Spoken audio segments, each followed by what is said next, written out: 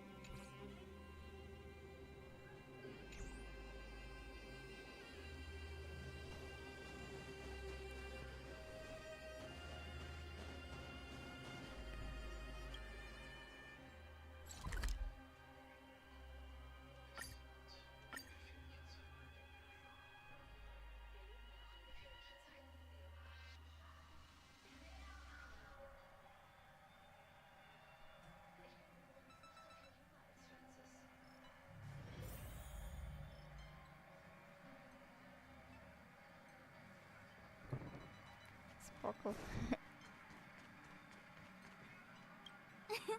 Great! You're here. It's a secret. And it's a good thing I got here so fast. Otherwise, you would have missed the fireworks I prepared. Huh?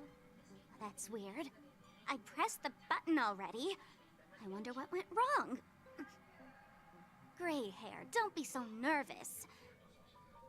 I took a mutually assured destruction button and repurposed it into a sky full of sparkles button.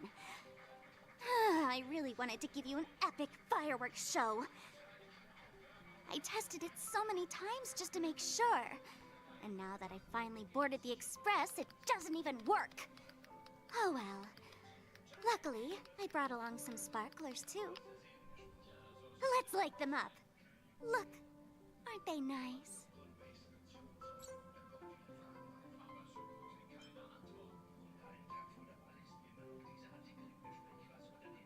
Wait, hold up.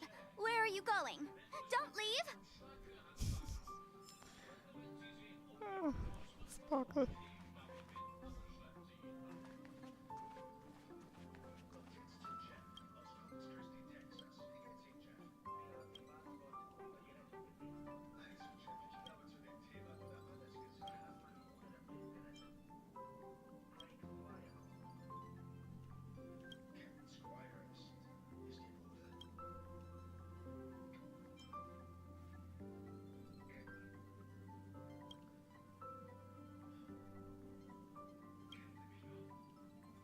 Pom Pom. Yeah. Find something to distract Pom Pom. Begin navigation.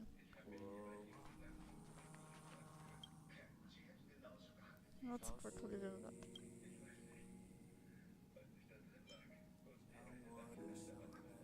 No, I'm not gonna do that.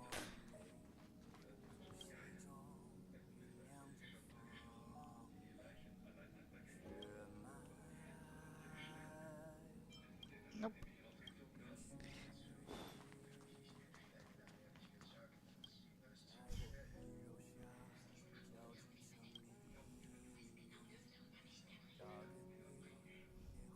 Okay, all those options are horrible.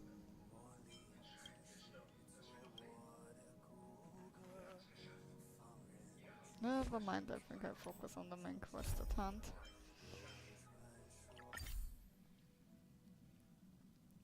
Let's see, what do we have here?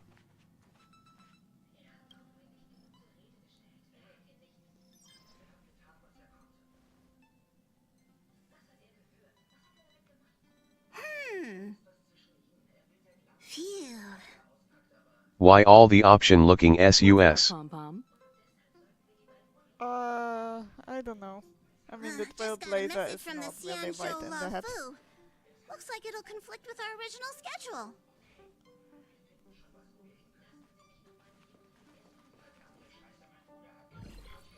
Oh, It's been a while, my friends on the Astral Express. How's your trailblazing expedition going? Soon, the Xianzhou Luofu will be holding the Luminary War Dance. Those who have aided the Luofu in overcoming the crisis are cherished allies of the Xianzhou. Thus, on behalf of the Seat of Divine Foresight, I'm extending an invitation to attend the ceremony. Your presence would be greatly appreciated. Well, things are getting lively. We've barely recovered from the family's Charmony Festival, and we're already being invited to another special event. I'm still recovering from the trauma caused by the last festivity. Honestly, I mean, it was quite something. But honestly, trailblazing is all about having fun. Why not think about it this way? Our trailblazing expeditions are turning into blast expeditions, where we eat, drink, Face with play tears of wherever joy. we go. Blast? Expedition? Oh god, Pom Pom is gonna get Yeah. ripped. Wherever we go, we eat, play, and have a blast. So we should leave March behind to take care of the express? I wouldn't say no to Hey, that. that's not what I meant. I'm all for some fun. I just hope there won't be any surprise party crashers, like Friday or Saturday.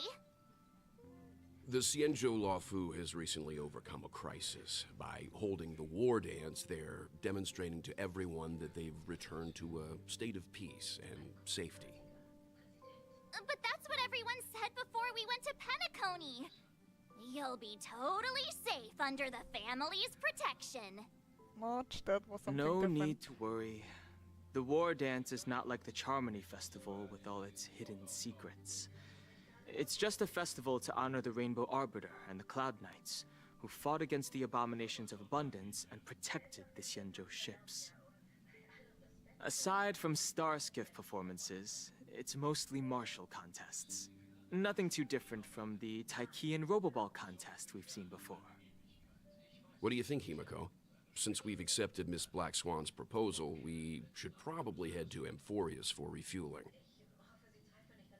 There's certainly no rush. This trailblazing expedition is quite unique, and the Express needs to be fully stocked and prepared before moving on to the next stop. With Madame Herta's help, I was planning to deliver some Leviathan fossils from Kalinga Abyss to Ron May, member 81 of the Genius Society. It could earn us some favors before we set off. However, it may take a few weeks. Aw, so that means we're not going to the Lawfu. Being an adult means maintaining relationships, whether we like it or not, Marge. Since we've been invited, it's only right for the Astral Express to attend the ceremony. So, here's the plan. Pom Pom will take everyone to the Xianzhou Lawfu. Mr. Yang and I will meet up with Ron May and fulfill our promise. Meanwhile, you, March, and Don Hung will represent the Express and attend the war dance. What do you two think? Adult, relationship skull and crossbones. Sounds great. Let's split into groups. I don't hear any objections. Now that everyone's on board with the plan, it's time to work to the Xianzhou Lawfu. Nice. Discuss the travel plans with the crew of the Express. Let's talk to them. Kalinga Abyss? What does she expect to find there? Current research on the Leviathan merely proves how little we know about such life forms. That's why geniuses are interested in that field. Science is all about uncovering the unknown. Yeah, but we may try to revive a freaking emanator. I'm not really trusting her on that one. Don't miss us too much. If I stumble upon some cool Leviathan fossils, I'll bring a few back as souvenirs for you.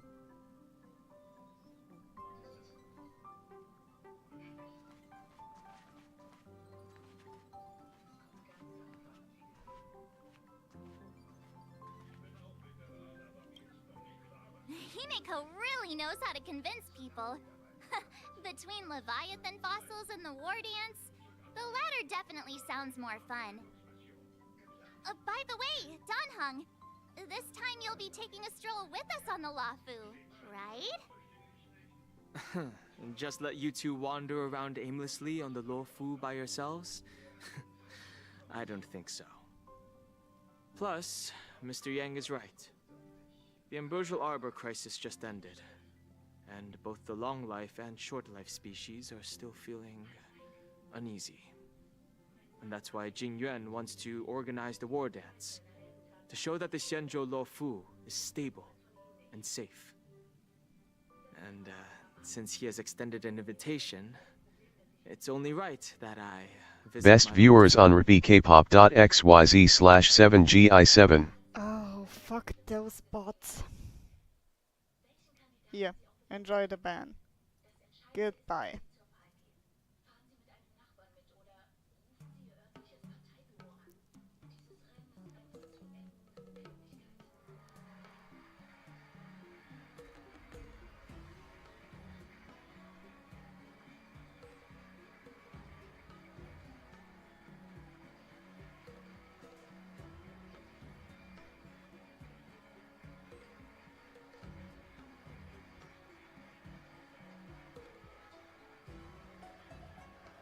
I like the music on the Lawfu.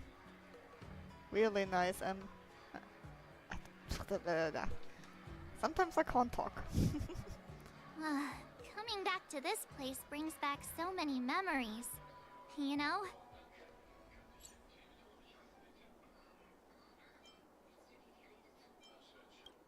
Hey, I'm not actually gonna recite a poem.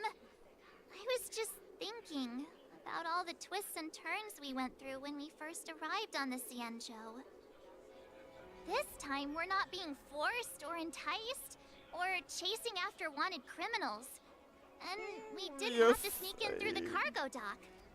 This trip has everything been too incredibly early, March. smooth. I think it will go down badly. Quite Skull and unusual, I must crossbones. say.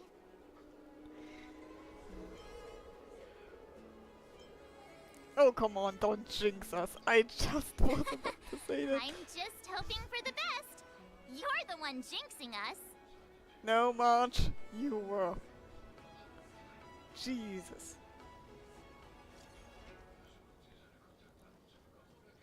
Ah, Yanqing. Hey.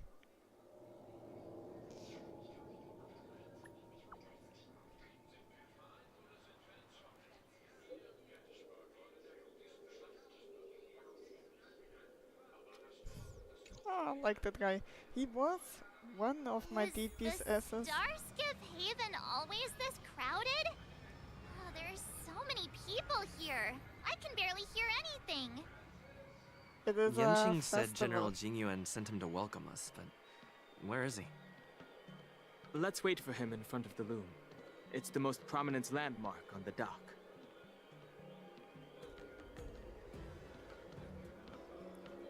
A lot of gods as What well. he's actually chatting with someone between the quest. That is normally yes. Hey, you guys, hold on a moment. Pepeshi. Did they just call us? Look at their outfits. They're from Penacony, right? Are you familiar with the Xianzhou Lafu? We know a little bit about it. What do you need? We're from Penacony. Maybe you've heard of it. We came to this ship to gather interesting materials for making dream bubbles. Oh, we just left there. Oh, talk about coincidence. That's great. Do you know any must-see attractions on the Luofu?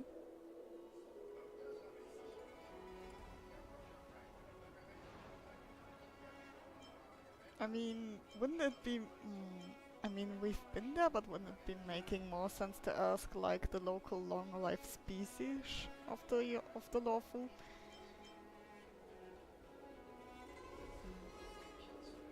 Or maybe those one don't want to talk? Exactly. We're Xianzhou experts. Most of the tourists around at the moment are here to attend the war dance. And that's why we're here too. Yeah, we know about that ceremony. But isn't the fighting ring still closed? I've heard the ring was actually converted from a huge decommissioned Luofu fighter jet. Oh, holy shit, look at that thing.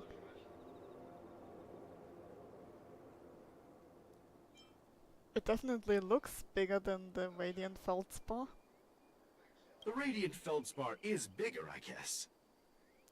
But for now, all we can do is wait until the war dance starts in a few weeks, before we can board it.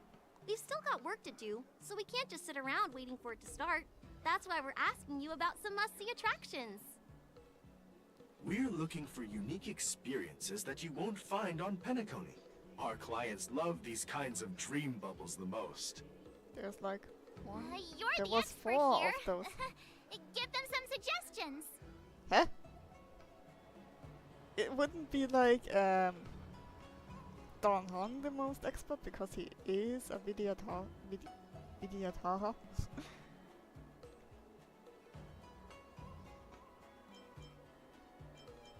That's indeed a good idea. While the dreamscape on Penacony is all artificial, Scale Gorge Waterscape is a celebration of nature's resurgence. It has some remarkable scenery. Awesome! I love being out there in nature. Let's go to Scale Gorge Waterscape first. I'm a bit worried that nature-themed dream bubbles might be outdated. But hey, let's go check it out anyway. See you later. Maybe we'll run into each other there in a few days. Look, Yanqing's here. Really? Let's go catch up with him.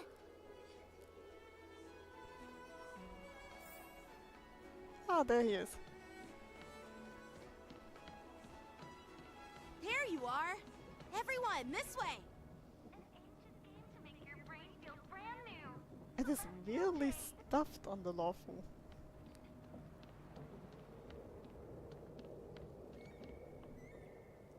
Hey everyone! It's been a while. It doesn't feel like it's been that long since we last saw you. But, Yanqing, are you? What's up, Miss March? They say kids grow up. I also have Dan Hung and DR ratio character. Are you a little bit taller than before? We've only been away for a few months.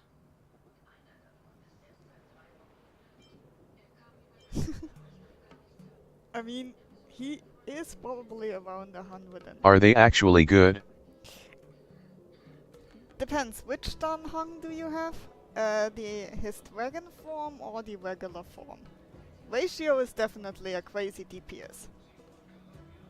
I can show my builds in a second for both if you need him.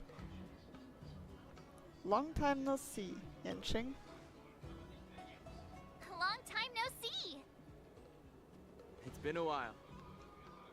Oh, you've come along too, Mr. Dan Hung. Sorry for the delay.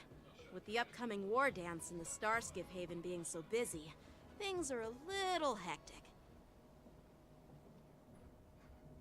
Seriously, I've never seen the Luofu so lively before. I was a bit I don't worried know that the form. the war dance right How to after check the form? Universal Arbor crisis might be too Dan soon, Hung in Vibrator Lunae but is a limited seeing the 5-star bustling character. Starskiff Haven, Normal Dan Hung is the version I you see right understand now on why screen. General Jing Yuan chose this timing. Yep. There's people from other delves and travelers like you three who've come from afar. With the war dance coming up, there's a huge number of visitors pouring into the Starskiff Haven. The Cloud Knights are working hard to keep the security tight. The General said this ceremony would help the Xianzhou Luofu recover from the crisis.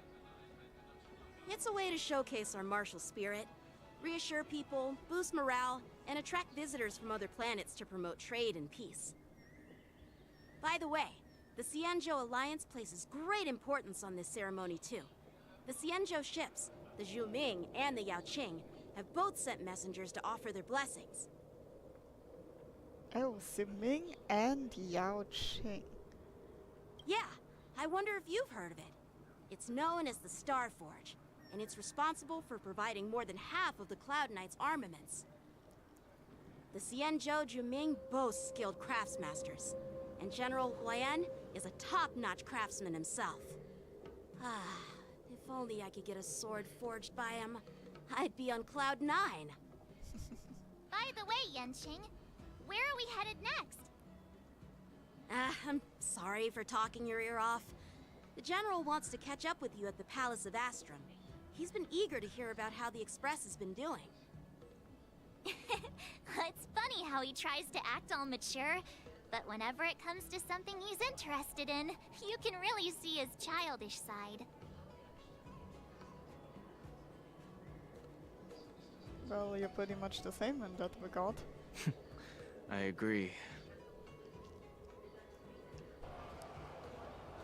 Ah, cutscene. Oh, that doesn't sound All good. units, assemble quickly! Get ready to protect the crowd! I just mentioned security, and now all of a sudden something's gone wrong. Excuse me, I need to go check out the situation.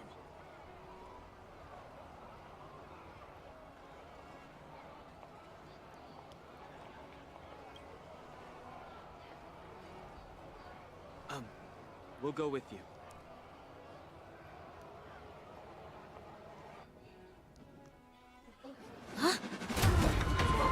Watch out for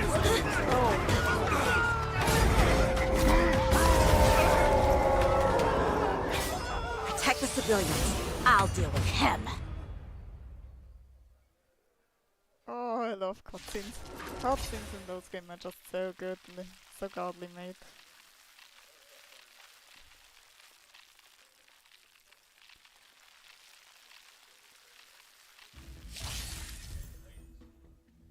Moon. Man, the graphics. Enemies with this mark can enter the Moon Rage state. After enemies use attacks, apply 1 stack of Bloodlust to enemy units that can trigger Moon Rage. When Bloodlust reaches a certain number of stacks, the unit enters the Moon Rage stage. At the same time, a Moon Rage countdown appears on the action order when the countdowns turn begins and which is spread across all enemy units. Okay. Borison? No dirty tricks. Why are there Borison here? This ends now. No dirty tricks, alright. Watch your head.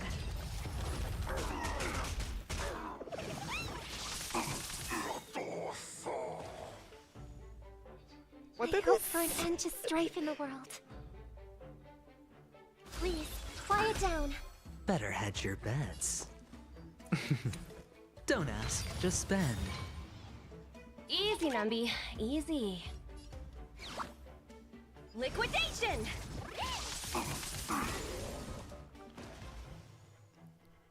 I'm asking the questions. Let's test your knowledge. Fail. Get out.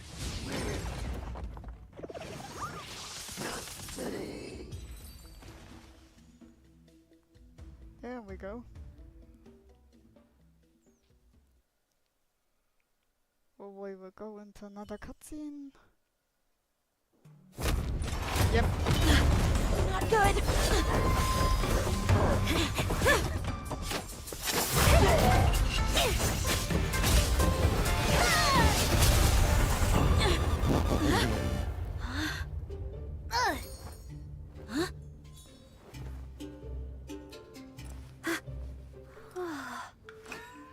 Thanks for the help. Sorry, no time to chat. Could you give me back my...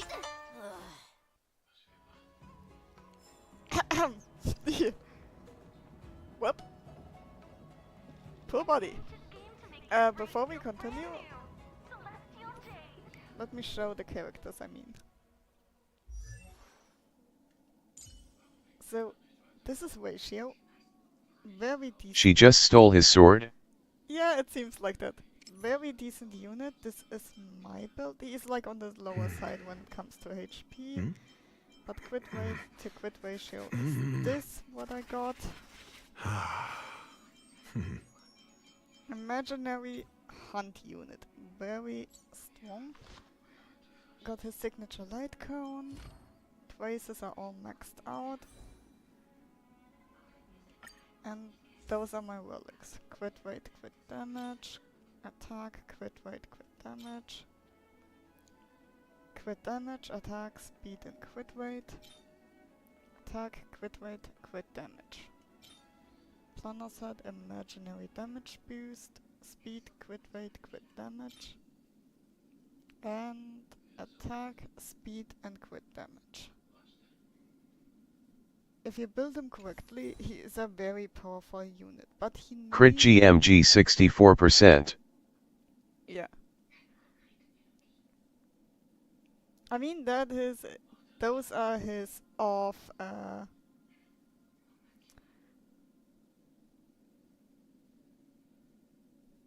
yeah, that is normal for the body pieces. That is basically his off-battle stats. Ratio though needs a debuffer, because most of his damage comes from debuffed enemies. In that case I'm just using Venturine because he applies debuffs on the enemy among things. Those are my stats on him. He is built hybrid, so he is both a shielder and a DPS. Right cone, traces are fully maxed. Those are the relics for him.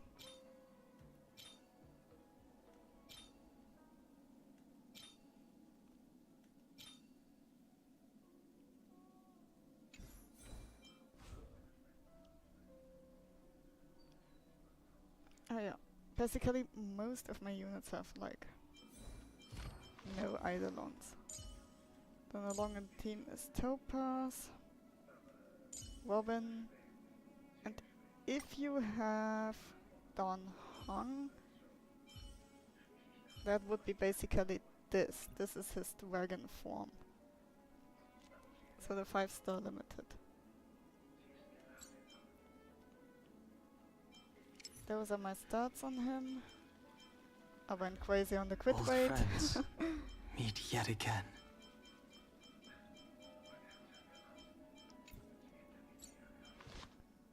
Skull and crossbones.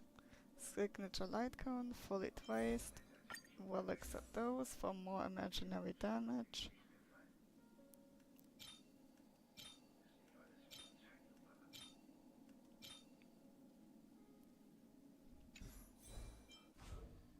And Eidolons are E2.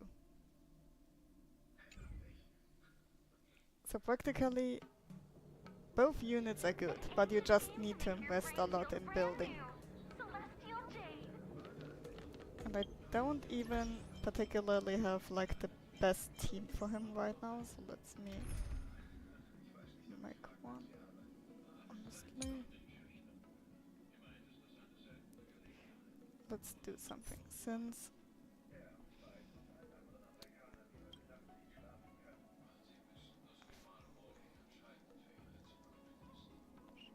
I use them a lot, let's switch out the teams here. Quick line up.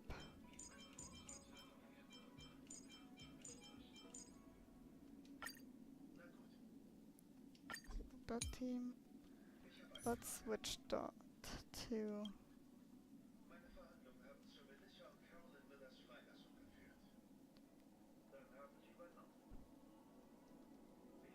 Toulon.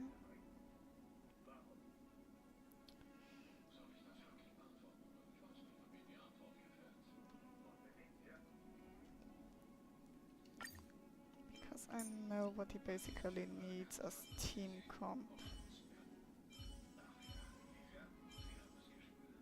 Let's see, so quick line up,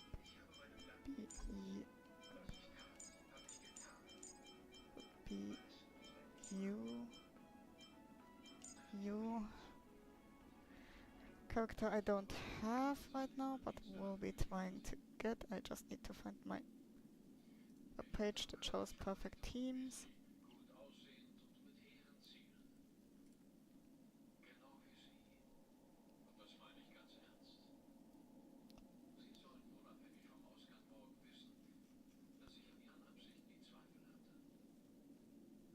Okay, Huohuo. I don't have Huohuo and don't plan on getting her.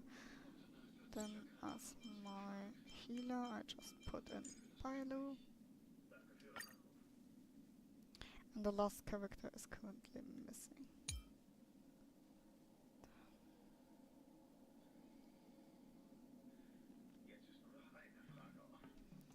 Perfect plate team.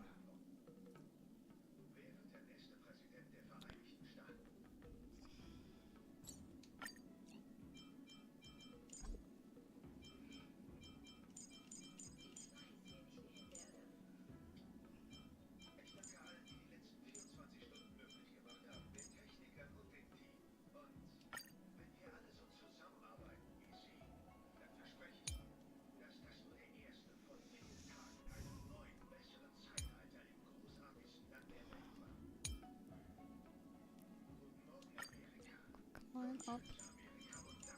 Let me see. Best Jinyu and team. Not that easy to find because I don't have him there anymore.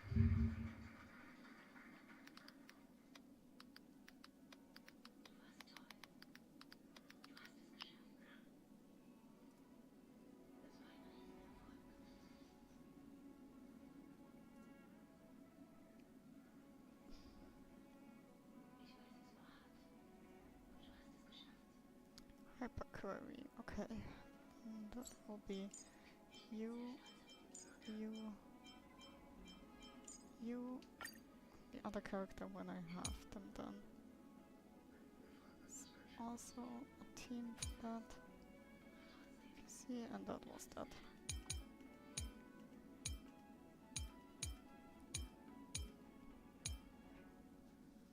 And that's the brutal team.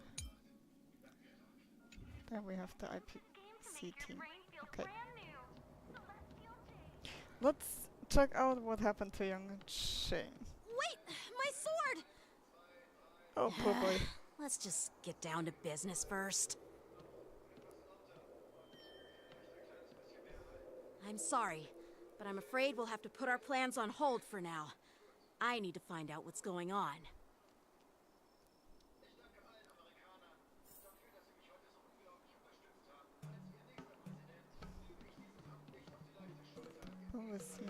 While we appreciate your rescue, my Xianzhou friends, don't you think it's a bit too much to detain us and our cargo? Uh-oh. Sorry, but we've been ordered to detain you and your cargo for inspection until we figure out the source of the attack. Once we're done with the formalities, we'll let you and your cargo go. Oh, but this shipment isn't even meant for the Luofu, and it's IPC's patented technology. Who do you think you are to conduct an inspection? According to the protocol, all cargo arriving on the Luofu must go through inspection. Oh, but we didn't officially enter your dock at all. We just sought refuge in your dock because we were attacked by the Borisons. Looks like this argument could go on forever. Let's not get involved in a heated dispute that won't lead to a resolution.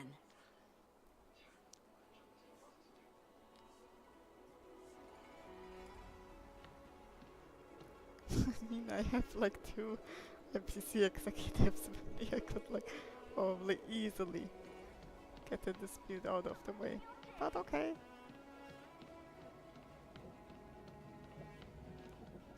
Who's in charge here?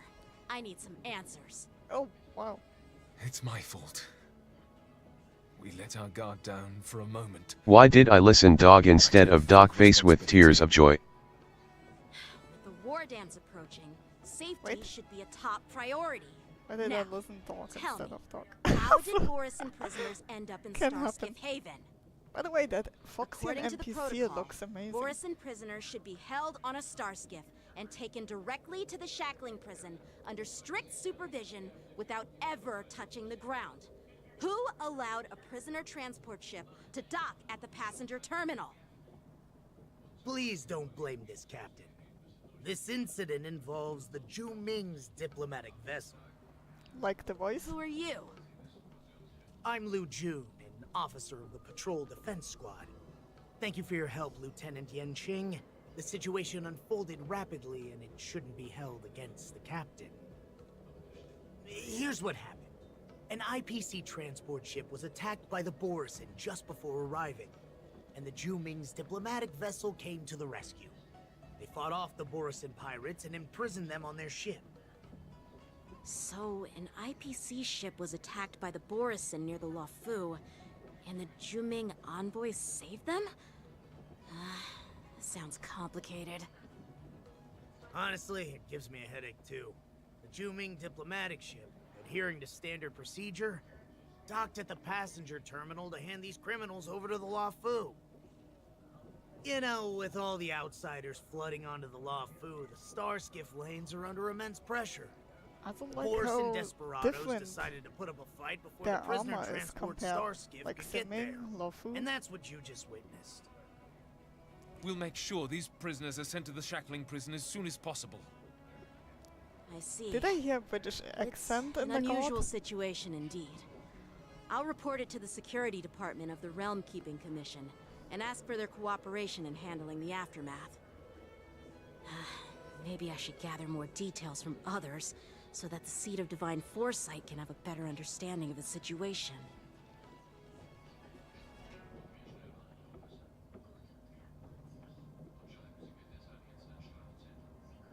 Oh, you look much maturer now, Yanqing. Please don't tease me, Miss March. The situation on the Xianzhou before the war dance Is this the story about Yunli?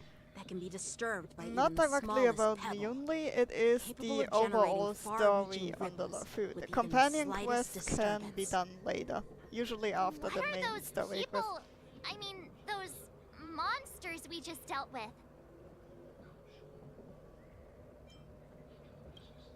Yeah, those werewolf monsters are known as Borisin. They are abominations of abundance, and we've been fighting them for a very long time. The Borisin have been a powerful force for a long time, plundering and enslaving many worlds. The threat they pose is just as terrible as the Swarm disaster, and the Alliance even had a fierce war with them 3 decades ago. Their presence has faded over the years. But who would have thought? According to that officer, they attacked an IPC ship near the Shenzhou Luofu. Such a brazen attack seems quite unusual to me. Yeah, that's what I find strange too. It seems like the IPC and the Borison have some serious grudges. Well, enough with the chit-chat. The General wants me to take you to the Palace of Astrum. I'd love to chit-chat a little longer, but there are some things that can't be left unchecked. Is it a serious matter?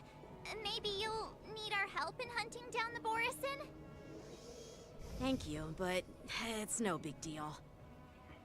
By the way, that young lady who just appeared, she took my sword. I'm thinking of filing a lost property report at the Realm Keeping Commission to see if I can get it back. I doubt she did it on purpose.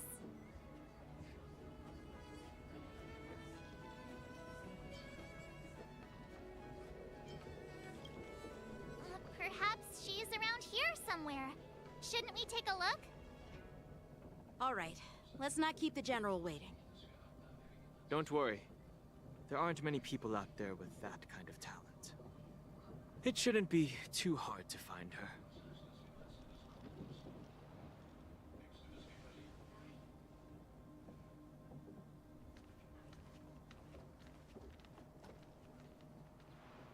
There sure are a lot of troublemakers around. Oh, okay, of course. You are one of the bad guys.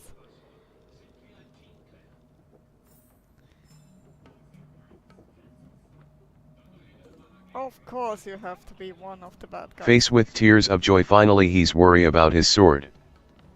Those guys are terrifying. But honestly, look how different Deliver the prisoners to the shadow. the armor looks compared to the Luofu. But still. Ah, why do you have a bad guy? Success and failure.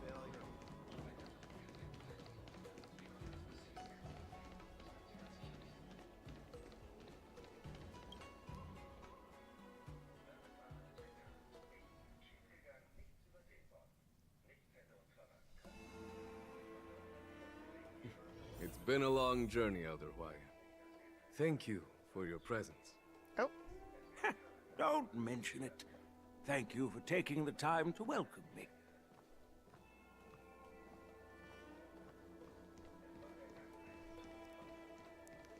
I don't wanna skip any sort of dialogue, so I'm usually General, going slow. I brought our guests from the Express. Oh, I'm sorry for my bad timing. I didn't know you were meeting a guest, General. Don't worry, you're just in time. It's been a while, my friends from the Astral Express.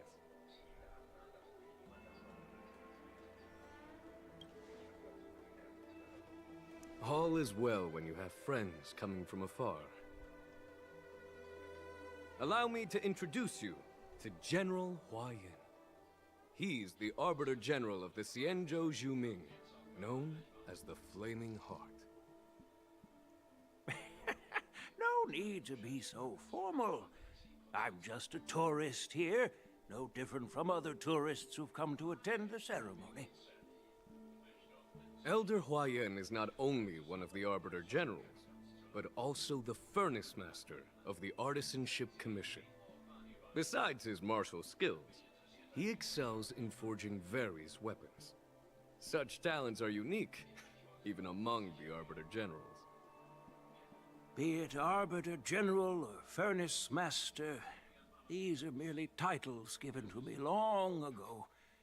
I've retired several times already, but with the current change in circumstances, the Marshal has called me back to duty, and I had no choice but to answer the call. Well, in the end, I'm to blame. Living such a long life naturally brings its share of disapproval. It's an honor to meet you, General Hua Yin. Why Jingyuan feels like Arataki Ito. Honor to meet you, General YN.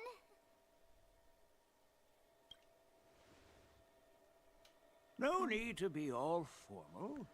Today I'm He just a isn't guest though. on the They have Lawful. like very Same as all of you. personalities. So, these three are the ones you mentioned, Jingyuin? The heroes who helped you with the Ambrosial Arbor crisis? Oh, there she is. Indeed. There's Don Hung, March 7th, and him. Without their help, I'm afraid the Law Fu might not have easily overcome this crisis. So, the Imbibitor Lune's reincarnation has returned to the Lawfu and will attend the war dance. I'd love to have a drink with you should the chance present itself. You're more than welcome, General Huayan. And this young friend is? Yanqing, my apprentice. He remains by my side as my retainer due to his youth, which I hope will season him with experience. He will stand for the Law Fu's Cloud Knights in the upcoming war dance, ready to take on all kinds of challenges. Great, great! It's a real treat to see so many talented young people around here today. Oh, I almost forgot. This is my apprentice, Yoon Lee.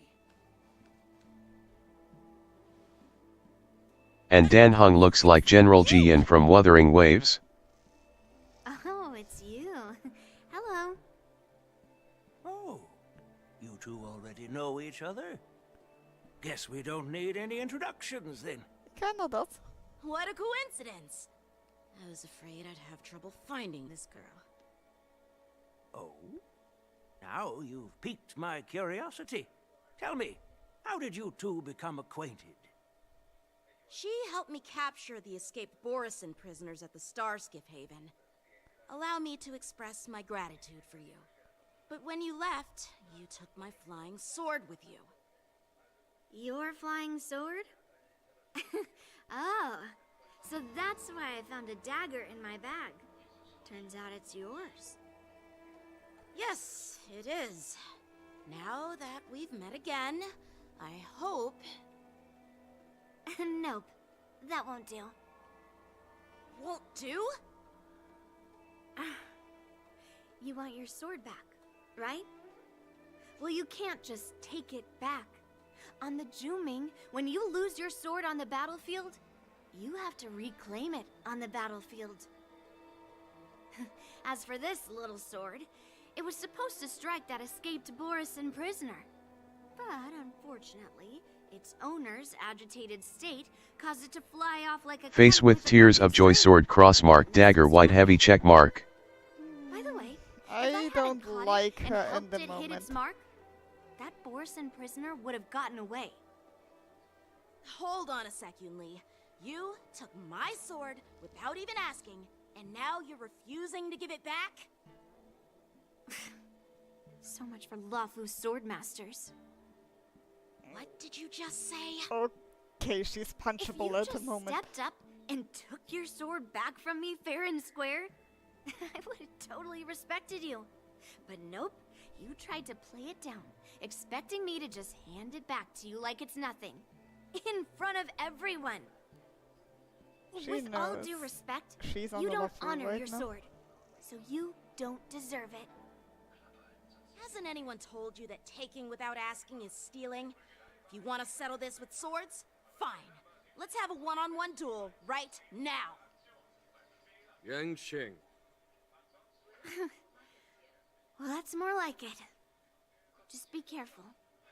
Because I'm not as easy to handle as the Borison. You two, be quiet and apologize to Yanqing. Yanking be like, are you messing with me? Whose side are you on, Grandpa? I don't take sides. It's a small misunderstanding, and an apology would be too much. I've heard about the Zhu Ming's incredible swordplay and craftsmanship. Most notably, the legendary Flame Wheel Octet. Seeing Miss Yoon Lee, who is among those ranks today, well, I must say, she definitely has that fiery edge. Such grandiose names. Some folks love to spin these fancy titles, trying to set the Cloud Knights apart. Yoon Lee is still just a young girl, a bit awkward and hot-tempered. So please forgive her if she's being rude. Well, everyone, Elder Huayan and I have some business to discuss. For now, Yang Qing, why don't you entertain our guests and take Miss Yoon Lee to the inn? I'll find another chance to talk with you all. I'd like to express my gratitude to the Astral Express for helping the Law Fu during the crisis. That's so kind of you. I mean, you've already thanked us so many times. Please forgive me for coming at an inconvenient time. You needn't apologize, General Huayan. All right, Yoon Lee. Take this opportunity to clear things up with Yanqing. Yeah. It's better to make friends than enemies. But I won't be heading to the inn just yet. I want to visit Lingsha. She just arrived in the Lawfu and could use some help settling in. The name is spoken. Yanqing, once you've helped our guests get settled, go to the Artisanship Commission for me. I've heard about the attack and the detainment of the IPC ship. Qingzu sent word that the IPC members are protesting and wish to have their cargo back. See if you can calm them down. Don't get aggressive. Just make it clear that the Xianzhou Law Fu has no intention of violating their rights. I'm on it.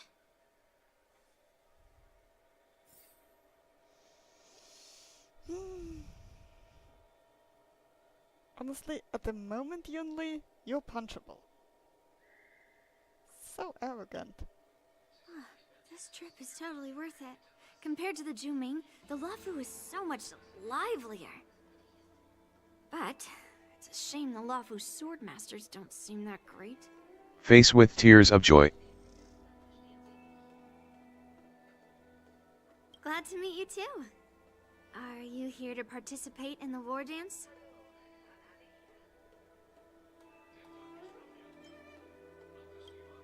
Of course. To honor martial arts, the Cloud Knight's ring is always open to outsiders.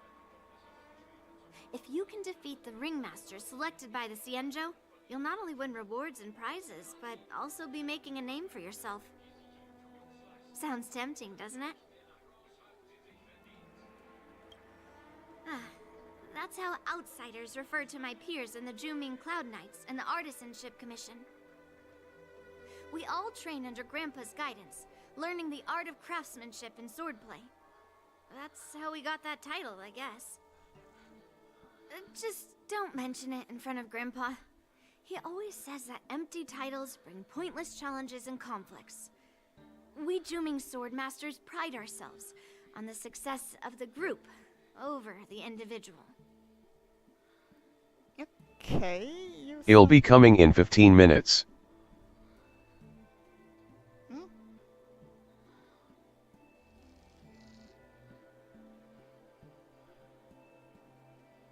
Okay.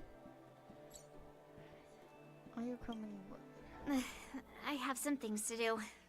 Besides, little Yanqing doesn't seem too happy about You're me not tagging much bigger along. than him.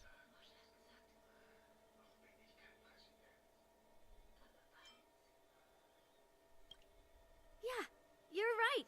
I took it with my skills. So I guess you can say I'm a robber or something. How dare he imply I'm a thief? Totally different. Besides, the sword seems scared of its own master. I'd like to ask him. You claim to cherish your sword as your life, yet you don't even recognize the state it's in right now? Isn't robbery and theft I the didn't same? intend to keep his sword. I was planning to take this chance to return it to him. But now, I've changed my mind. I'll give that poor flying sword some proper maintenance. I won't consider I mean, I'm going returning the sword offline for 15 unless he minutes. learns how to say okay. please, hello, thank you, and sorry. So he can forget about it for now.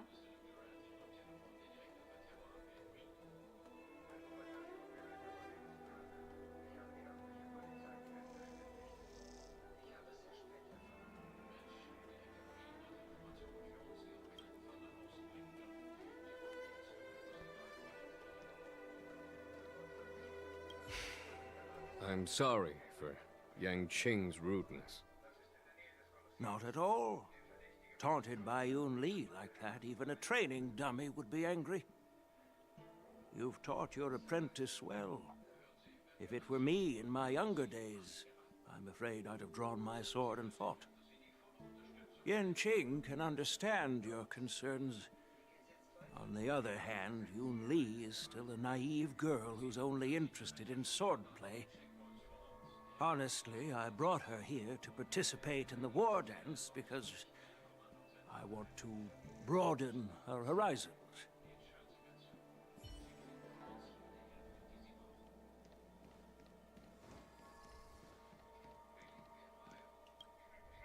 Hey, Don Hung. I thought all the Xianzhou generals were like Jing Yuan. But that General Huaiyan, he looks so thin and scraggy, as if even a light breeze would knock him over. Is that old man really an Arbiter General? Well, each Xianzhou ship has its own division and specialty within the Alliance. Not all of the Arbiter Generals are good at leading the charge. You heard what Jing Yuan said, right? General Huaiyan was once the head of all the skilled craftsmen on the Zhuming.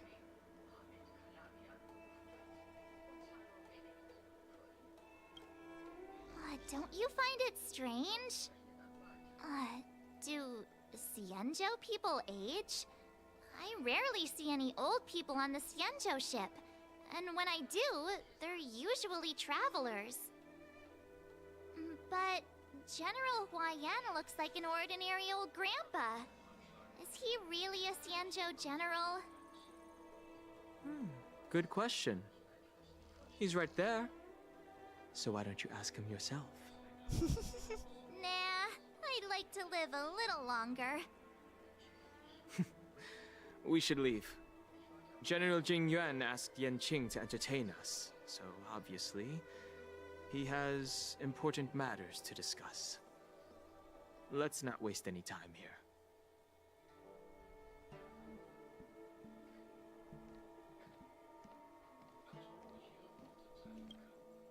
This is the report Qingzu just sent me. Let me take a look.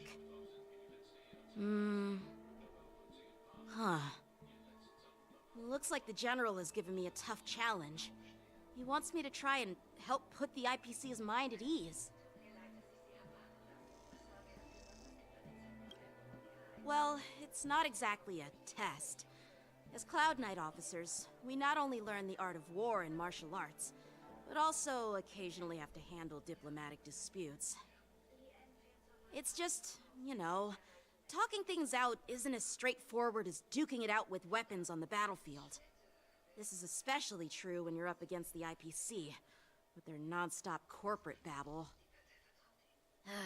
Well, let's not worry about that for now. Shall I take you to the inn?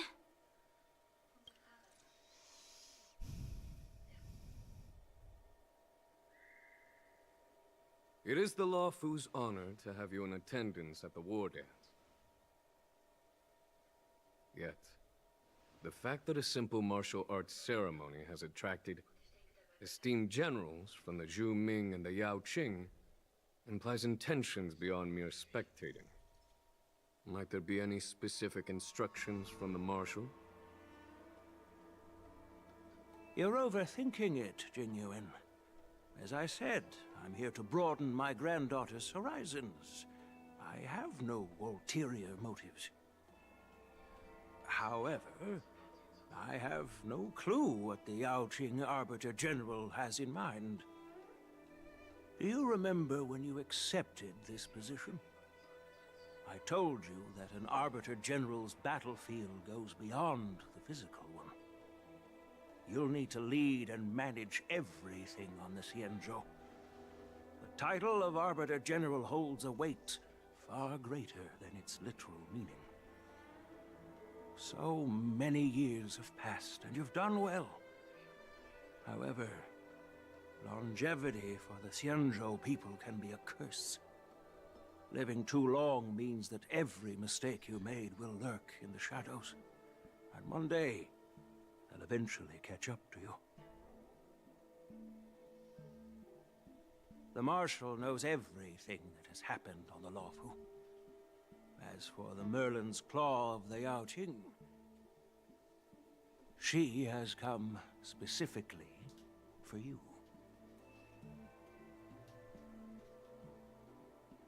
Speaking of which, why hasn't she arrived yet? They say the Merlin's Claw strikes like lightning. Being late isn't her style. That's not true, General Huaiyan. She's been here a while, but I'm sure you've heard of her unbridled nature. As soon as she disembarked from the star skiff, she mentioned having something to attend to, and simply disappeared. Okay, so that is the current You voice must be of the messengers Moss. from the Xianzhou Yao Doesn't Qing, sound I bad, assume. but considering what We are they Jiaoqiu and created- Moza, retainers of the Merlin's Claw. It's an honor to meet you in person, Arbiter Generals. Now this is interesting. A guest who doesn't come to visit but sends a message instead. What does she mean? Tell me, what could be more important to her than coming here? Master heard about a spectacular view in Scale Gorge Waterscape. I believe she went there to enjoy it. A spectacular view? Ha! Did you hear that, Jingyuan? This person is being sarcastic. Please do not misunderstand me, General Huaiyan. I was simply stating the truth. Master thought it would be inappropriate to keep you waiting, so she sent us here. Once she's finished with admiring the scenery, she'll personally come and apologize to the both of you. Honestly, his voice doesn't sound that bad. Then the other thing is, I decided not to pull for him because Sparkle. Maybe one day on his Wii one.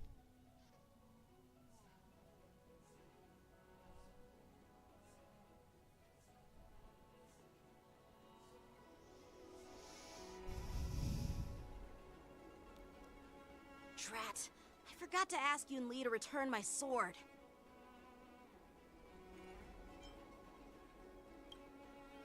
Unacceptable.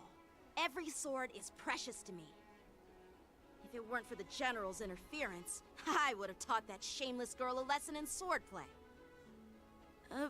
By the way, I don't know if it's just me, but the General seemed a little... reserved?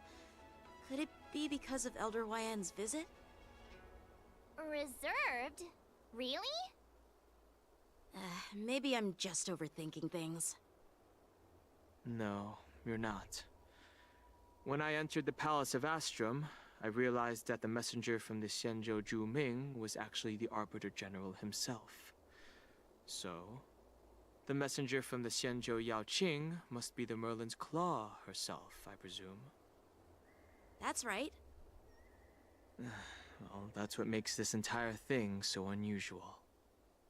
What's so unusual about it? They simply received an invitation from Jing Yuan, just like the crew, right? The war dance is just a small festival. And now we have 2 Arbiter Generals from other Xianzhou ships here. I'm afraid they're here for something more. Maybe they've come to hold Jingyuan accountable for the Ambrosial Arbor crisis? Hold him accountable? Come on, didn't the Lawfu fall victim to the disciples of Sanctus Medicus and the Antimatter Legion? Why would they blame the victim? Danshu's rebellion and Ventilia's scheming are merely one side of the story to the other Arbiter Generals of the Alliance. Only a single piece of incontrovertible evidence remains, creating an endless source of potential complications. The Ambrosial Arbor. Yes. It's undeniable that the plague mark, which was subdued by the Xianzhou Luofu, has resurfaced. But was it really a conspiracy instigated by the Antimatter Legion? Or does it indicate a traitorous intent from within the Luofu, implicating Jingyuan himself? Once the spark of suspicion is kindled, it proves hard to extinguish.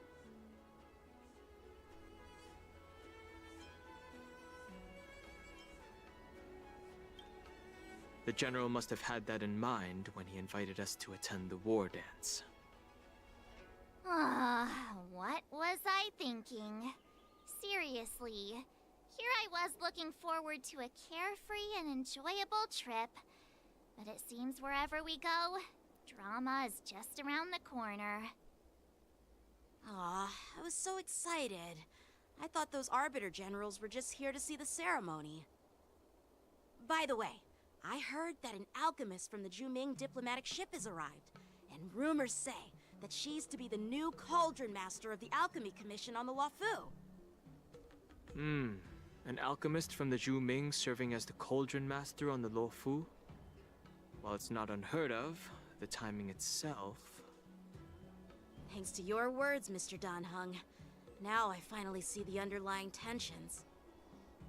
The General is under tremendous pressure right now, but I was completely oblivious to his troubles. How naive of me. Come on, don't think like that. Leave the adult matters to the adults. Even if you wanted to do something for the General, it's not like you can do anything. March. Did I say something wrong? Again? Yes. Miss March is right. I don't have the skills to share the General's burdens at the moment.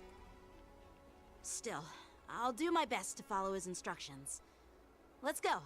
Once I've taken you to your accommodations, I need to go to the Artisanship Commission to handle the IPC's protest. He looks like he has a lot on his mind. We can't just let him go alone. Why don't we accompany you to the Artisanship Commission? This is too much trouble. While I appreciate your kindness, dealing with the IPC's workers could be tricky. I'm afraid this will cause trouble for the Express. No worries. We're pretty experienced in dealing with the IPC. You've heard of the 10 Stone Hearts? We've dealt with quite a few of them, right?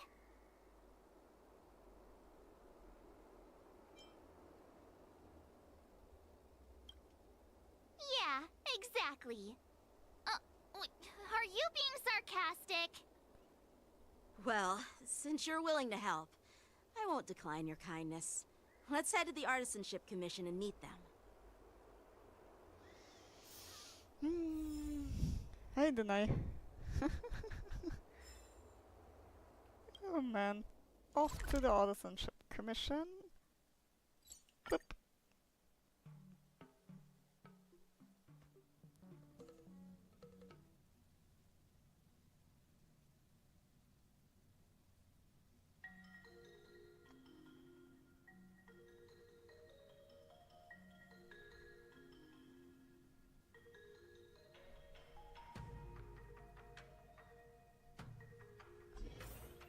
Can I really reason with you Xianzhou people?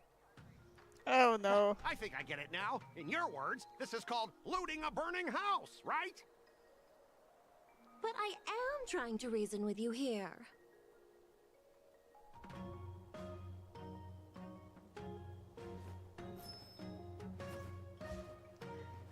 It's of course that guy. Oh man.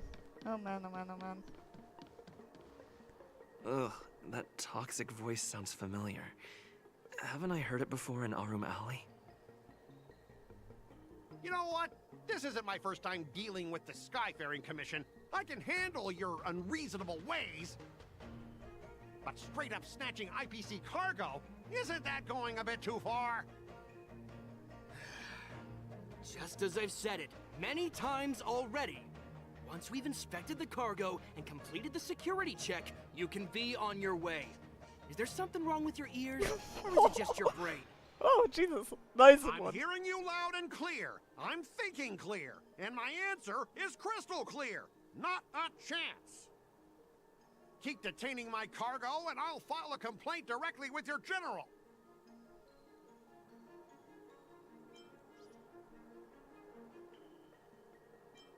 Okay, I'm going to do that. You jerk! Who are you calling a dog?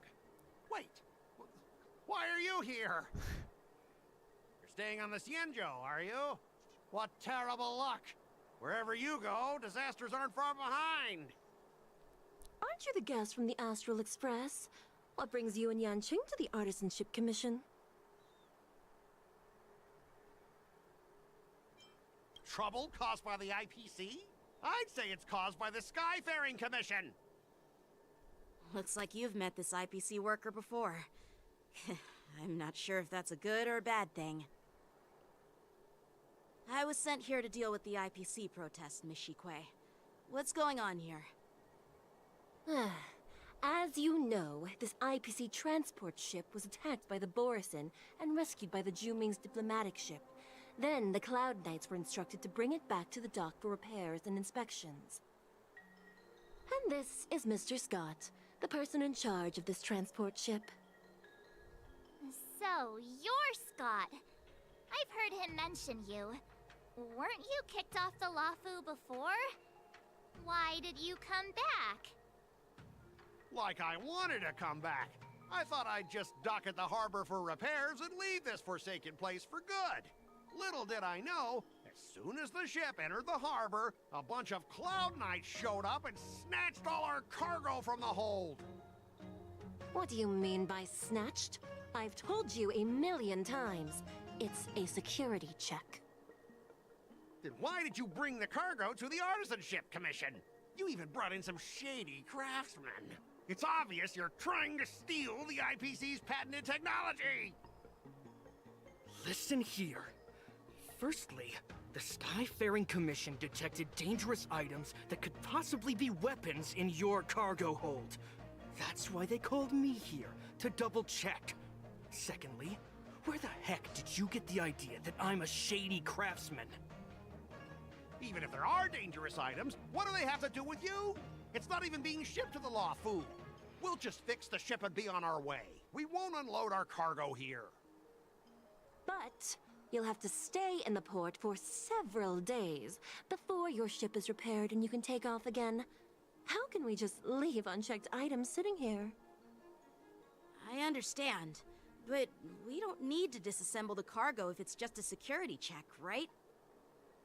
In most cases, we don't. However, our scans discovered that the cargo doesn't only contain machinery, but also some substance that resembles biological tissue. Biological tissue? Does this crate contain living things? I'm afraid we'll need to wait for the Alchemy Commission for further confirmation. In any case, according to our regulations, we need to unseal one of the crates for further examination. But this IPC specialist has been hindering us on the grounds of patent secrecy. The Alliance's regulations on biological products are very strict. Without further inspection, there is no way for the Skyfaring Commission to release the cargo. Oh, really? Fine! If anyone lays a finger on that shipment, they'll have me to deal with. It doesn't matter if it's mechanical or biological. It's none of your business. I'm filing a complaint against the Skyfaring Commission's ridiculous regulations. I want to smack my heart Mr. Scott so seems bad stubborn on the and table difficult right to now. persuade. Honestly, I really don't want to have a vicious confrontation with the IPC.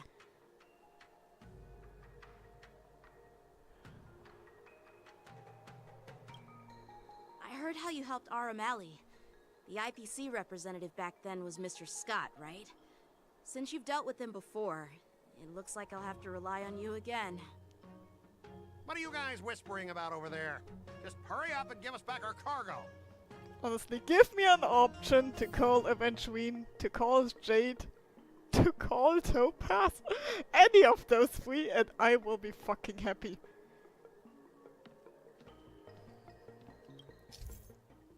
Very bad.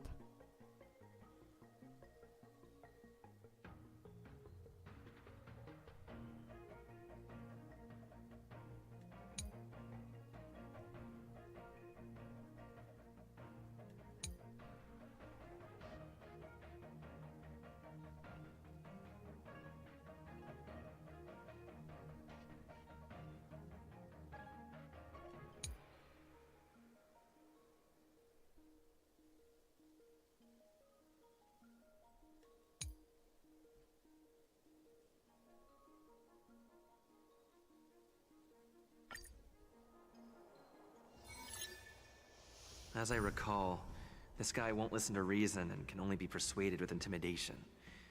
But he does seem to follow rules to some extent. Let's use that against him. Speaking of regulations, we have our own laws and regulations too. According to Article 4 of the Xianzhou Alliance IPC Trade Consensus, the Alliance and IPC shall never infringe on each other's intellectual property rights.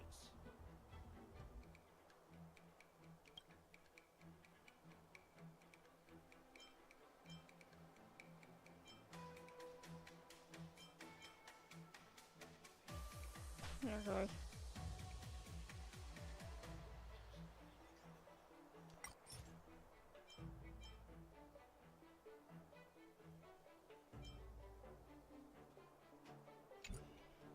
The Alliance can sign a non-disclosure agreement with you. That way, you won't have to worry about any infringements, right? We can sign a mutually acceptable non-disclosure agreement in accordance with the IPC's rules. Well, that makes sense, but how can we trust you to honor the terms? Even if we set aside the secrecy of intellectual property, these prototypes built by the Intelligentsia Guild are incredibly valuable, beyond your wildest imagination. If anything goes wrong, you won't be able to pay for it even with your lives.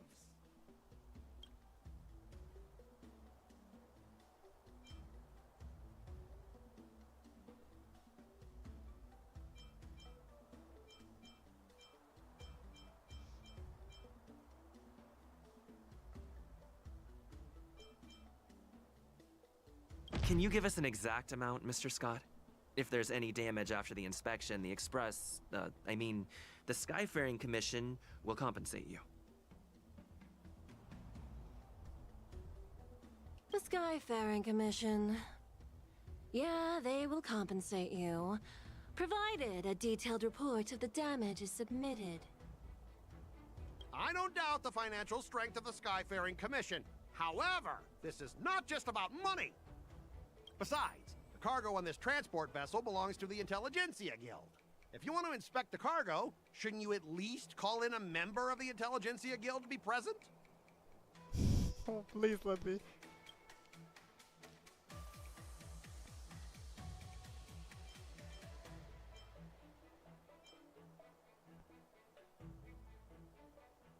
I'm pretty tight with Dr. Ratio from the Intelligentsia Guild. Almost like family. Doesn't that make me practically a member of the Intelligentsia Guild too?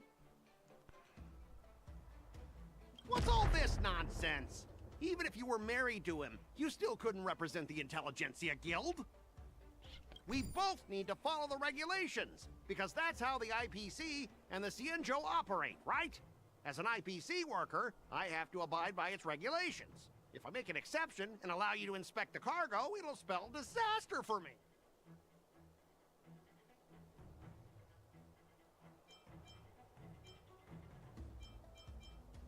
Everyone has their own set of rules. Now that you're on their turf, shouldn't you follow their rules too? Yeah, I get it. I know I'm on the Xianzhou, but if I violate the IPC regulations, I'll be in deep trouble when I get back.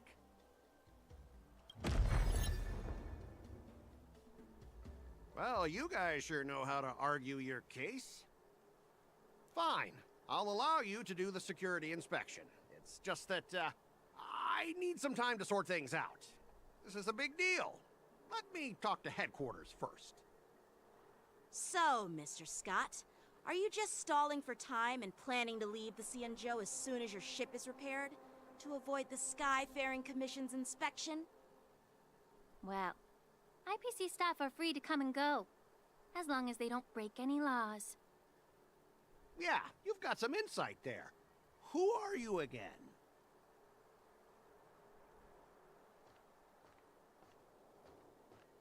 Allow me to introduce myself. I'm Ling Sha, Cauldron Master and head of the Alchemy Commission on the Law Fu. Could she be? Yeah, she's the new Cauldron Master assigned here from the Xianzhou Zhuming. I received a report from the Artisanship Commission about cargo containing samples of unknown organisms. It said they needed help from the Alchemy Commission. I had nothing better to do, so I came myself. It's fine, Mr. Scott. If you really don't want your cargo to be inspected, it doesn't matter. It doesn't matter? How can you say that? Why are you being so nice all of a sudden? Well, since you're not going to check it, I'll take this crate and be on my way. Is that okay with everyone? Yeah, sure. Why should I object? Not only this sample, but all the goods on the transport ship are yours to keep. Like I said, we won't inspect them. Wait a minute!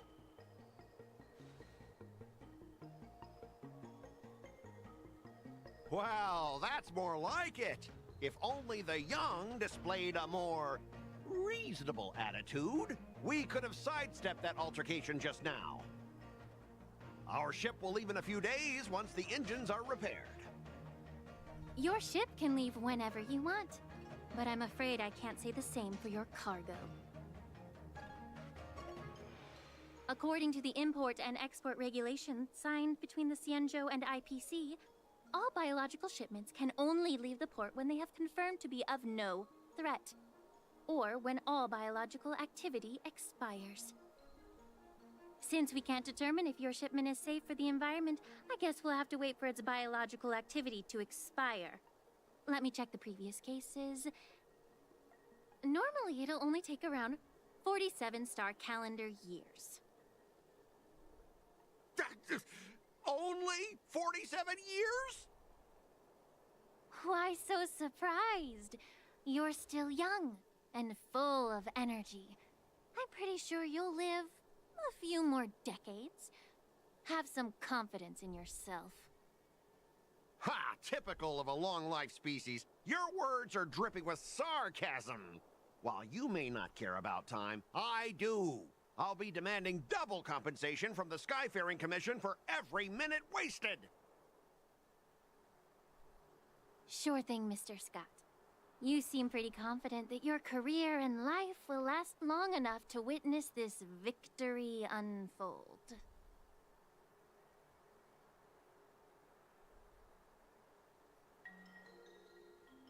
Step aside, guys. Let them do the inspection. But, Mr. Scott... Come on, we're already in enough trouble. Just let them do the security inspection. And if needed, I can always grovel before the Intelligentsia Guild later. I'm just using my head for what it's apparently good for, right?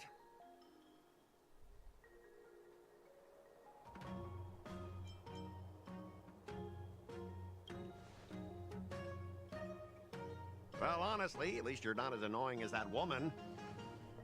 Just get on with the inspection. Don't act all chummy with me now that you've got your way. This lady is really something else.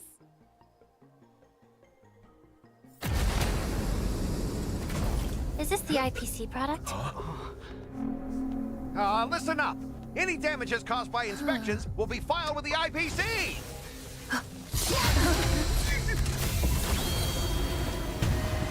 Turn it off.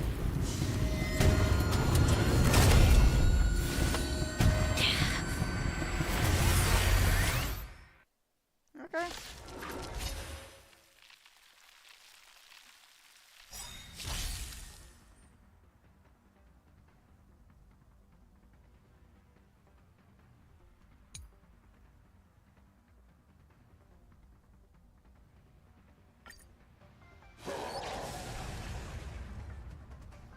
Oh, how unexpected.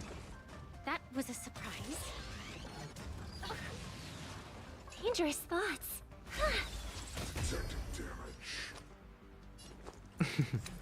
Don't ask, just spend.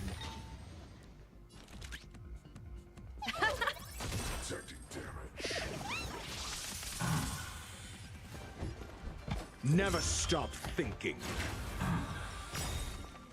Fail. Get out. All in.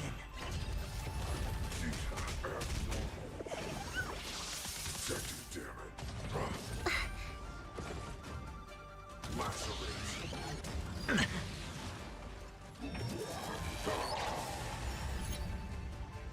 Better hedge your bets. Shutting down.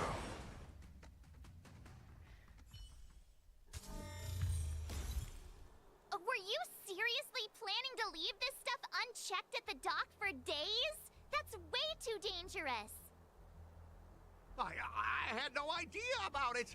You must have accidentally triggered the cargo's defense program. I don't think trying to shift the blame is a wise choice. But seriously, I don't know why that thing suddenly started moving. I swear on the Amber Lord. Enough. Miss Shikwe, please escort our IPC guest to the Skyfaring Commission. I'm on it. Please follow me, Mr. Scott.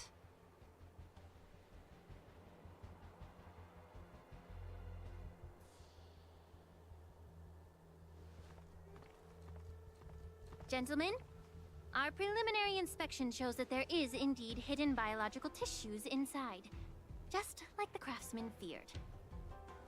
I can't even tell if it's ingenium or biological in nature.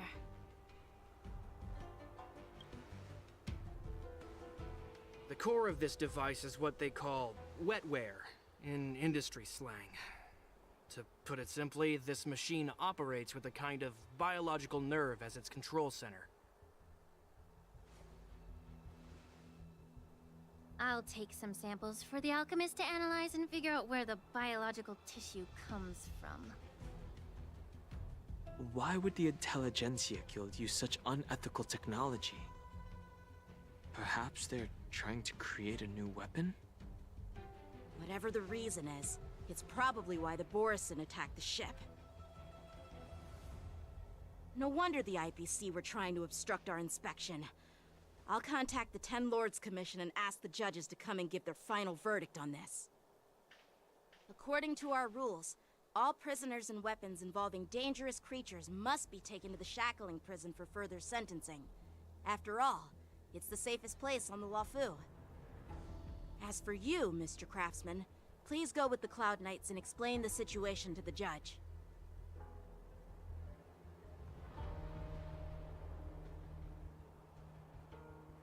I had a feeling that the IPC members would cause trouble, but I didn't think they'd be this tricky. Thanks for your help, Miss Linksha. I should thank you for saving my life. Your sword skills were impressive, taking down that big guy. I thought the General's retainers were all burly martial masters. I didn't expect Yenqing to be so... Yeah, exactly. He's young and talented. As for you, you must be the guests from the Astral Express, right? Saving the Luofu from that crisis. It's so impressive. It wasn't a big deal. Really. It's still early, so why don't we get some tea at the Alchemy Commission? We can discuss your suggestions for revitalizing the commission. I'd be happy to accept your invitation. And you three are coming too, right?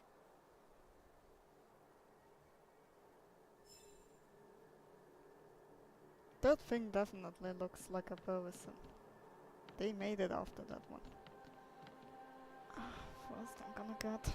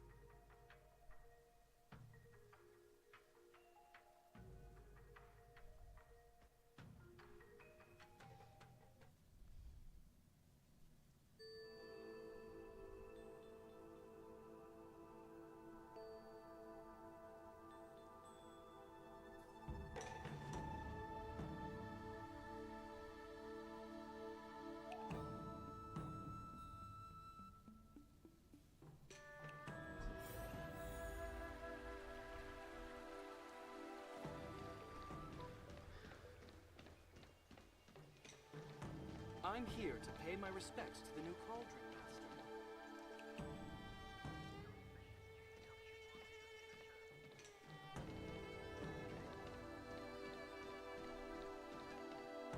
All these years, and the view of the Alchemy Commission hasn't changed a bit. The tides come and go, but the ancient sea remains the same. For us Vidyadhara, there's nothing more nostalgic than our homeland. You're a Lofu native, Miss Lingsha? Yes, I grew up here, listening to the sound of waves while researching prescriptions with my mentors and peers at the Alchemy Commission. It's kind of sad, isn't it? Everything changes, but somehow remains familiar. Just like you, Don Hung, I traveled far from home, and now I've returned. Seeing the familiar scenery brings back a hint of nostalgia. The view here would be even better without the ambrosial arbor. Oh, really? I think that towering tree looks pretty impressive. Even if it's impressive, it's a plague mark. The Xianzhou have been fighting abominations for thousands of years. And now that the ambrosial arbor has been reborn, it's only natural for everyone to feel uneasy. Well, once a seed is planted, no matter how long it takes, it'll eventually sprout and bear fruit. In my humble opinion, the rebirth of the ambrosial arbor and the resurgence of the disciples of Sanctus Medicus were inevitable. The seed was already planted when the ancestors of the Xianzhou sought immortality.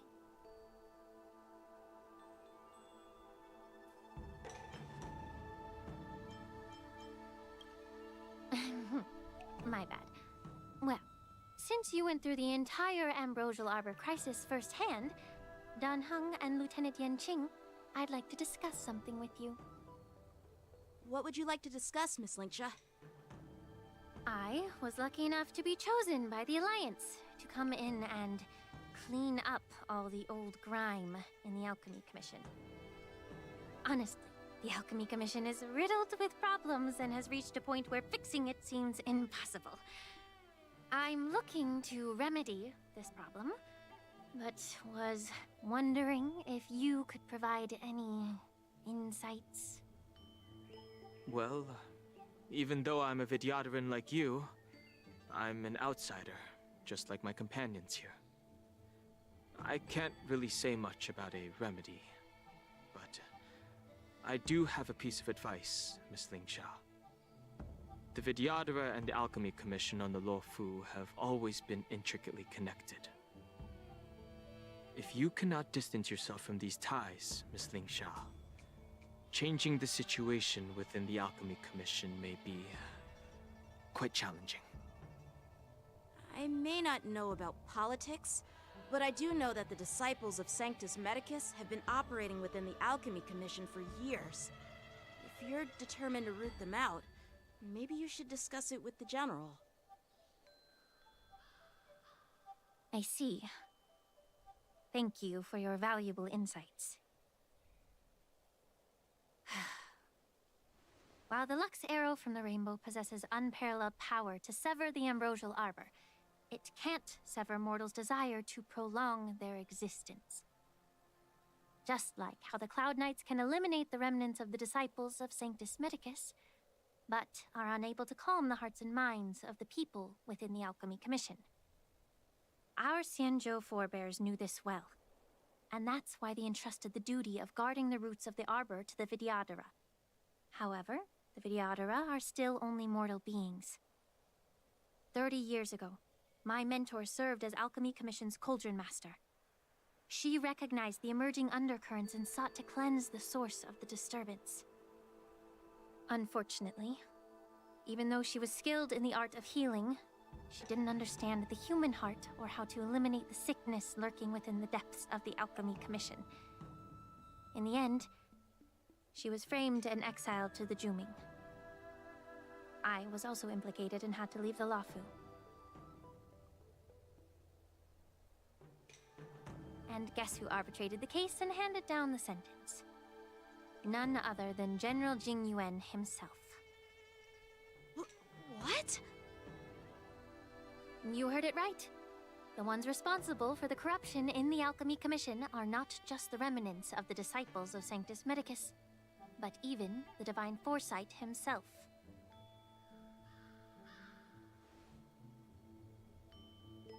Alas, why is your face turning pale, Yanqing? Don't worry about it. I understand that when someone holds a position of power, they may sometimes have to make tough decisions. I won't hold any personal grudges against him. Besides, at our age, holding personal grudges is a luxury we can't afford. Lingsha, you're back! Ugh, I've been waiting ages for you.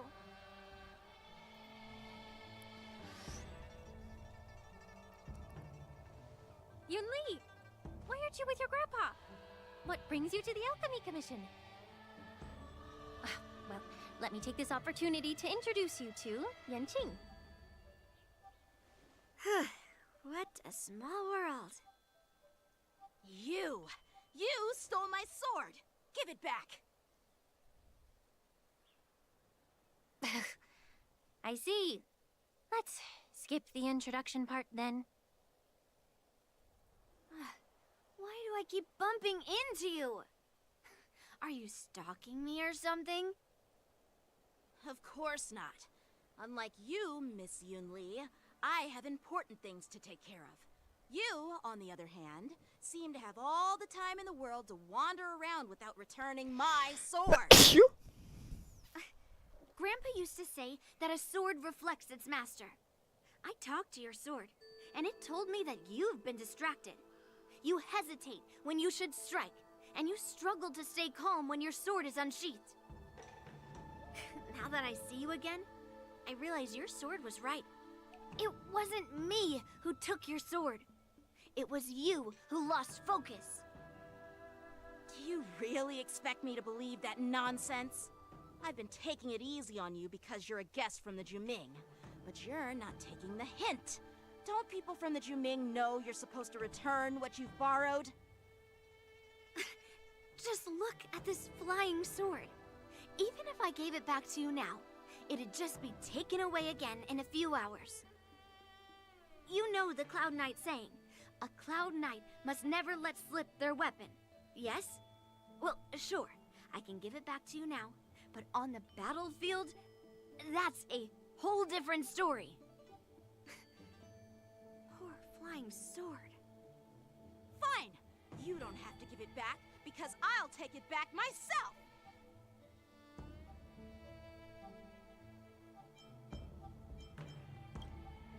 But which general should I call? Between these two, who do you think is tougher? Don't get me wrong, I'm just curious. It is my first day at the Alchemy Commission. A brawl is definitely not how I imagined celebrating it. Well, since you don't approve, I won't draw my sword here. I didn't mean it in that way. Since you've already drawn your swords, you'd be disappointed if you didn't get to test one another, right? I've received reports that the delves near the Alchemy Commission are still infested with abominations. Seems like my predecessors left quite a mess. So, if you two want to determine who's better, why not focus on them instead of each other? Clearing out some abominations? Sounds boring. It's the Cloud Knight's duty to eliminate those abominations. You don't have to ask me twice, Miss Lingsha. I'll help you get rid of them. Oh, you think you're the only one who knows how to behave? If Lingsha needs anything, I'll gladly draw my sword and help her out. It's so heartwarming to see both of you being so sweet and caring. So then, shall we get going?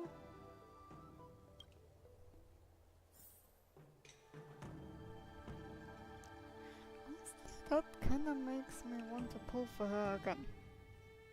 Ever since the disciples of Sanctus Medicus were eradicated, their experimental abominations have been festering here. If you want a contest, I'll be the referee. The one who kills the most abominations within an hour wins. Lingsha, as always.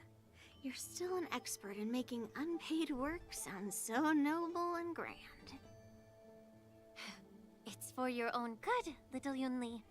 While you desire to compete against each other, I don't want to see either of you getting hurt. That's really thoughtful of you, Cauldron Master. So, are you both ready?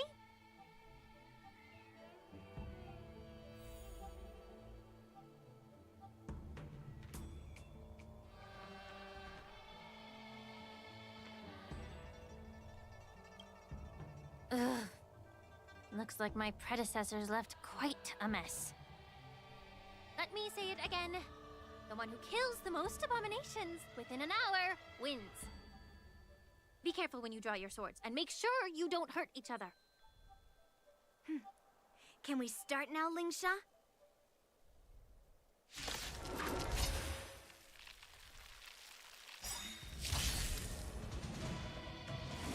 Steady.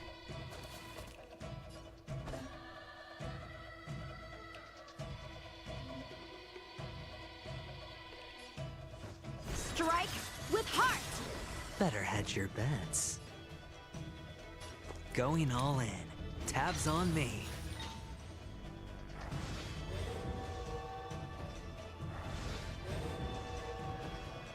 Easy, Numby. Easy. Liquidation!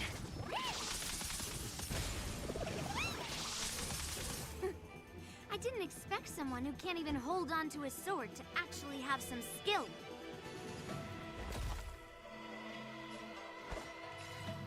The clouds cleave the path! You've got style with those moves, but you're not striking where it counts. It's such a shame to see you misuse your sword like that.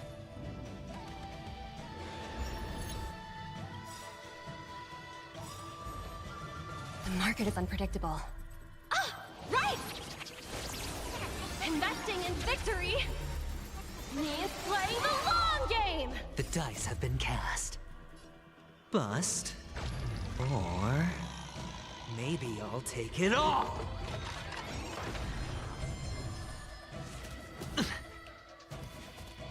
All in!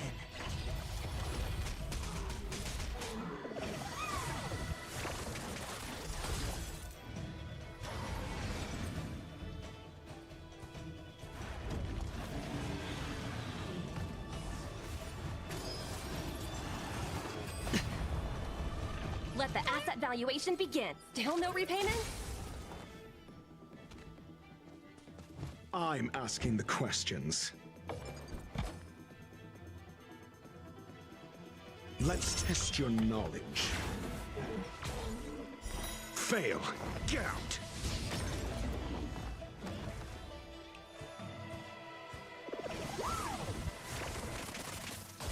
Time for some swordplay. Blade in flight!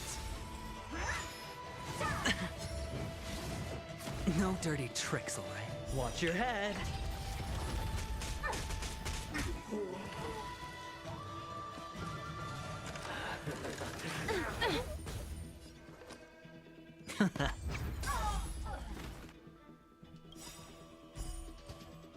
The dice have been cast.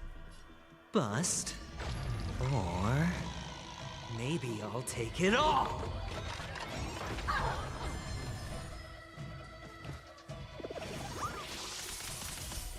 All in!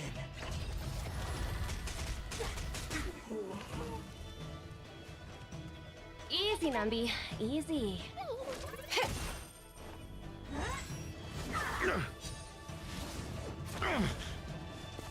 So, how many of my moves can you block? Strike with heart! Practice is over. Swords descend!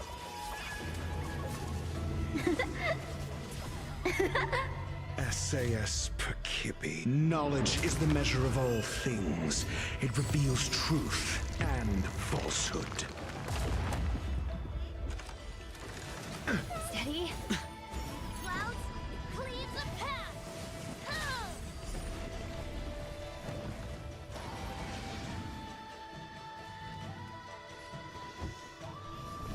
Never stop thinking. Can't lose this one. Watch your head.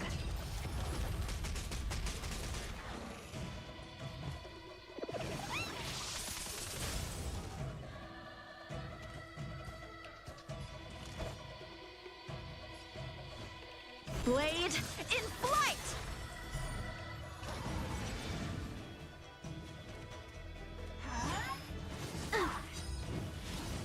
Impressive! Let the asset valuation begin. Liquidation! The market is unpredictable. Ah, right! Investing in victory means playing the long game! Sorry I'm bit late, grinning face with sweat. No worries at all.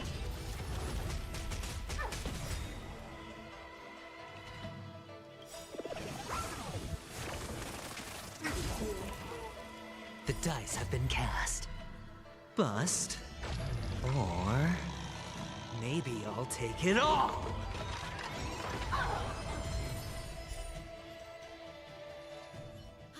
I win, Miss Yunli! You got lucky. Why don't you just give me back my sword, sincerely apologize, and then go cry your eyes out to your grandpa? Genshin? Consider yourself lucky that I'm not interested in your rusty sword, as I don't have the nasty habit of snatching other people's weapons. All you did was chop down a few monsters. Don't get carried away with yourself. Did I miss something? Take this sword from my hand? Not much, just Go a ahead heckling and with an try. IPC representative. Oh.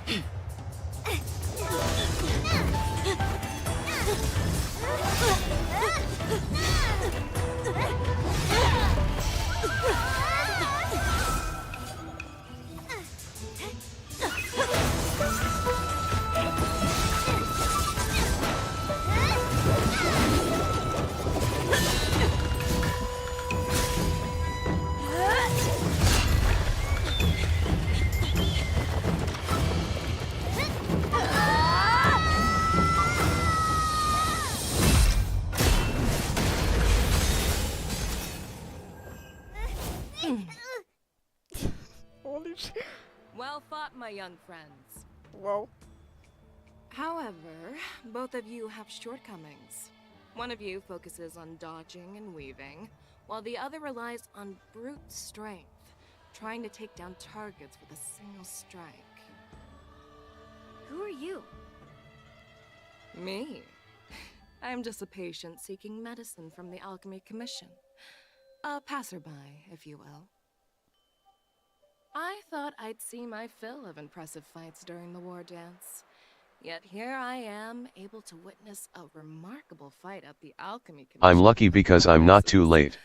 Well, the law Yeah, firms you are came short of ready with a surprises. nice little cutscene there. However, I have a small suggestion for you. Why don't you settle this dispute fair and square in the war dances ring? That way, you can resolve your differences with a proper duel and put your grudges behind you. Grudges? No, not at all. Yunli and I, we were just sparring. Sparring? You summoned your flying swords and she swung her sword with full strength. No grudges between you. I don't believe it. Aha! What brings you here, Lady Fei Shao? Have you finished your health Fei consultation with the Shao. Dragon Lady? So that's how the name is spoken. Fei Shao? Grandpa always talks about you. Could it be that you're... The Merlin's Claw of the Xianzhou Yaoqing? Looks like I'm quite famous on the Xianzhou Luofu, too. Of course. Everyone has heard of the great general. Known to all, and unbeknown to none. Great General? Isn't that title a bit too narcissistic? I don't like it. Ooh, I heard there's a dozing general on the Lawfu, so I came up with a humble nickname for myself. The Lacking General. Lacking in worries, regrets, and rivals. Sounds much better, right? Yeah, that's a befitting title that sounds both humble and impressive. Now that the sparring session is over, Yanqing and Yunli, shouldn't you politely thank General Fei Xiao for her guidance and bury the hatchet? Here's your sword. Keep it safe. Or it might get taken away again. By the way, we haven't settled the score yet. I'll defeat you fair and square next time we fight. This is how she apologizes? Now that I finally got my sword back, I should report to the seat of divine foresight. I'll take my leave, General Fei Xiao.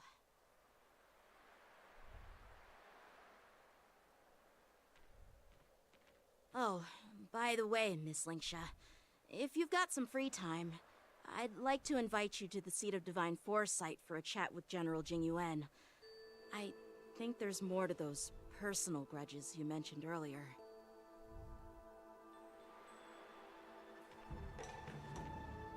Thanks for stepping in, General Fei Xiao. Otherwise, I'd have had to knock them out with my incense. Yanking be like I'd would win crossed fingers light skin tone. How about we call it even as payment for the healer lady's consultation? Sorry, but even a general needs to pay their bills. We don't do credit here. And let's not forget, you'd have been waiting decades for a chance to see the Dragon Lady if it weren't for me. Well, you can always send the bill to the seat of divine foresight and say it's for mentoring those kids.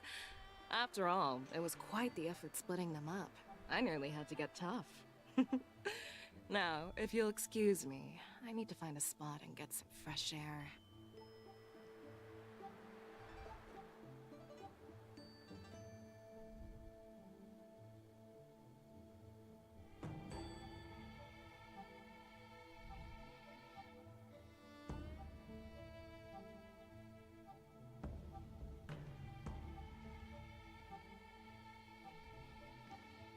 Back already?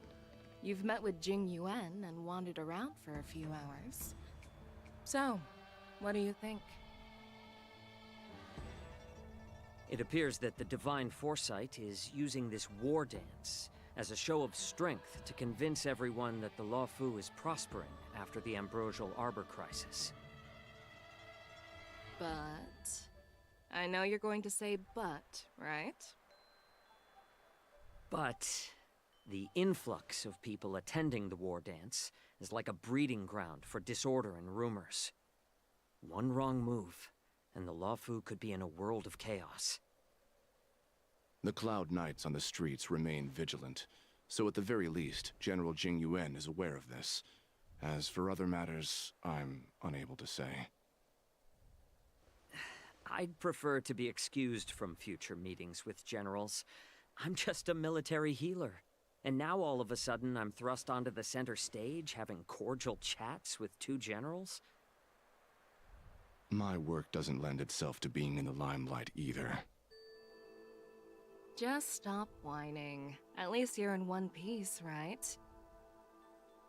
Before getting in touch with General Jing Yuan, I wanted to put aside my assumptions and see his momentum. That includes the overall bearing of the Cloud Knights on the street, what people are saying, and how those close to him behave.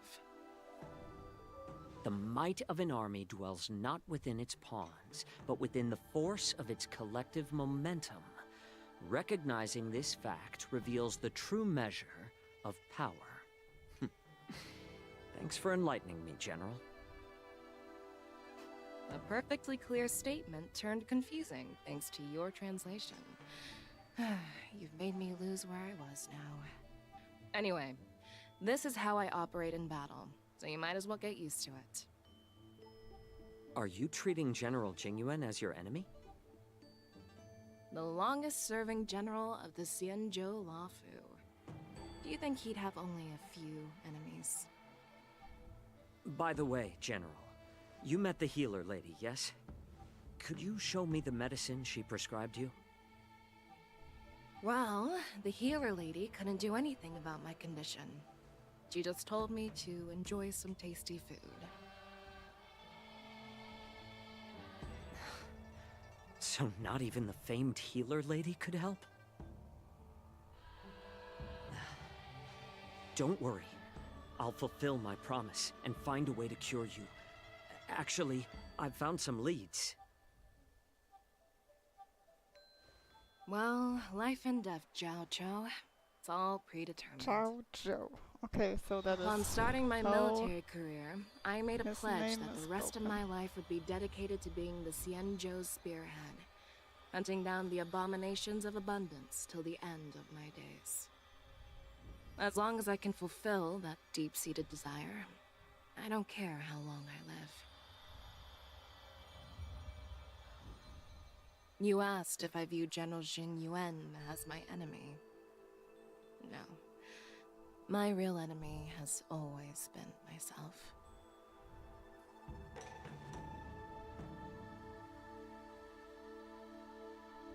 Enjoy some tasty food. So, what's for dinner tonight? Jeez. You really know how to read the room, don't you? You guys figure it out for yourselves. I'm due to catch up with an old war friend I've not seen for quite a long time. Face with tears of joy. Oh, Moth, you're funny. I hope when they replace his voice actor that they really get a close voice for him. The current one sounds nice, but the VA... well.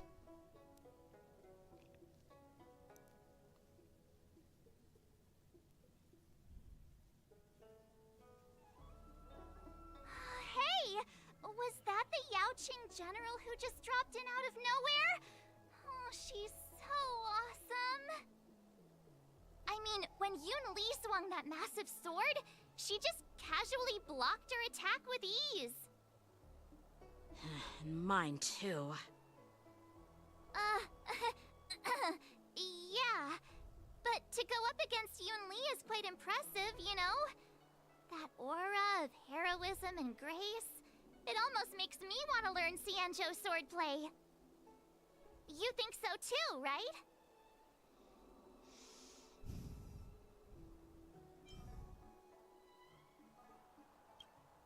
I agree. General Fei Xiao is indeed impressive. Face with raised eyebrow March 7th SUS. Face with tears of joy. Thanks for the kind words, Miss March. The war dance is coming up, and I've been chosen to represent the Cloud Knights in the ceremony. I've had my fair share of defeats lately, and even though I know there are always more skilled swordmasters out there, seeing General Fei Xiao's skills today has made me feel a bit uneasy again. Don't underestimate yourself. After all, generals won't fight in the ring during the war dance. Just remember the state of mind you had when you single-handedly took on me and Blade, putting life and death aside. With that mindset, you can prevail against most challengers. I see. Thanks for the advice, Master Danheng. By the way, now that today's events are over, General Jing Yuan wants to invite all of you to the Seat of Divine Foresight. He has something important to discuss.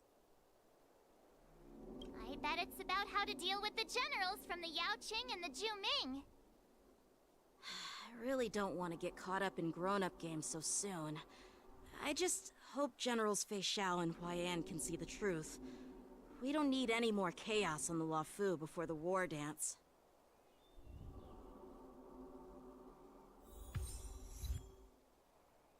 Crossing blades and hearts.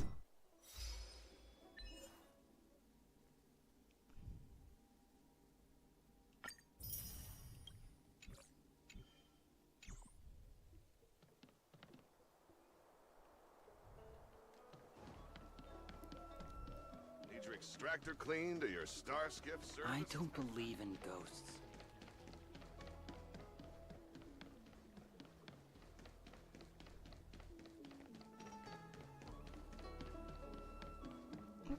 Okay, Gian. Would you like me to relay your message? Take me to the seat of the mind for a second, please. Thank you.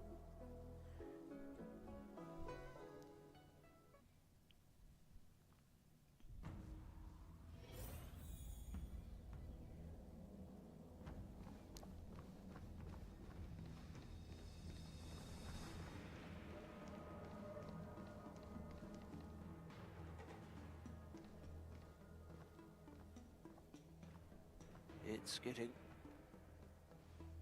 Earlier at the Palace of Astral, I introduced these guests from the Astral Express to you, Elder Hwyan. But with all the people around, we only exchanged pleasantries. Now, I'd like to officially introduce them to you.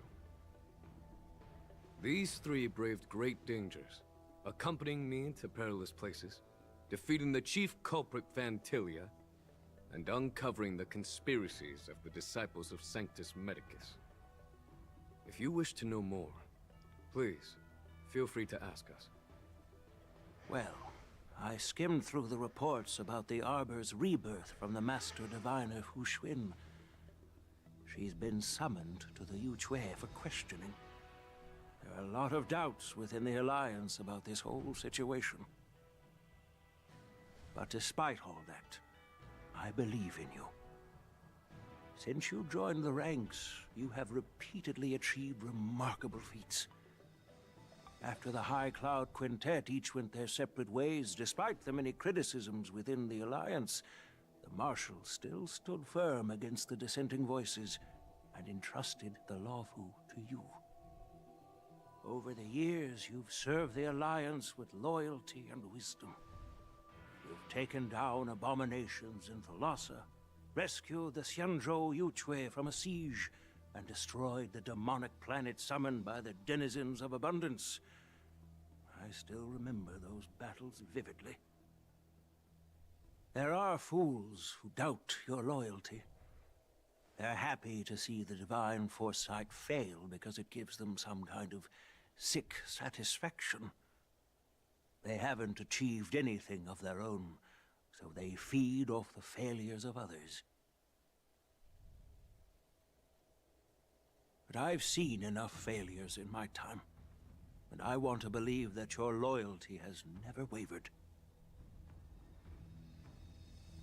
So, General Fei Xiao of the Yaoqing is the only one investigating the Ambrosial Arbor crisis on behalf of the Alliance?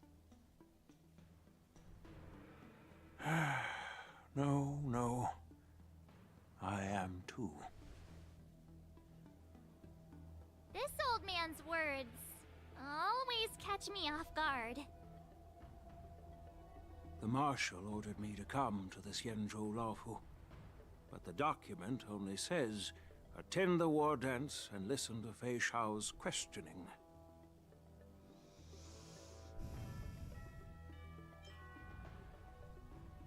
No need for that. You're all important witnesses. The Marshal is well aware of Jing Yuan's purpose in holding the ceremony, and understands the situation he is facing. She mentioned it because she believes both issues are important. Thanks for your kindness and sincerity, Elder Hwyan. But is it appropriate to tell everyone here about the Marshal's orders? By introducing the Express's witnesses to me alone, aren't you aiming to discern the intentions behind both my actions and Fei Xiao's? And whether there's any discord between us? Well, since I'm being open and honest with you, I encourage you young folk to do the same. As for the Ambrosial Arbor crisis, all I need to do is listen. General Fei Xiao will be the one asking the questions. To be honest, I'm more concerned about the timely start of the war dance. Oh, by the way, I've prepared a gift for the war dance.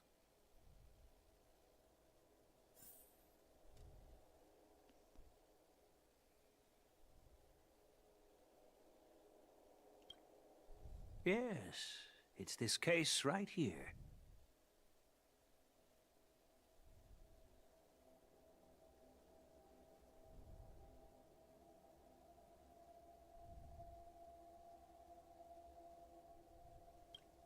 There will be numerous contests and celebrations during the war dance, and the main event will be the Ringmaster's Challenge. The host will dispatch a skilled warrior to take on challengers from all over the cosmos, showcasing the excellent martial arts of the Xianzhou Luofu. When you mentioned that the Astral Express would be attending the ceremony, I thought the High Elder of the Luofu would be the Ringmaster. You humor me, Elder Huayan. The healer lady is just a young lady who knows nothing about martial arts. How can I assign her as the Ringmaster? I'm no match to you when it comes to joking. What's this box for? Why don't you open it, General Huayan? This sword case is intended for the War Dance's award. It's empty now, but in a few days, a precious sword will be delivered and stored inside. I don't mean to boast about our skills, but this sword represents the pinnacle of the Zhuming's craftsmanship. It has a legendary history, full of heroic tales from foreign lands, tales that are too detailed to be summarized in just a few words. Since the delegation delivering the sword hasn't arrived yet, I'll just leave the case here for now. I've been wondering who would be worthy of such a sword. And then it hit me. I can award it to the champion of the Ringmaster's Challenge. The ceremony's champion is sure to be a perfect match for the sword. Moreover, I hear that Yanqing is an excellent swordmaster, and that he will be representing the Luofu as the Ringmaster, so it seems like a perfect gift for him. Thank you for your generosity, Elder Huayan. If you want to give me a sword, just say the word, Grandpa. No need to beat around the bush. You've got confidence, my girl, but I don't think you can best Yanqing.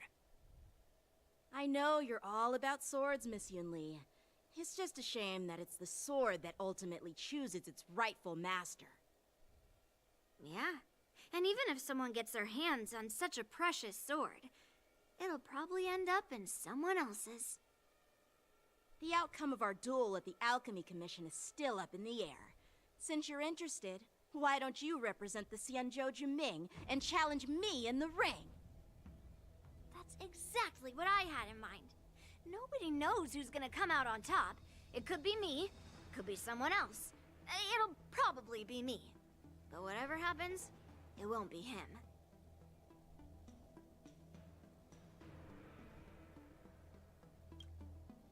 Not to be rude or anything. We've been watching their drama. I'm dying to find out who beats who. Quiet down. We have other guests here. I've prepared this sword to add some excitement to the ceremony, not to have you two squabble. It's not a good look for the Alliance.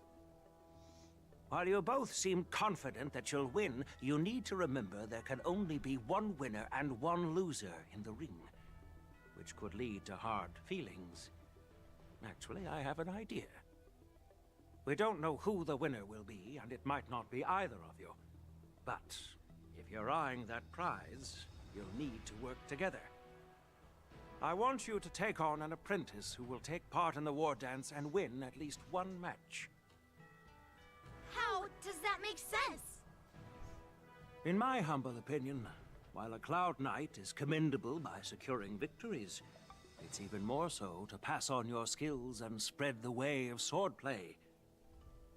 I'd be greatly pleased if this apprentice could represent the Express in the war dance by displaying their Cloud Knight flair and prowess.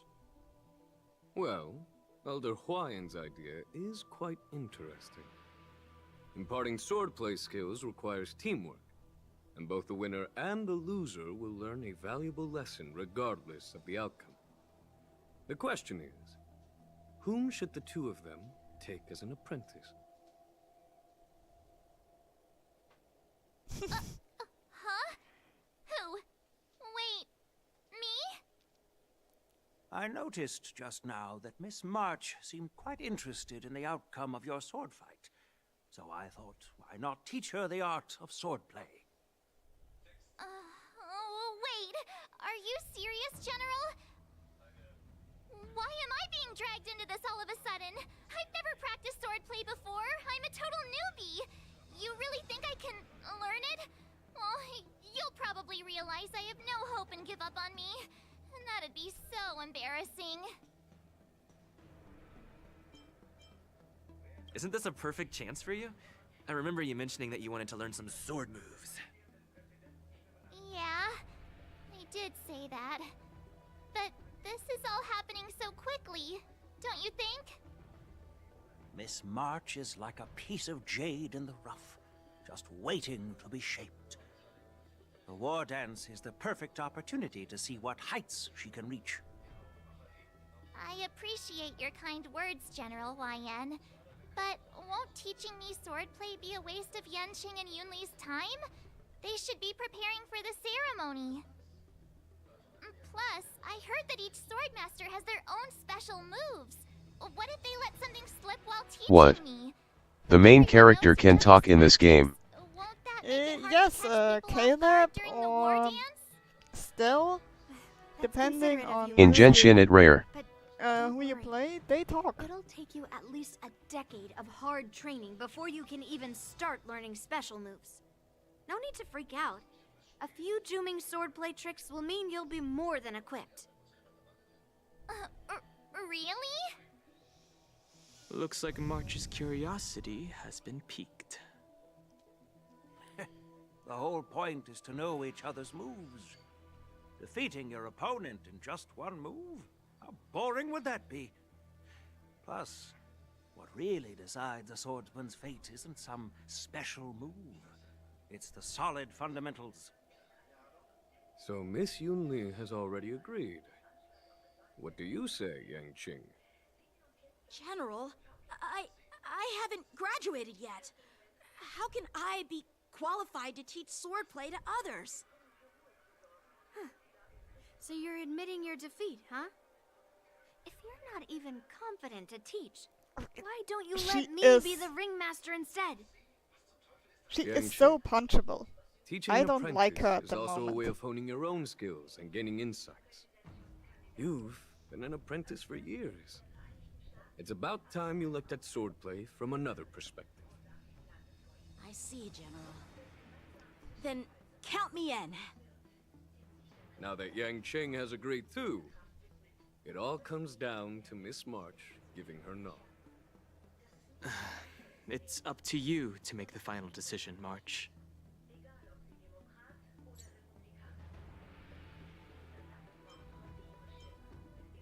I understand. Then I'm on board. I wish my phone can handle this game because my phone already filled 98 GB face with tears of joy. I mean, you can always cross-play as long as the computer has a good enough spec. I think it should be running. Maybe not on highest graphics, but at the very much on the best graphics you can put. Kind.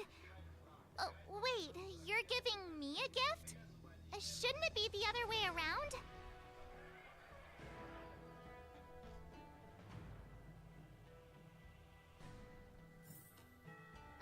General Huayan's gone. Wait, why does something feel off about what we talked about?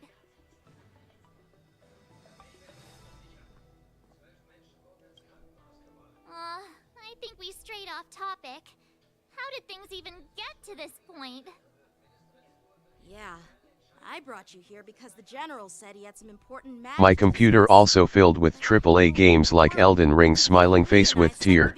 Oh, okay, yes, that makes sense. Then they take like a good bunch of General gigabytes. Huayan wants us to stick around on the Luofu for some time.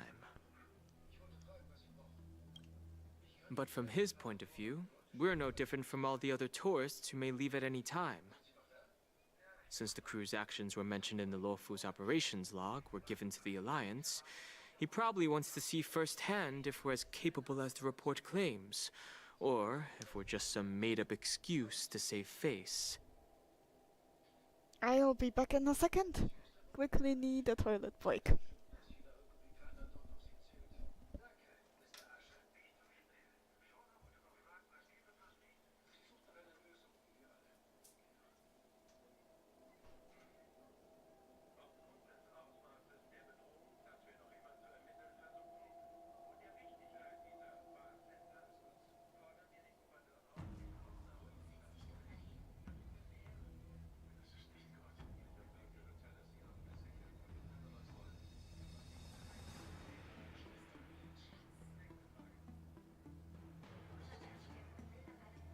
Maybe I have to sell one of my kidney to get a new hard disk and new phone. Grinning face with sweat.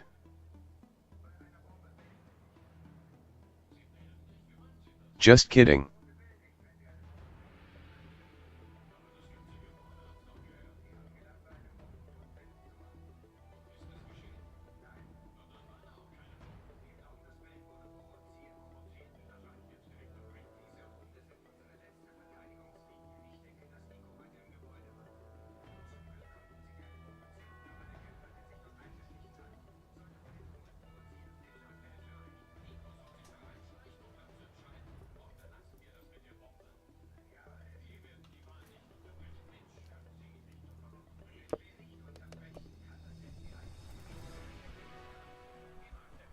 Okay, I am back. And he wants to see it for himself during the war dance, which is why he even dragged Yun Li into this. What began as a simple contest between two sword masters has now evolved into you two collaborating to mentor March. Elder Huayan is still that tricky general who likes to give everyone a headache. My apologies. Truth be told, I invited all of you to the ceremony because I wished for you to act as my witnesses. I apologize for not disclosing this information earlier. I mean, as In the the coming weeks, Trailblazer and everyone I'll also said, invite all of they you to a meeting with already... General Maybe I have to sell one of my kidney to buy a new disc and new phone. Grinning face with sweat. doubts she might have. No, you don't. So please, be prepared for the meeting. Just kidding. I mean, yeah, the Trailblazers already expect they are here as witnesses, so answering a few questions is no big deal. Don't worry, General. No matter what happens, I'm prepared to stay here as the Express's witness and answer any questions. Thank you, everyone. General, I know there isn't much I can do to share your burden, but... As the Lawfu Ringmaster, I won't let anyone defeat me in the war dance. I know.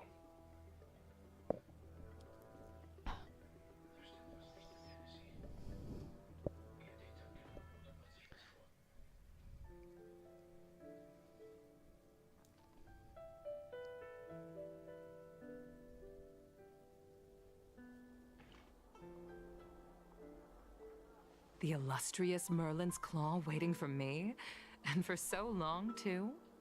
It's quite an honor. It's been a while, General Fei Shao. It's been 30 years since we last saw each other. Right, Yukong? Yes. Back then, you were the vanguard of the Yao Qing's Verdant Knights, and I was a pilot of the Law Fu's Rainbow Orbit fleet. Who would have thought that upon meeting again, you'd be a general, and I'd have given up flying? Really does feel like a lifetime ago. Well, I wouldn't say I haven't seen you in 30 years. After all, your great victories are announced through the Yellow Bell resonance system every day. So I'm well aware of your great feats. How's your health holding up? Still stable, I suppose. Do you still remember the medic who saved me in battle? That healer with the odd name and peculiar temperament. What was his name again? Was it Pichu? Or Kachio?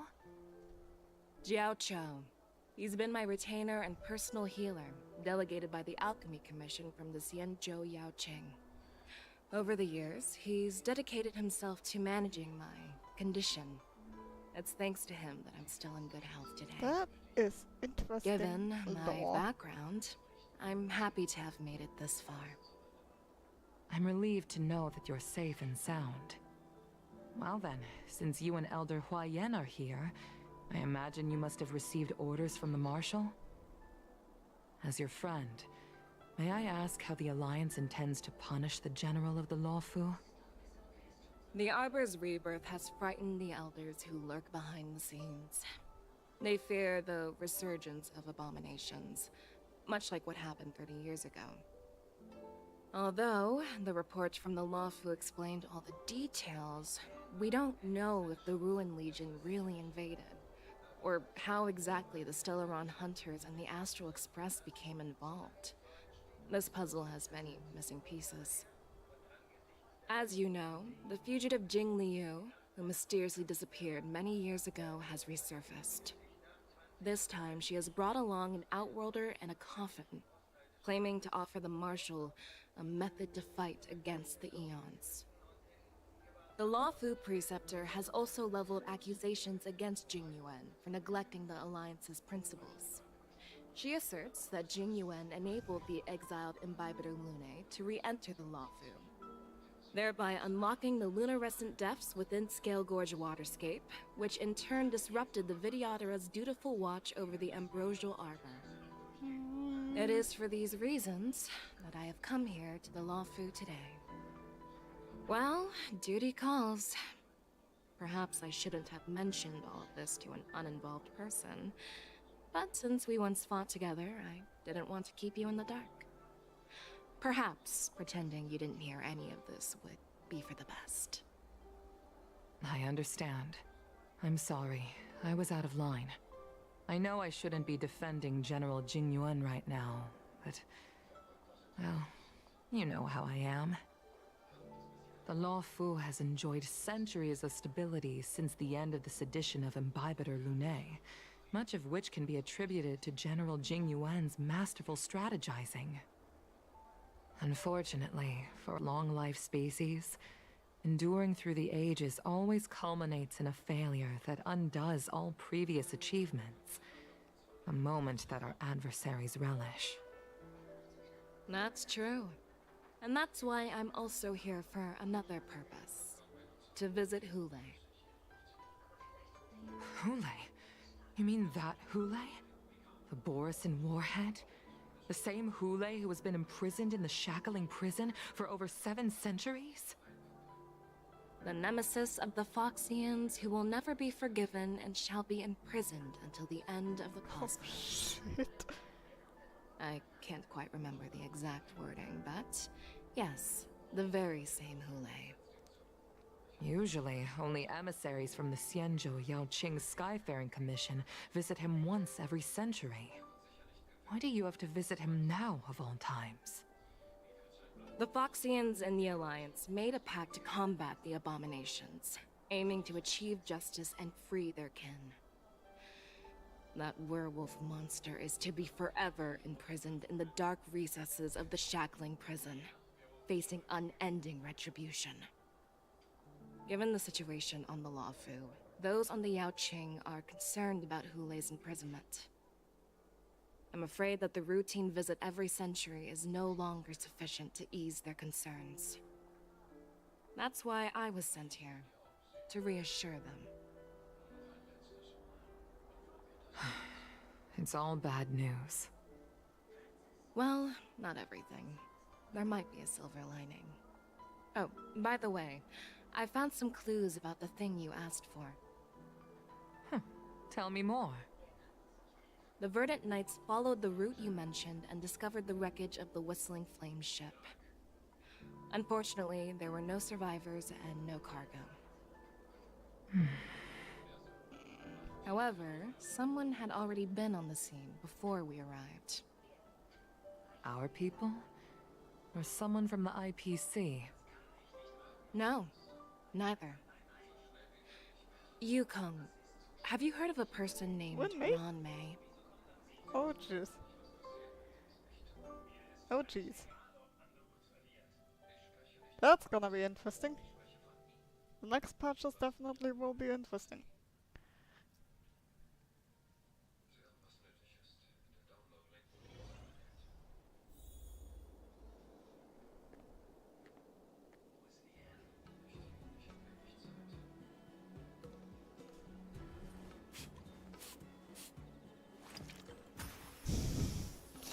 Avenge means idle in the background.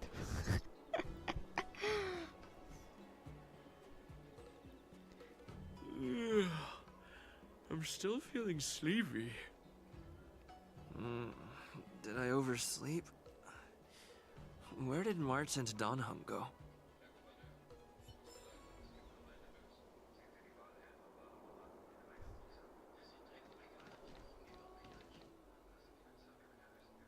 What's going on there?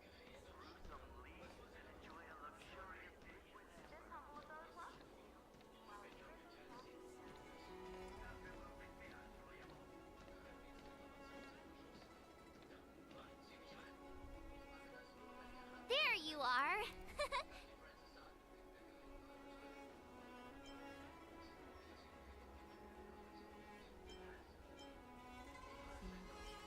You haven't forgotten about our promise to General Huayan, have you? I woke up especially early so I can start teaching Miss March swordplay. Hey, why are you blushing, Master Yenching? This is, the first time someone has called me Master. I need to, get used to Oh god, it. he's cute. Let me make it clear. Swordplay training is about improving your body, mind, and strength. It's not a casual game you can master overnight. I promised General Huayan that I'd teach you Cloud Knight swordplay, so you can participate in the war dance and defeat at least one opponent. I'll do my best, but if you break your master's rules... Face with tears of joy. Fine. A promise is a promise. Since I promised to study hard, I'll do my best starting today. Great! That's the spirit. March is in your hands now, Yenching. Don't be too easy on her. Donhung, do you even have a heart? Did you lose it somewhere? By the way, where's Yunli? I've found a quiet spot in the back garden of the Palace of Astrum for our first lesson together.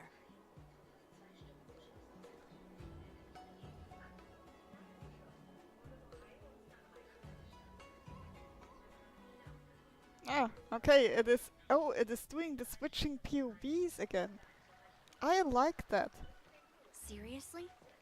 It's the first day, and you two are already late? Why is everyone on the Lawfu so laid back? So disappointing. I constantly want to punch her. You're already here. Sorry for I keeping really you want to waiting. punch her. Oh, Granted, I probably would. Are you trying to teach her in secret? That's sneaky. I'm just showing you what Lawfu etiquette is all about. She might be my apprentice, but it's customary for the master to personally escort their apprentice to the place of learning. As the host, I'll be teaching Miss March the essence of Lawfu's swordplay, after which she'll emerge victorious in the war dance ring. You won't be complaining about Lawfu's swordplay then. Stand aside, rookie. Let me show you how we Ju-Ming swordmasters treat their apprentices. Quickly, over here, Miss March.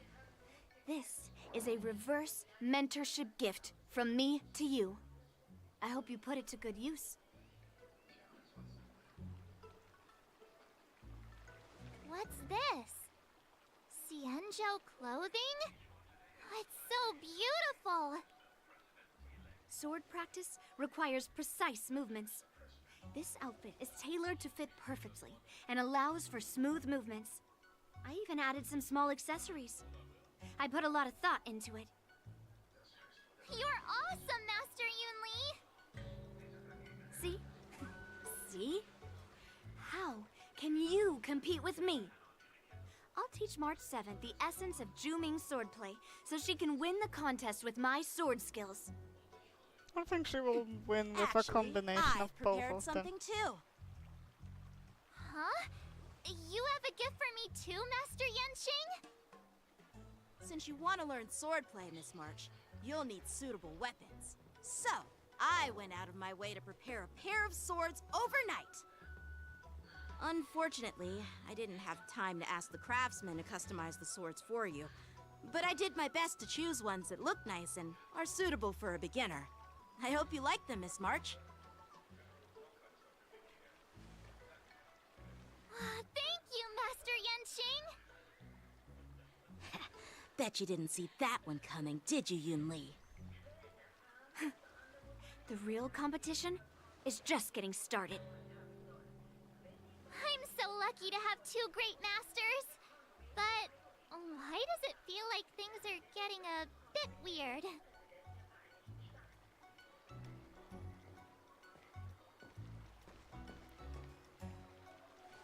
So what do you think, masters? Does this outfit suit me? Perfect.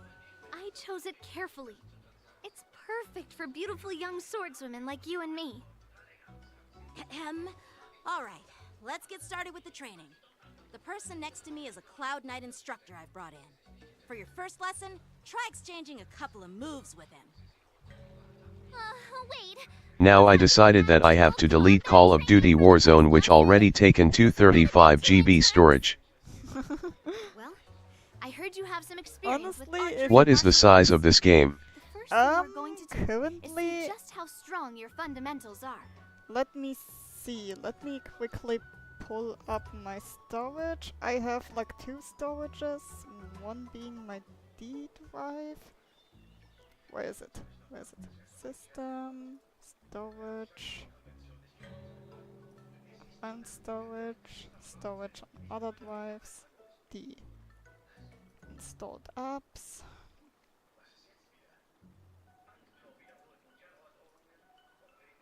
Currently, Honkai Star Rail has a size of 358 megabyte.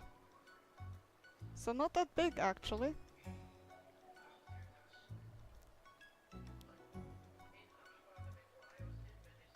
When I check Genshin, that is 357, so pretty close. There's, by the way, a new Hoyo Play launcher where you basically can get both games downloaded. That one has a size of 391 megabyte.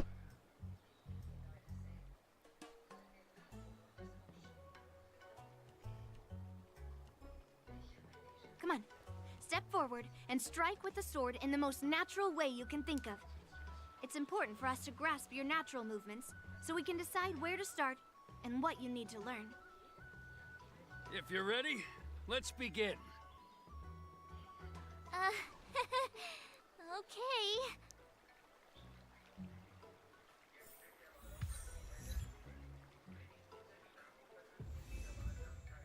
Much of the newest stand. I don't like they changed my team for that. Oh, she has just one nail painted. Wait.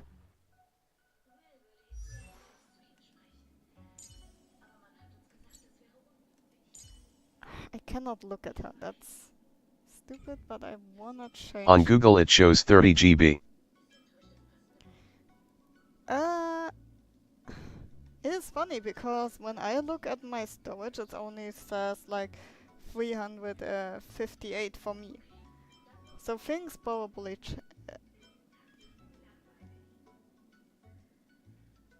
megabyte converted to gigabyte would be 3 gigabyte. So not that much either. Team lineup, quick lineup. Don't like that they take my main out of it. So I'm going you for this.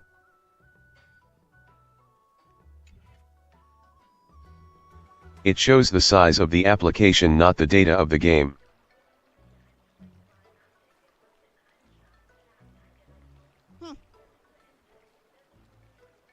I mean, I'm still having like a good bunch of Are you ready? Wait, let me... I need some more... No rush, take your time.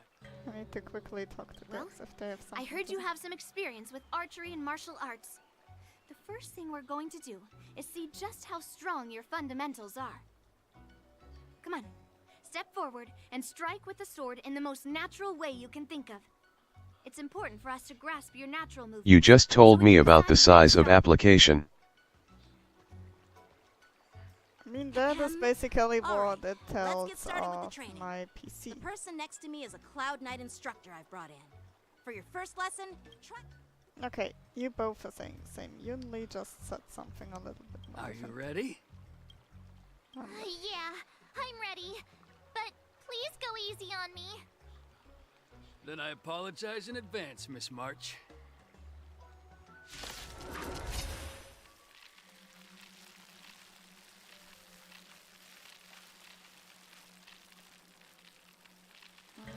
Wait, let me maybe pull up Hoyo Labs. I think I can see the size there as well.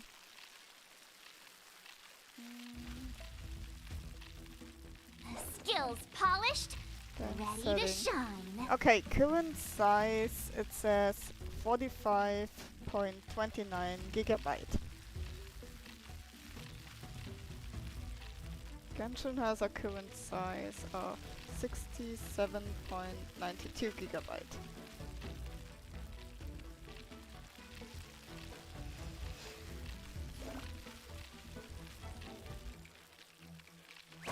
Please have some tea, masters. Pay close attention, Miss March. Lawfu swordplay is all about being swift and agile in your movements. Strike with heart!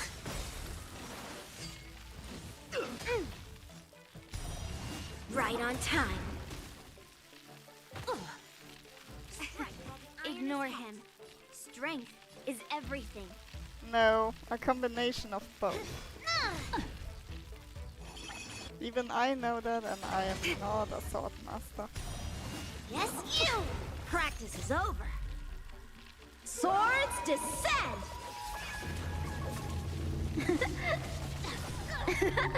Just like when we check Genshin size it show around 300 to 500, but when Hoyoverse release 4.8 update it was about 90 GB melting face. Yeah. Right on time. Time for some swordplay. I'll melt you all down. Blade in flight! Blade drawn, mountains fall. I'm starting to get the hang of it.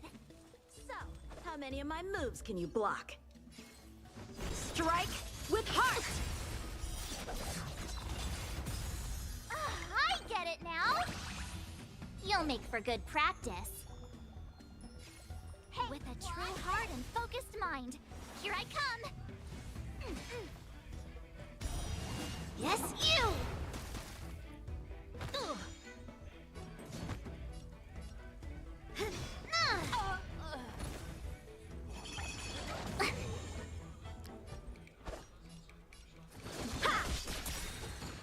Skills polished, ready to shine. Master, have some tea. Time to show you what I can really do. Azure Dragon, White Tiger, eating less carbs. Watch this! A one-time... What are you mumbling about? Isn't this a sword technique? Shouldn't I be saying something cool? I don't think. Blade in flight! The outcome lies within the self, not the sword. Pulverizing sword strike! Practice is over. Swords descend!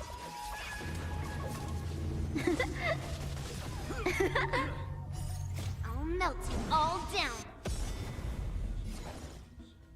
Better not underestimate me. A one-time enemy. Through the clouds, it cleaves a path. Time for some swordplay. Strike with heart.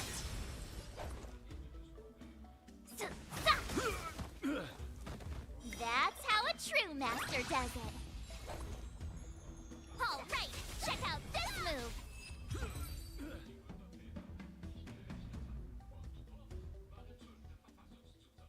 I think in a follow-up team she definitely will be good. this. Meh.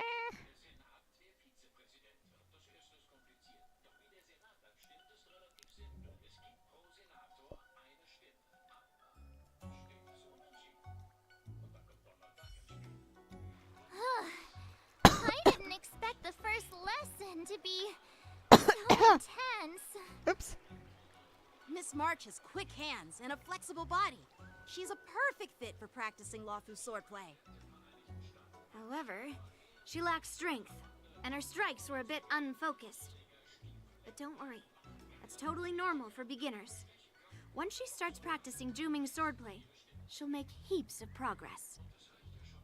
Given the situation, I believe Miss March should start by working on her strength. Seriously, do you actually I'm know waiting for anything Chronicle about Wish banner, which will be released in 5.5 version for Hudao. Oh, that is nice. Require agility. Oh, So I hope what's more Child important is on than that footwork? because I want him. Instead of focusing on her strengths, we should address her weaknesses. The drawback of wielding two swords is not generating enough force. What good is being quick on your feet if you don't have strength? It's not like we're dancing here. Skilled sword masters know how to play to their strengths and work on their weaknesses. Start with what you're good at, then tackle your weaknesses. That's the right way to learn. You're quite the theorist, huh? Theorist? You claim to be able to talk to swords. So what does that make you? A lunatic? Hey, it's only my first lesson, and you're already arguing. Come on, calm down. Yes, it will, because this time all Teva region character will be shown. Anyway, so it doesn't matter I which mean, one comes first. Child technically is one just Naya, but he matter. is, Listen to me, March 7th. but he's practically stationed in Leo, so it makes sense.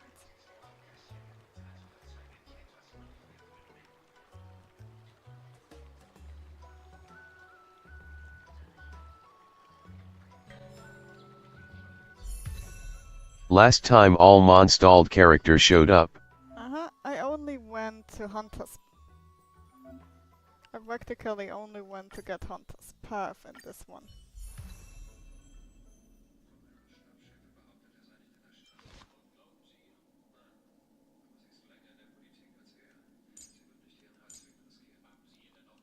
Equip. Then battle increases the weaver's speed by 8 and damage by 12. When it attacks damage, the effect will disappear. The effect will resume after the end of the weaver's turn. Increases the weaver's attack by 20%. What is March 7th's best light? What skull and crossbones we can choose the path of the character. Only for March 7th at the moment. They actually announced that in one of their streams. The other character that can do that is the Trailblazer by going to different different paths. We will definitely unlock the other 4 as well. Let me just quickly Google what is March best light cone.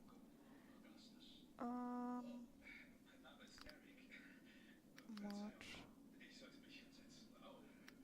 7th Hunt best light cone. Might be the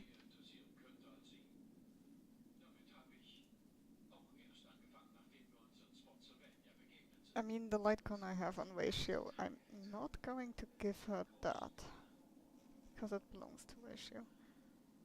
Boot hills, night. Well, oh come on, give me better options.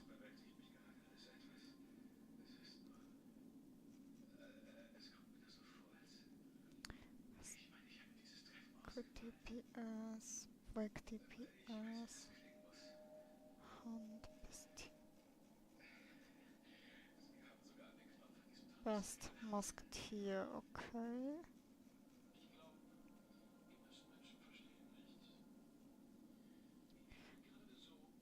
In the night, cruising on the Stellar Jade. Great. Okay, I quickly need to go to Herda.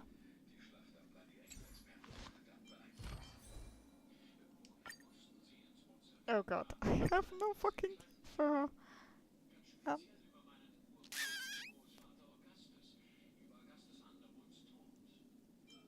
I mean, I just give her what they recommend right now and just level up a few of the 4 stars. Maybe look for some of their own that are better. Where is it? Where is it? Where is it? Stable map. Unable. We are unable to enter Pinnacle. Oh, wait. I need to. Here, I need to switch quickly to the Trailblaze Chronicles so that I can actually get to Herda.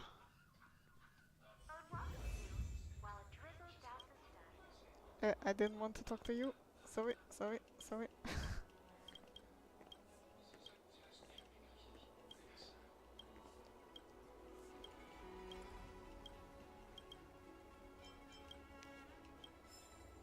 Oh.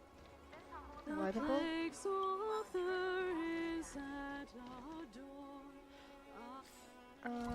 Space station, space station.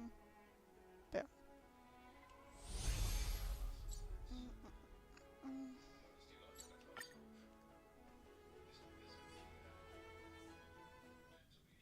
God, I definitely have to look through the 4-star pieces and look for some good ones.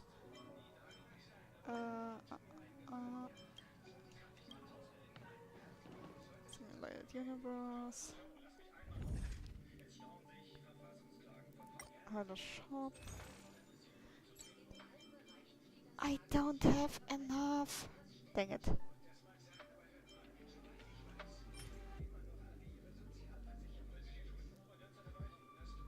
Okay. Okay, I will have enough. Once we did that.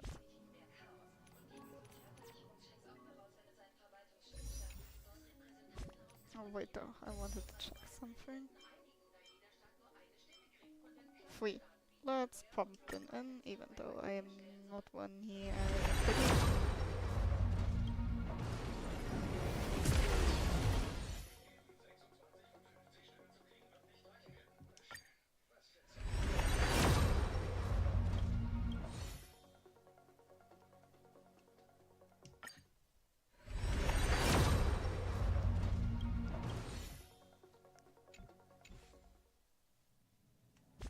Okay.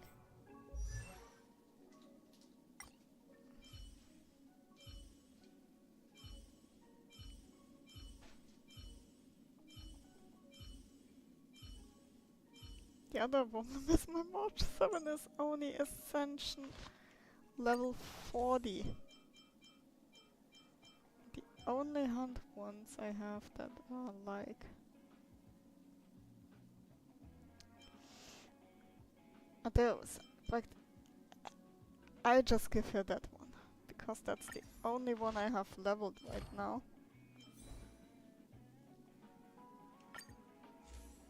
Let's see.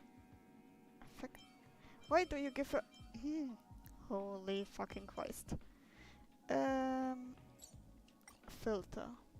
Set. Where is it? Where is it? Watchmaker, Eagle, God.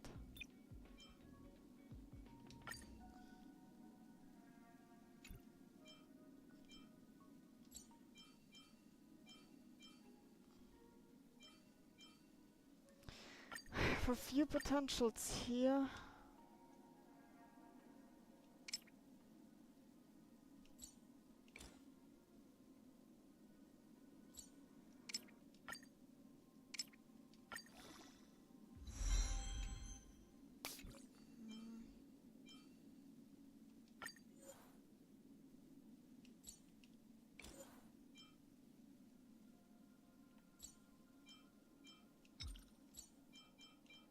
wanna see if another one gets like quit rate.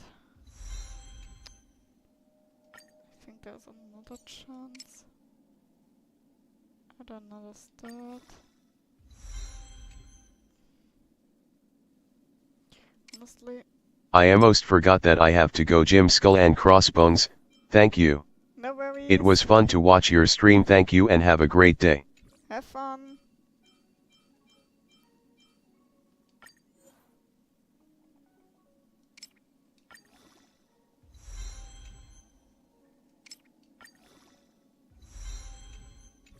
Oh, come on.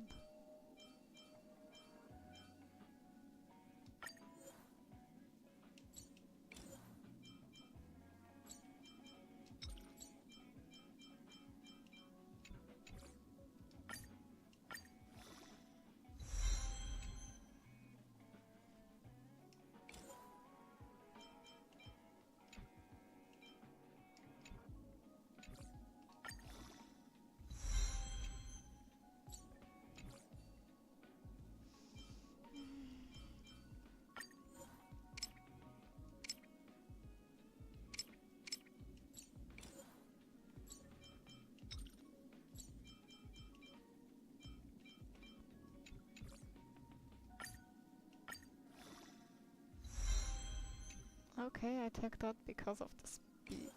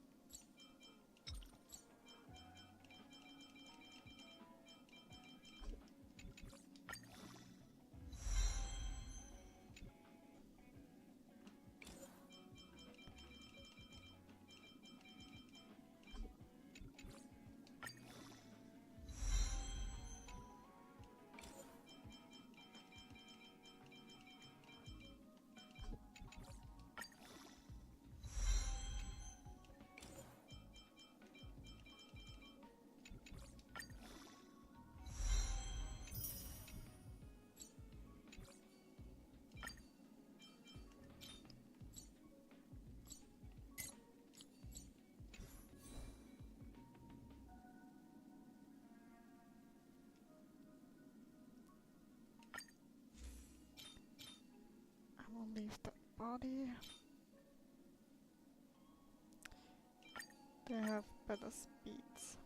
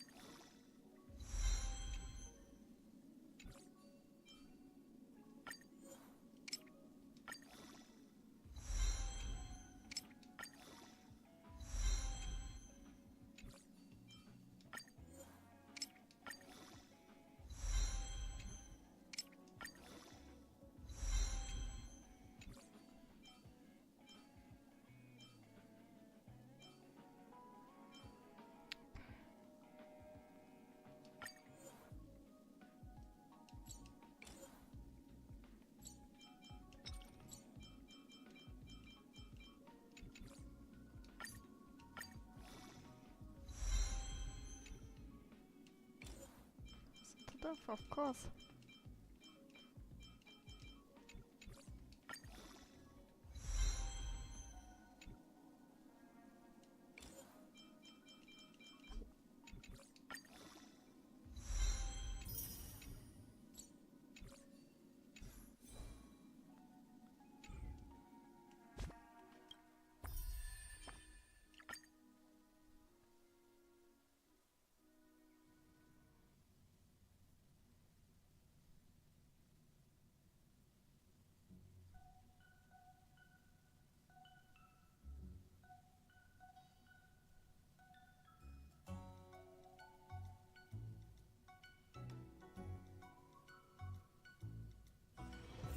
Wanna go take some pictures?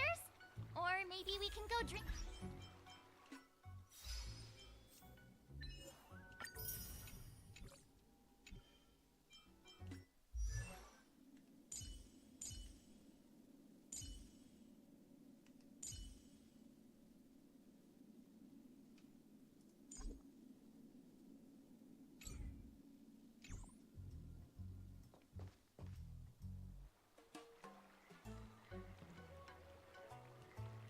Dear Himeko, Mr. Yang, and Pom Pom, we're all good here on the Xianzhou Lafu, so no need to worry.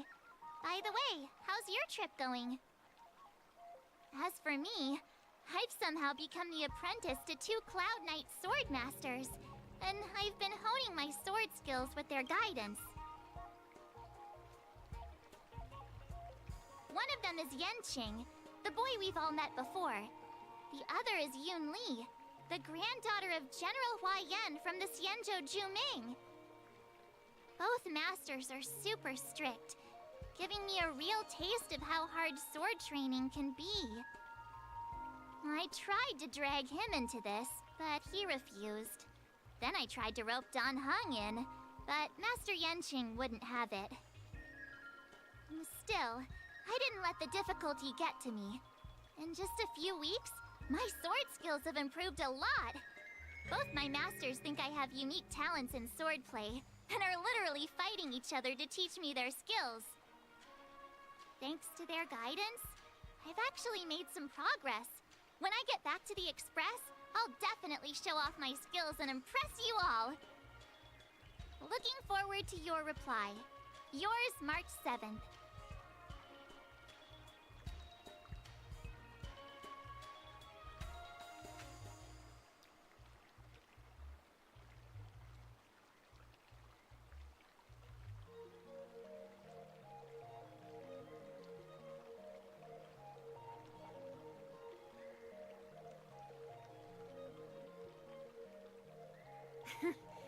Well done. Let's call it a day.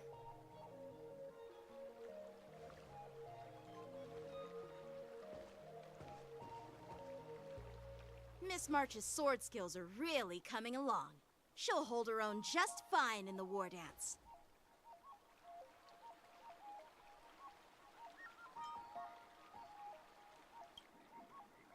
Just you wait and see.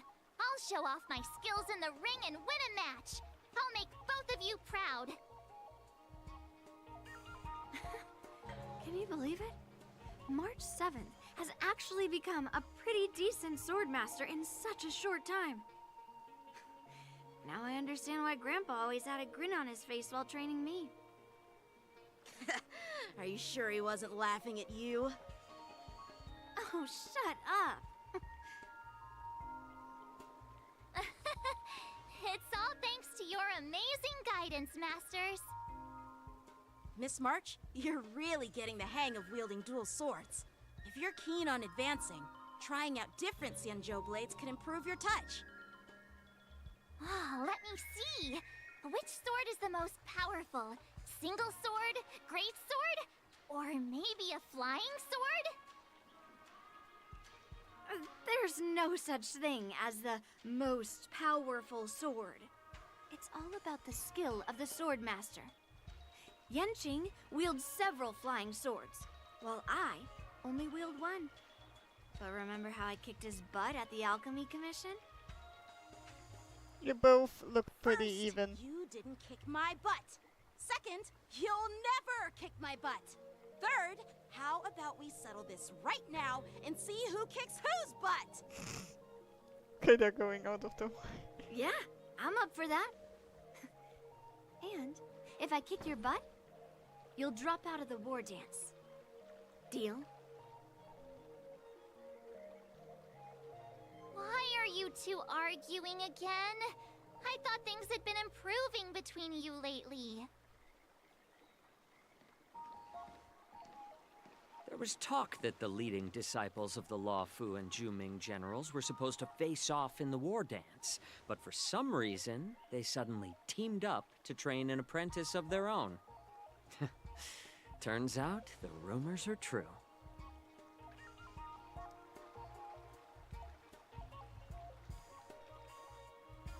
Tomorrow is the big day of the war dance. Shouldn't you two be focusing on honing your skills instead of teaching swordplay here? You're... Oh, that's right! You're the pink-haired box from the Yaoqing! This is Mr. Jiaoqiu, the healer working for the general of the Xianzhou Yaoqing. Ah, got it. So, you're the participant attending the war dance on behalf of the Yaoqing. And you were trying to sneak a peek at our training? Sorry for the misunderstanding. I don't know anything about martial arts. I'm just here on the General's orders to take care of some official business. I didn't mean to interrupt your training. I'll be on my way. If you know nothing about martial arts, why were you smirking earlier? That's the same kind of... Well, my curiosity got the better of me, I suppose. When I heard Miss March's pondering about what to learn, I couldn't help but wander over.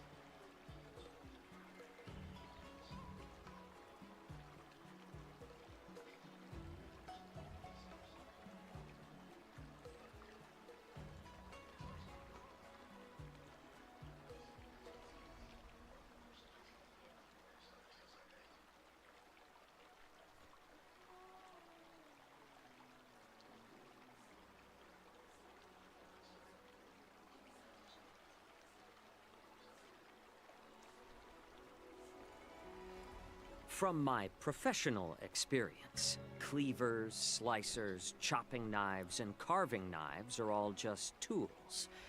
Kind of like frying, sautéing, boiling, and deep frying in cooking. They're just ways for people to show off their skills.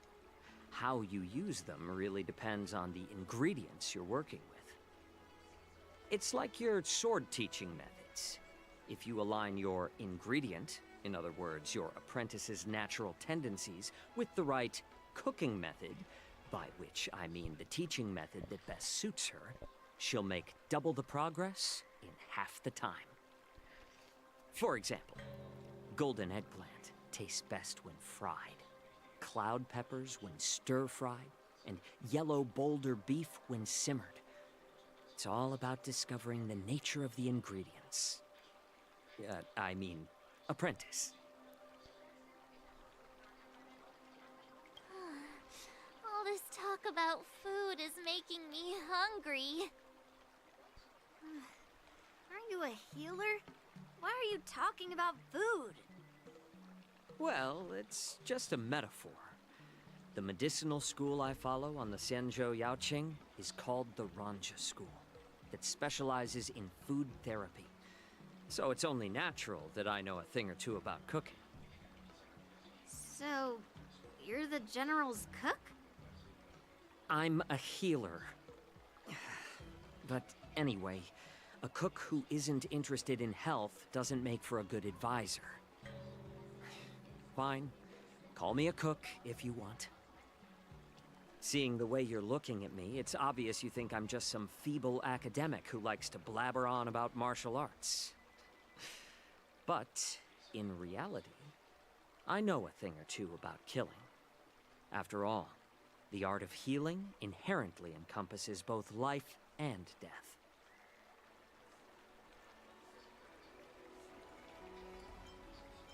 Why is this guy suddenly getting all serious with kids? Do you recognize this bottle of medicine in my hand? No. This is called tumble dust, an extract from an exotic flower named Yabra. Is it poison? Well, it depends on how it's used. With just one drop, it's able to numb a patient's body during surgery, making them painless throughout the entire process. However, increase the dose or the potency, and it'll slow the metabolism, making the blood thin and resulting in the loss of all senses. Even long-life species cannot escape its effects. This thing can save lives or take them. It's more powerful than the swords in your hands. That may be so, but still, I prefer settling things with a sword than, you know. Huh. Looks like I did get you all wrong. You're not a feeble scholar, but a sinister and despicable one. Hey, why the insults all of a sudden? I'm just sharing some medical knowledge here, not persuading you to poison anyone. Seems like you get real excited when talking about poison. I can't tell if that's an honorable thing or sinister. Picture this. Two individuals. The one standing is full of malice. The other lying down is honorable and righteous. How can the one who's lying down label the one standing as sinister? In the throes of combat, where life and death hinge on a singular moment, every idea fades into nothingness. The only thing that matters is staying alive. Surviving the battlefield reshapes all notions of worth, be it integrity or treachery. In my eyes, their significance is negligible. Perhaps you've underestimated Yunli and me, Mr. Jiaoqiu. We may be young, but we've seen our fair share of war. Well, then you should know that the war dance is nothing more than a contest. So why are you so focused on it? When I was appointed as the ringmaster for the war dance, I asked the general, we Cloud Knights are supposed to charge into the fray and slay enemies. Why do we have to swing swords in a ring just to please an audience? And this is how the general replied. To unsheath your sword in a ring is no different than on the battlefield, as your sword reveals the might of all Cloud Knights. The war dance is the perfect chance to showcase martial virtue and forge alliances from all over the cosmos. When we unsheath the sword without drawing blood, we not only display our might, but also the martial virtue of the Cloud Knights. That's quite an insightful statement, Yanqing. Well, my apologies for being so short-sighted. I've been on the Luofu for quite some time, but I haven't had the chance to see the ceremony venue for myself yet. Hearing you speak so highly of it has piqued my curiosity. Would you mind showing me around? You want to see the Sky Splitter ship where the war dance will be held? Let's go! I bet Yun Li and Miss March haven't seen it either, right? Well then, I'll give you all a tour.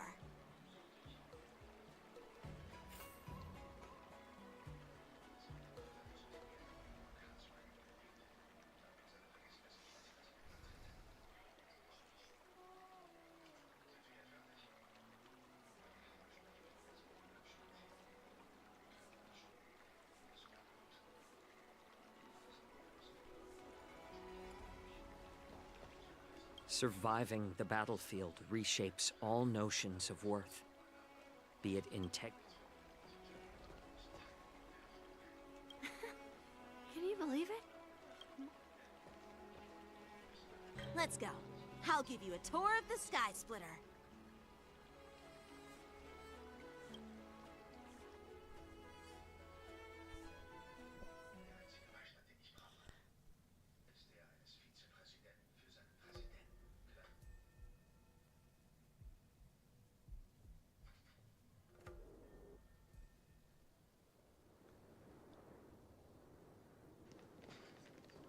Looks like a lot of other visitors have also come to catch a glimpse of the Sky Splitter.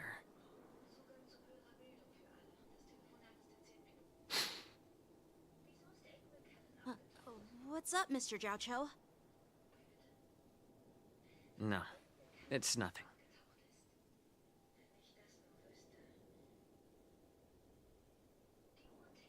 Do you see that airship in the distance? That's the Sky Splitter, the venue for the war dance ceremony. It doesn't look all that impressive from this distance. The Sky Splitter is actually a decommissioned Luofu military vessel. People aren't allowed on board until the war dance officially commences. Tomorrow, when the bell rings and the ceremonial cannons roar, I'll be there representing the Cloud Knights of the Xianzhou Luofu, standing in the ring, ready to take on challengers from all over the cosmos.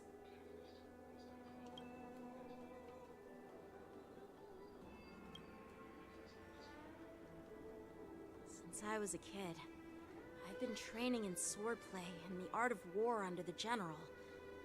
Every day, I'd swing my sword 10,000 times, and then thrust it 10,000 times, repeating the process over and over.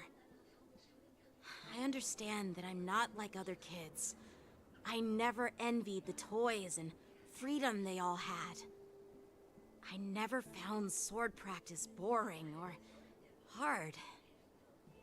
Even in the thick of battle, facing down savage abominations, I never felt scared. Each day, I could feel myself getting stronger and stronger, and I racked up countless victories. It's the best feeling in the world. But then, I faced a really tough opponent. And just one slash shattered my confidence into 1,000 pieces. That's when I felt true fear for the first time. Maybe that's what Mr. Zhao Cho meant by life and death hinge on a singular moment. Every idea fades into nothingness. After that, I had to pick up the pieces and try to put myself back together. But no matter how hard I tried, I couldn't seem to find my old happy self again. I often ask myself, why do I wield my sword? If defeat is inevitable, why do I continue to fight? Is it to reclaim the joy of victory? To meet the General's expectations? Or to secure my honor among the Cloud Knights? While the General could teach me the art of swordplay, he couldn't teach me why I should keep on going. He said the reason must come from within myself. I've been struggling to find that reason. But after talking with you, Mr. Zhao Cho, I think I already have that reason in mind. As a member of the Cloud Knights and the General's apprentice, I've had a weight on my shoulders. And I know there's still more to shoulder. But when I wield my sword, it feels like I'm letting go of everything. I love the feeling of giving it my all, facing any obstacle in front of me, pressing forward. That's why I wield my sword. Oh, Yenqing. So young, yet so grown up. By the way, how old are you exactly? Age doesn't really matter. All sword masters will understand how I feel. I get it. Looks like all the kids on the Luofu live tough lives. So, how about you, Miss Yunli? It's not polite to ask a girl her age, no matter which Xianzhou ship you're on. I'm not asking your age. I'm asking if you have a dream like Yenqing has. You don't talk like a cook. You sound more like a TV host or something. Need I repeat myself again? I'm a healer. Well, I don't have a dream like Yenqing does. The only reason I'm participating in the Ringmaster's Challenge is because I made a promise to my grandfather that I'd win the precious sword he's contributed to the war dance. Sounds like that mind of yours is just filled with swords. I bet you've got nothing better on your mind. My father was a craftsman on the Xianzhou Juming. Because of his foolishness, many innocent people fell victim to the cursed swords he forged. Since I was a kid, it's been clear to me that not everyone deserves to have a weapon in their hands. Giving them a sword is no different than being cruel to the innocent. So, whenever I come across someone unworthy of a sword, I can't help but want to take it away from them. Given that Yenqing is the war dance ringmaster, I'm stepping up to challenge him. To ensure the precious sword doesn't fall into the hands of an unworthy master. Hey, what do you mean by an unworthy master? I see. It's not easy for kids on the Juming either. Well, it's better to have a reason for wielding a sword than to be lost and confused. I've saved countless Cloud Knights in my life, and there are plenty of exceptional warriors, just like the two of you. What happened, Mr. Zhao Cho? Oh, nothing. I was just reminded of some old friends and old tales. Judging from my professional perspective as a healer, both of you possess remarkable vitality. Your energies flow like raging fires and mighty gales. The upcoming fight will definitely be impressive. Well, we've seen the Sky Splitter and toured the Stargazer Navalia. I guess it's time to say goodbye for now. What? already? But you haven't asked me about my dreams. I've been working hard too, you know. It's getting late, Miss March. Unlike you lot, I'm a grown-up bound by responsibilities and duties. The tasks entrusted to me by the General won't complete themselves. By the way, Yanqing, is it normal to have so many people wandering around in an automated area like the Stargazer Navalia? Actually, this is a restricted area. But since you're all guests, I made an exception, so you could take a look around. I understand. Well, I'll take my leave. I wish you both the best of luck in the ring tomorrow.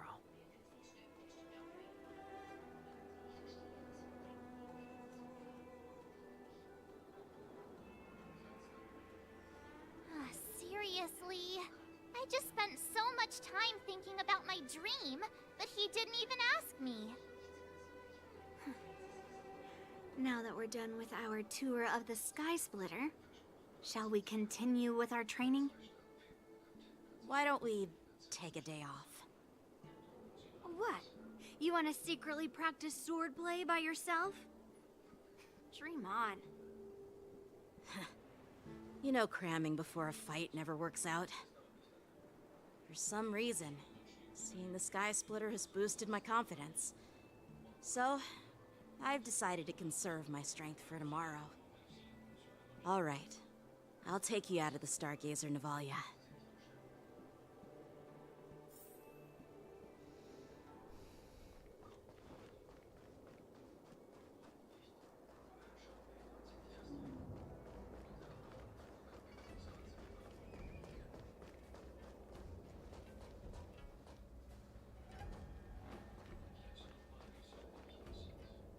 Just shut up, Red Fang.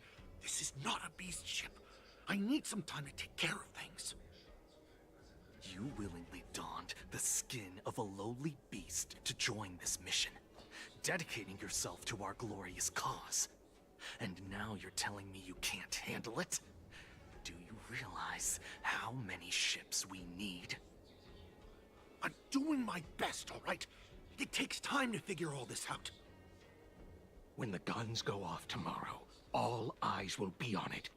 That'll be our only chance. How's that? Who's there?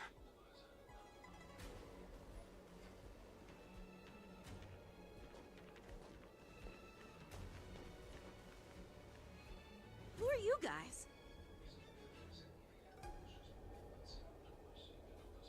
An impromptu inspection.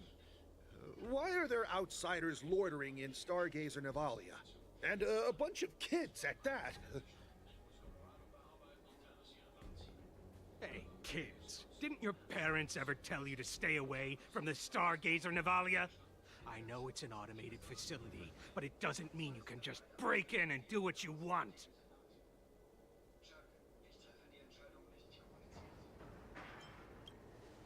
First of all, I'm an adult. Second, I didn't just break in. Yeah, we flew here on a starskiff. Like, whoosh! Well, I'm not trying to tell you off, but this place is off limits to the public, you know? Big sis, let's go. I want to play in Everhunt Plains.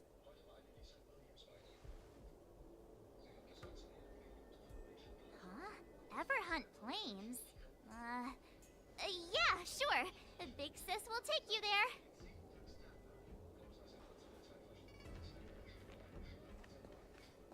Shuha! You should have let me. Shh, the overhaul is done, and everything looks good. We should leave.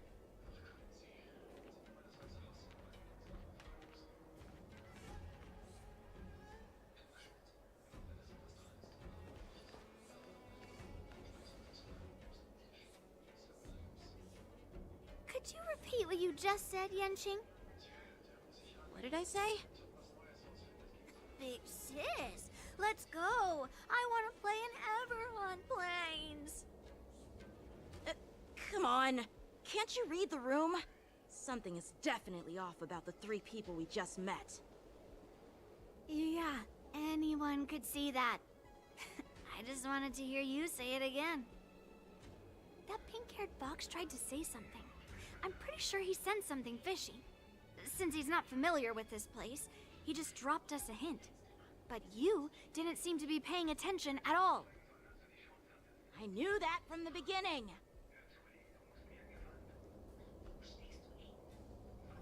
That Cloud Knight didn't recognize Master Yen Qing at all. That's really weird. What? Is he famous on the Lavu or something? Not even the Cloud Knights on the Juming, who all know my glorious name, might recognize my face. You have a point. A Cloud Knight, a member from the Skyfaring Commission, and a craftsman. They're from various departments, and the reason for the overhaul seems legit.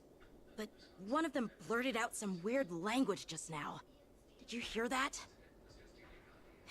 I have a feeling that if we secretly tail them, we'll definitely catch these guys in the act. Follow my lead, and be careful not to blow our cover.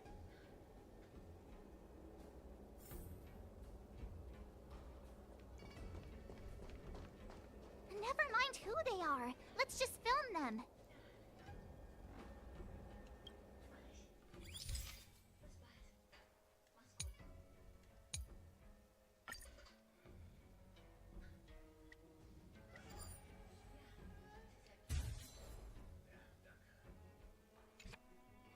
We should have just killed those lowly beasts. Those little brats won't take up much space. There are boxes all over this place. Just dump them into one and no one will notice. Cut the theatrics, Grulok. Even the slightest slip-up could interfere with Lord Moktok's plans. So where are we heading next? To check the freight skiffs. We've got a lot of preparations to do. Also, don't forget to take those crates with you. Weapons, supplies. We've got to be well prepared. Otherwise, we're screwed. I'm calling it now. Those are bow sets. Are they smugglers? What exactly are they up to? I have no clue, but they seem to be moving those crates. I've got an idea. We can hide inside the crates and follow them.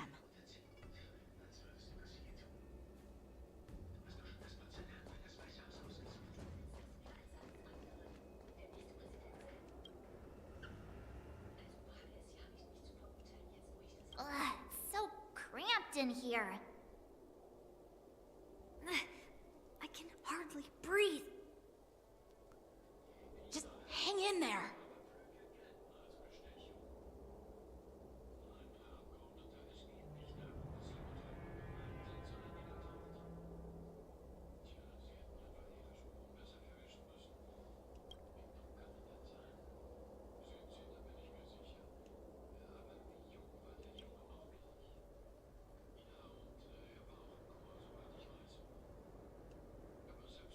Let's just put the cargo here for now, all right? Then we'll move on to inspect the ships. Lord Moktok said that as soon as we're done, we're to board the freight skiff and leave this place.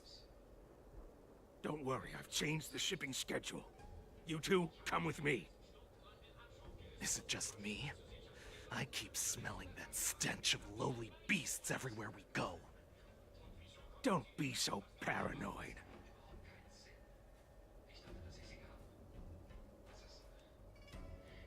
Looks like they're planning to escape on the skiffs in Stargazer Navalia. They keep talking about their plans, but where do they come from?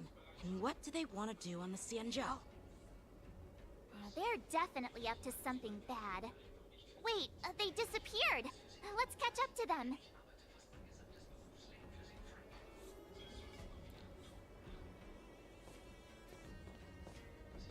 Tread softly. Breathe quietly. And make sure to keep an eye on them. Hide out of sight as soon as there's any sign of activity. Watch out! They're on high alert!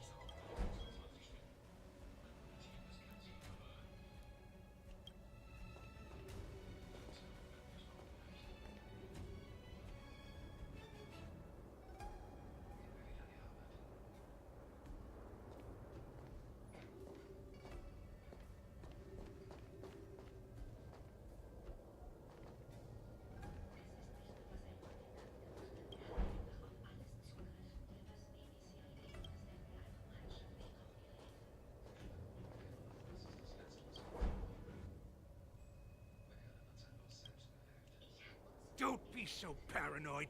We're running out of time. Get over here! Shuhard, I'm coming!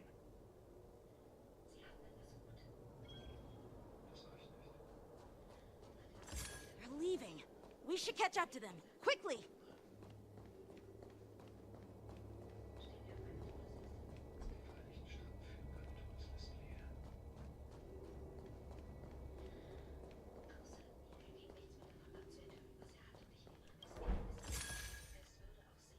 What are they up to? They're all wearing official uniforms, but I'm pretty sure they're not members of the Skyfaring Commission, the Artisanship Commission, or the Cloud Knights. This is way too suspicious. Never mind who they are. Let's just film them. That way, if they do anything bad, we'll have solid evidence against them.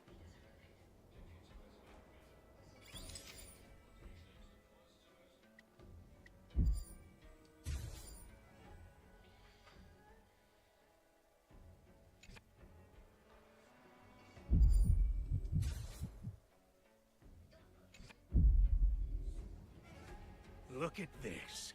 A freight star skiff with enough room to fit at least 20 of my men. I'll let the others know and have them prepare more star skiffs. Once we're past the checkpoint, there will be beast ships waiting for us. Lord Moktok is ready. The revival of our ancient bloodline all hinges on this operation. What did he just say? Beast ships?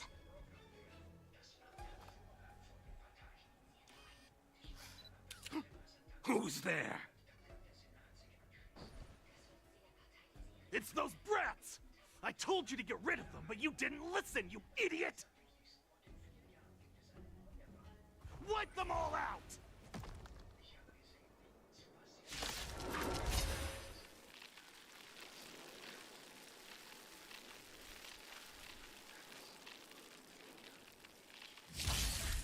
Borison? Adusa! Die, you lowly beasts! Master, have some tea.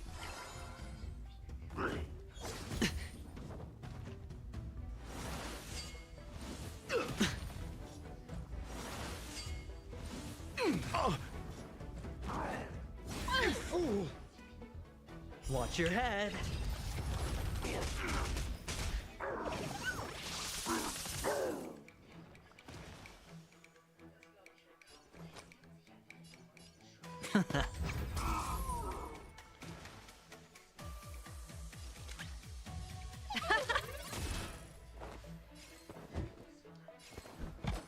Never stop thinking. You'll make for good practice.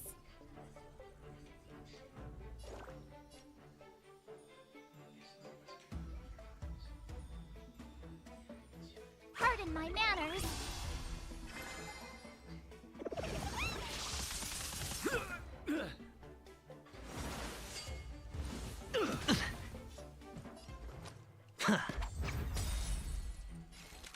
Still no repayment?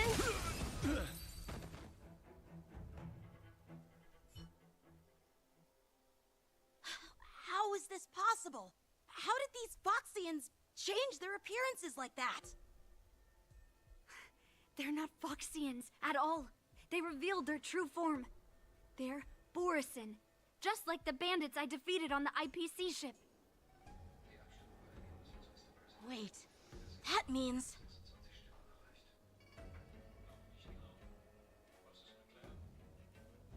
Well, how did the Borison manage to infiltrate the Cienjo? It's not just a simple disguise of wearing our clothing and shaving their whiskers. They're somehow able to alter their appearance to be indistinguishable from Foxians. They even have official IDs for the Skyfaring Commission, the Artisanship Commission, and even the Cloud Knights? Let me check this fake Cloud Knight's tag. Maybe it'll give us some clues. Lujun, an officer of the Patrol Defense Squad? Wait! What's the matter? I encountered a patrol officer named Lu Jun before. It was a few weeks ago, when we were transporting the Borison prisoners. They can forge official identities and move around the Xianzhou without raising suspicion. Oh no, this is bad. Even worse. If you find one cockroach on the Express, it usually means... There are more Borison hiding on the Xianzhou. I bet their plan is much bigger than just stealing information. We've got to report this to the Seat of Divine Foresight.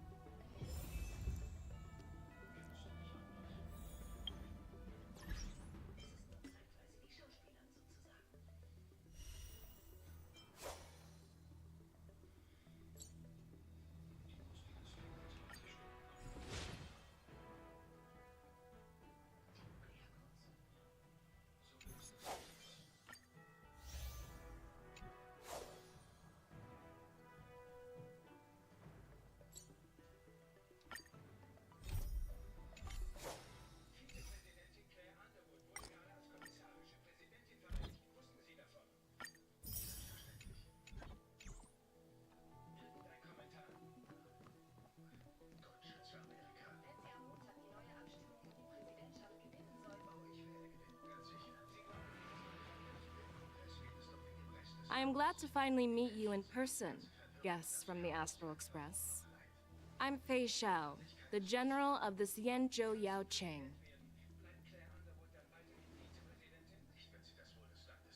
Let me introduce our guest to you. The one dressed in green. He's the reincarnation of Imbibitor Lune, and the person behind him is the newest member of the crew. I've heard a lot about you. Outside the reports from the Law Fu, the Skyfaring Commission of the Yao Qing has also gathered plenty of information about both of you. I've been eager to meet you face to face for reasons that I'm sure General Jing Yuan has explained, right?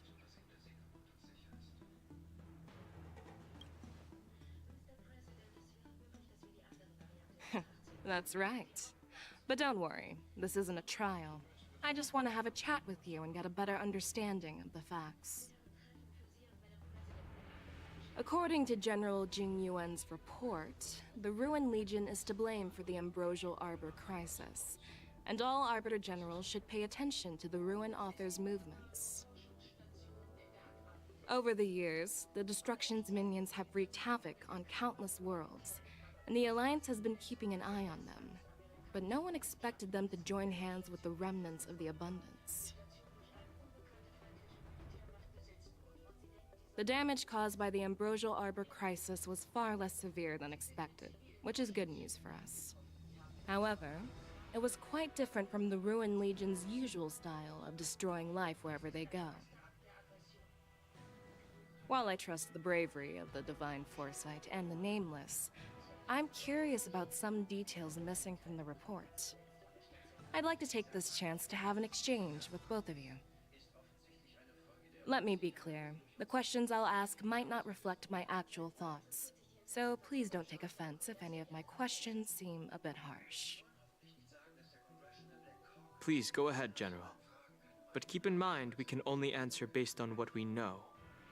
And perhaps you already have the answers to your questions in your heart. You have a clever tongue. I like it.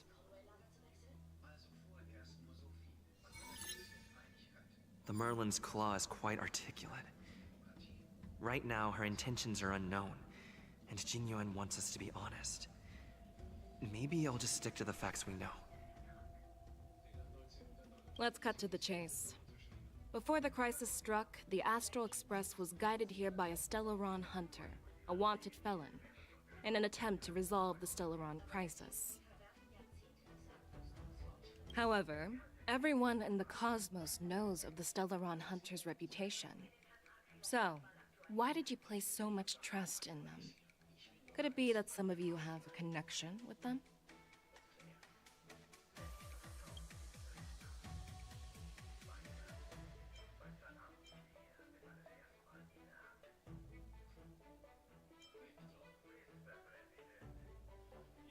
Rumor has it that Elio, the leader of the Stellaron Hunters, possesses the power to see into the future.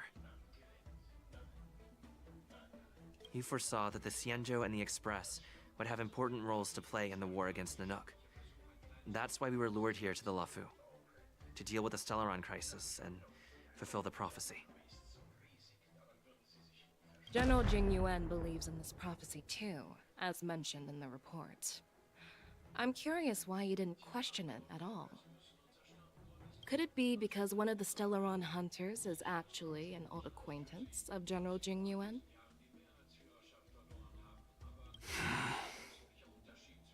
Please be cautious with your words, Merlin's Claw.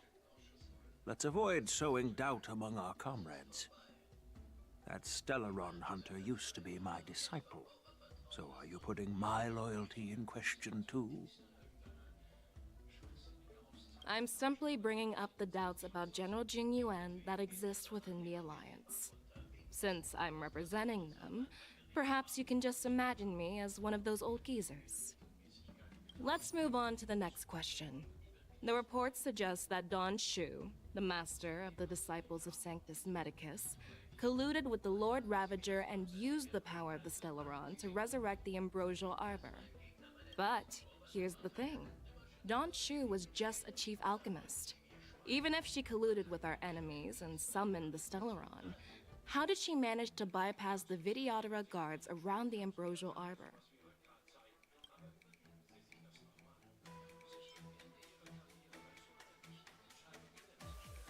I personally met Don Shu once.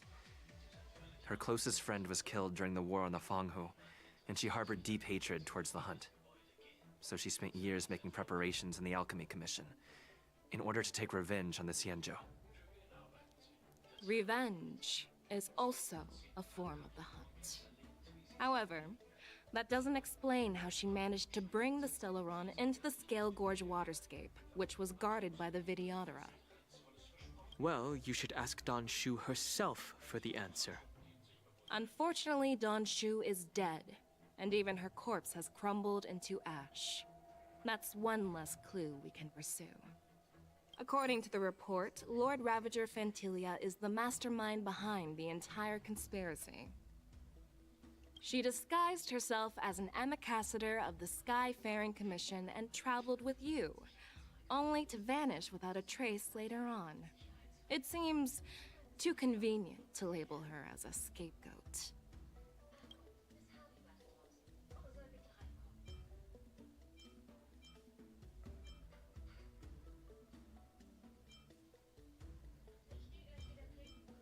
Fantilia is one of the Heliobi, the energy life forms that once fought against the Xianzhou. They're known for their unpredictable and elusive nature. Just as he said, when the Ambrosial Arbor resurrected, its roots broke through the creation furnace on the Luofu, accidentally releasing the Heliobus fiend fire sealed inside. This can be used as circumstantial evidence. If Elder Huai Yen accepts the explanation, so do I. Oh. It seems that your answers have addressed all my questions. Generals, I am finished with my questioning. So, what do you think, General Fei Shao? Have the doubts in the report been cleared up? The two nameless have been honest in their answers. Even though there are some tricky details, my intuition tells me there is nothing wrong. However, the 3 questions I posed earlier were not just for the Nameless, but for you too, General Jing Yuan. First, the disciples of Sanctus Medicus grew uninterrupted on the Law Fu, yet the 6 charioteers were not aware of it. That was a dereliction of duty. Second, you believed in the Stellaron Hunter's prophecy and entrusted outsiders to solve the crisis, even granting them access to the Plague Mark. That was a dereliction of responsibility. Third, you insist on holding the war dance right after the Ambrosial Arbor crisis, putting the Lawfu back in the spotlight. That is a dereliction of wisdom. Merlin's Claw. Is this your line of thinking, or the Ten Lords? From the moment I walked in, I made it clear that the questions I'd ask might not reflect my actual thoughts. The disciples of Sanctus Medicus were deeply rooted and had been plotting for a long time. I admit it was my negligence for not noticing it earlier. As for the Stellaron Hunter's prophecy, I didn't believe all of it, but in the end, the Law Fu did survive the Ambrosial Arbor crisis. So, I think it's safe to say that Elio's prophecy about the future holds some merit. And as for the war dance, do you think I'm unaware of the risks? However, risks can also be opportunities. The Law Fu has lain low for too long. I believe it's time to stir up the dregs hidden in the depths and wash them away once and for all. Just as I expected from our sophisticated divine foresight. You have a way with words. I like it. But, unfortunately, ever since the report was submitted, the Alliance has been filled with rumors and speculation. Even within the Lawfu, there are people accusing you of neglecting your duties, resulting in the Ambrosial Arbor's resurrection. So what are your thoughts on all of this, General Fei Shao? As a fellow Arbiter General, I fully understand the difficulties of this position. Personally, I think all these rumors are meaningless drivel. Across the sea of stars, the divine foresight knows better than anyone else what happened on the Lawfu and the meaning behind it. Just as what happened on the Xianzhou Yaoqing recently. You mean the Xianzhou Yaoqing is also... The scouts of the Verdant Knights have sent back reports that Borisin are making trouble again. The Borisin packs that were once divided and scattered have started swallowing each other up, forming larger and larger packs. Moreover, there's an entity named Mongus behind it all. An entity? According to the report, this entity isn't actually a Borisin. It's a woman claiming to be the messenger of the Master of Immortality. She's described as having 12 faces and 12 pairs of fangs, as cruel as poison, and as elusive as quicksand. The Borisin believe she'll give them a chance to rise again. That's Ventilia. That's right. You're lucky that I'm the one who came this time. If it were the Patina Justice or the Seer Strategist, this conversation might not be so friendly. I've always had faith in my instincts, so I don't doubt your good intentions. But the Alliance has its fair share of questions and doubts about the Lawfu. So, my plan is to come up with an acceptable answer to satisfy the Alliance. What's in this plan, General Fei Shao? General Jing Yuan, you already know what has to be done. But since you don't want to be the bad guy, I'll take care of it for you. You need the final word from the Ten Lords Commission to quell any doubts. And for that, I'll have to ask the 2 Nameless to visit the Shackling prison. No, I'm not imprisoning you. While you're there, I'll ask a judge in the Ten Lords Commission's Interrogation Division to record a detailed testimony with the karmic mirror from both of you. We'll fill in the gaps that weren't covered in the report, and silence any protests within the Alliance. I'm okay with that. Your willingness to help is truly heartwarming, youngsters. Then, as the Merlin's Claw requests... Oh, there's one more thing. This testimony is for silencing the voices of opposition within the Alliance, but I would like to urge General Jing Yuan to listen to the pleas of the Foxians on the Xianzhou Yaoqing. So, you are here for Hule. Exactly. Hule is locked up in the Lawfu's shackling prison. Since he is the broodlord of the Borsen, I want to transfer him onto the Xianzhou Yaoqing and imprison him there. The recent movements of the Borsen suggest they're planning something big, so we must act preemptively. It makes sense to have the Foxians keep an eye on their arch-nemesis. Since you trust my judgment, I'll repay that trust. What do you think about all this, General Huayan? I was worried this would turn into a heated argument, but it seems like both of you are on the same page, solving each other's problems. I couldn't have asked for a better outcome. And as for Hule, I'll send my lieutenants Zhao Chou and Moza to check on his condition in prison and ready him for transport. If there are no more questions, shall we get this started?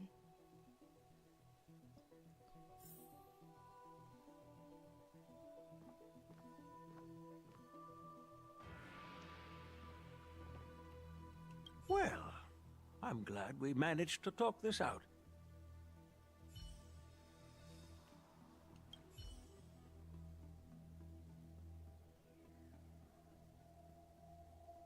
Do you actually believe in the Stellaron Hunter's prophecy? The Xianzhou's matrix of prescience can also predict the future. Do you believe in its prophecies? I understand.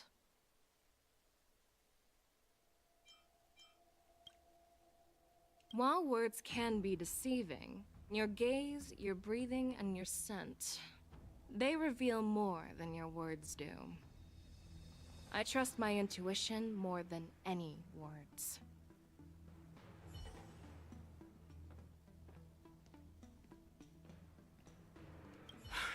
I'm really sorry about all this. But the testimony in the shackling prison won't take up much of your time. I'll call for a messenger to take you to the interrogation division. You just need to give your testimony, and then you can head back. So no need to worry. As you wish, General.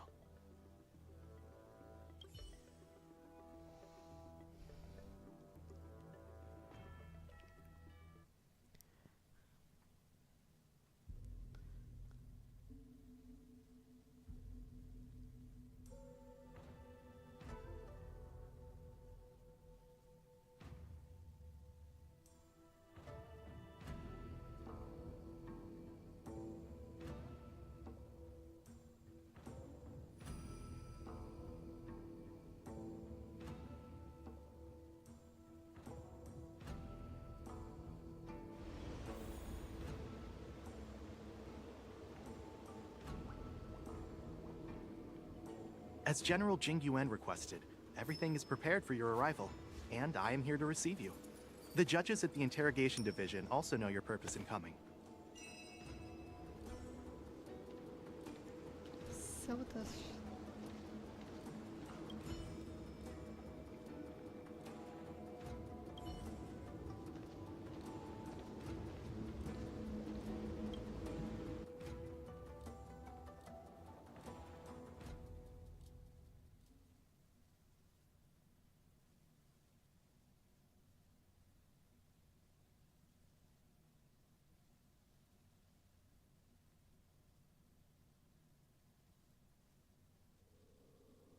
The shackling prison. I didn't expect to be back here after all these years. Dan Heng, don't worry about me. If you're ready, I'll open the gate for you.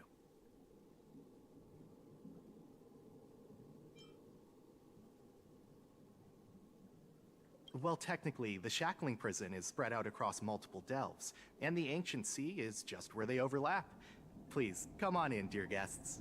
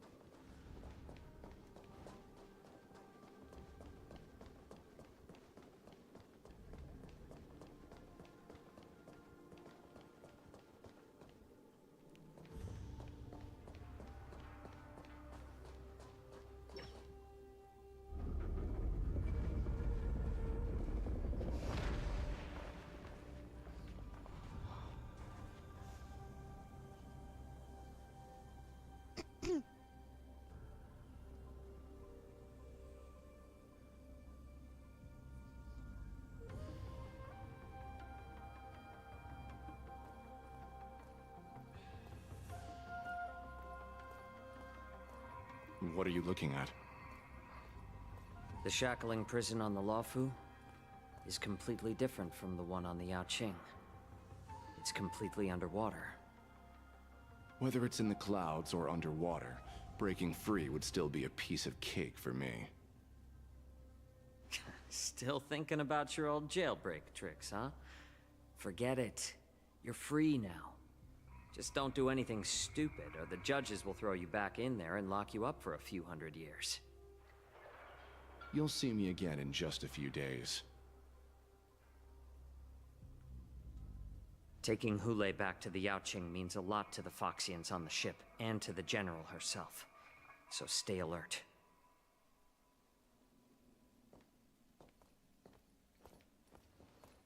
Guests, my name is Shui Yi, and I'm here on orders from the Incarceration Division of the Ten Lords Commission. We're Jiao Cho and Moza. General Fei Xiao sent us to extradite the Borisin criminal Hule to the Yaoqing.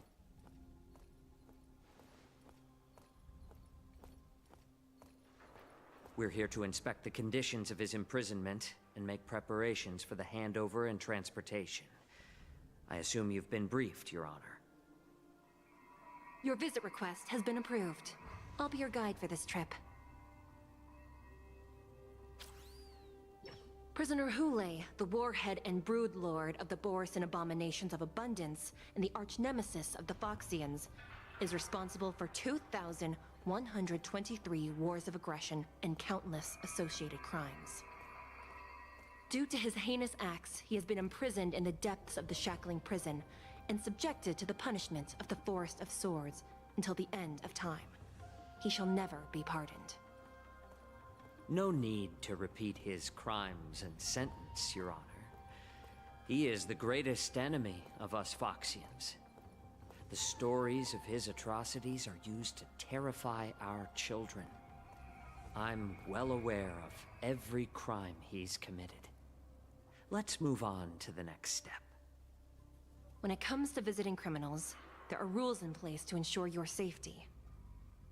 I know you've heard legends about Hule since you were children, but your knowledge about him is likely very limited.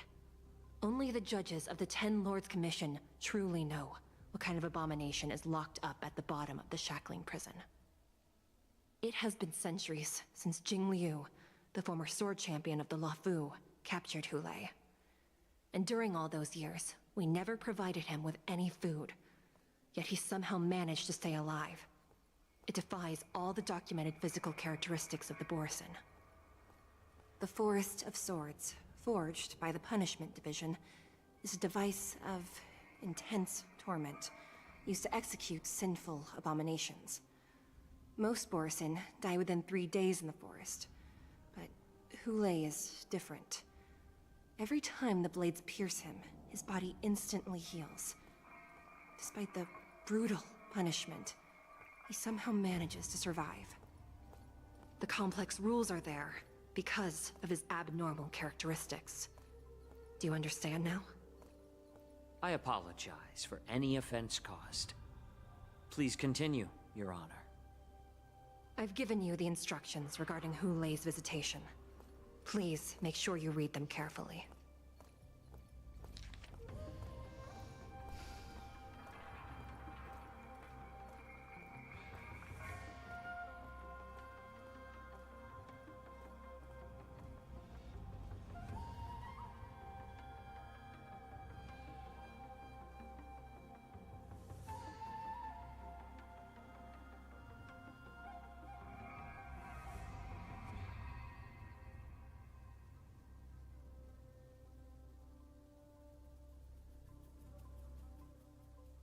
Okay, he gets riled up if you mention Jing Liu. And please, Good to know. take this pellet before proceeding. No, I'm not taking random medicine. Then you won't be allowed to visit Hulei. Just swallow it already. Hulei is like all Borisin. He can release a pheromone called lupatoxin that induces fear. Thousands of years ago, we Foxians were enslaved by the Borisin. Not because we were naturally weaker, but because of their lupatoxin. This pill is for our own mental well-being. I understand. I knew you were a reasonable person. Now that we've taken the medicine, let's proceed.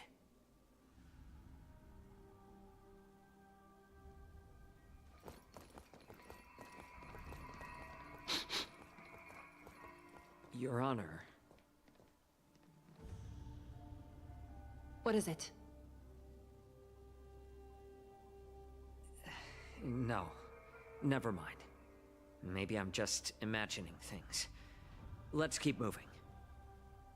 Jojo, say what plagues you.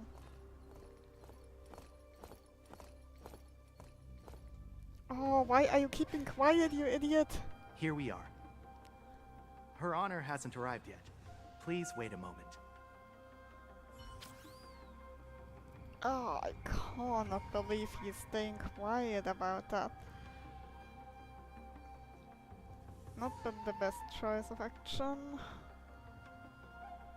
Just talk about it if you notice something. It's not up to par. How many treasure chests do we have here? 23. 20. It's just a what? What else?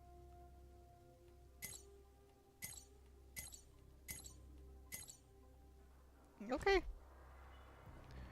Those are a lot of layers.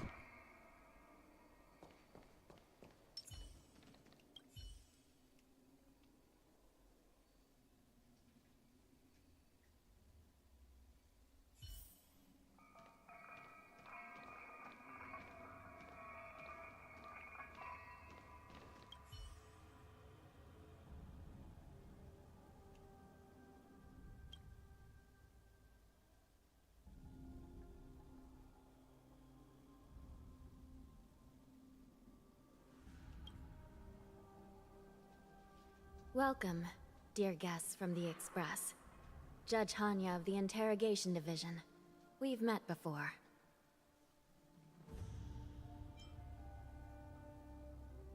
As one of the judges from the Interrogation Division, I'll be recording your testimony today. Please allow me to express my gratitude to you again for subduing the demons in the Fixtral Garden. Looks like while March 7th and I were clueless, you already made many friends on the Shenzhou Luofu.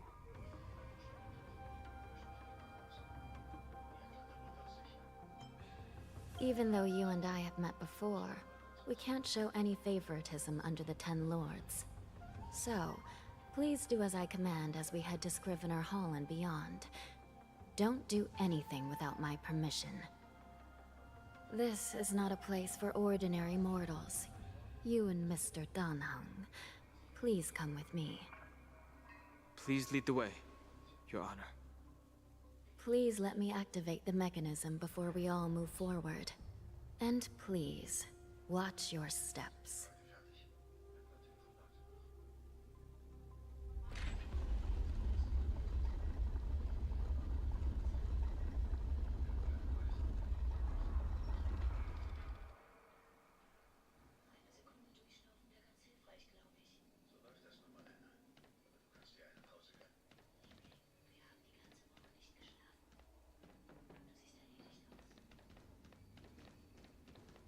Be very careful and watch your step as you make your way through.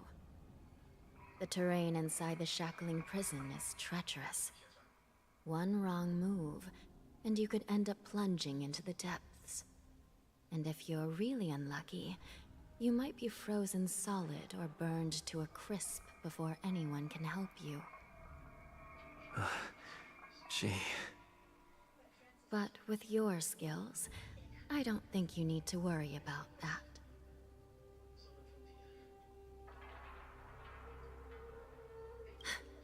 You're funny. This prison does contain many layers. We even brought in Videodora Icor line craftsmen to introduce the ingenuity of delve enchantment. What you're seeing now is just one part of the shackling prison. Perhaps. Judging from the appearance, much of the architecture in this prison has a Vidyadoran style. So, perhaps they did have a hand in building this place back then. As for how many floors there are, well, not even us judges know for sure. But there's a legend among us judges that a short-life prisoner once tried to escape, but ended up falling into the depths. And when we found him at the bottom, he was already an old man on the brink of death. Did he spend his whole life falling? Or did some long-life prisoner drain his life essence? We'll never know. Anyway, please don't try anything like that. Please, come this way.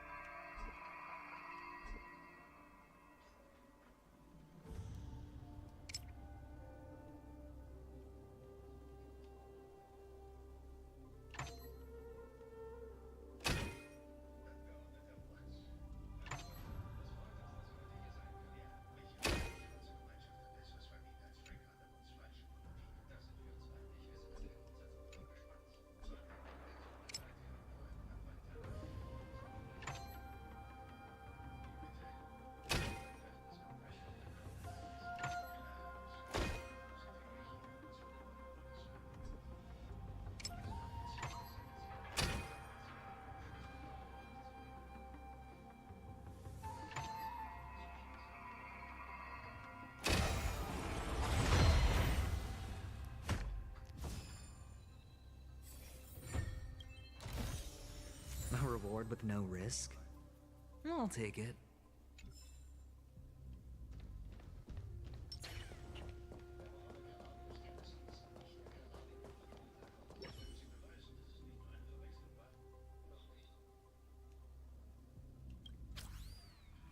Okay.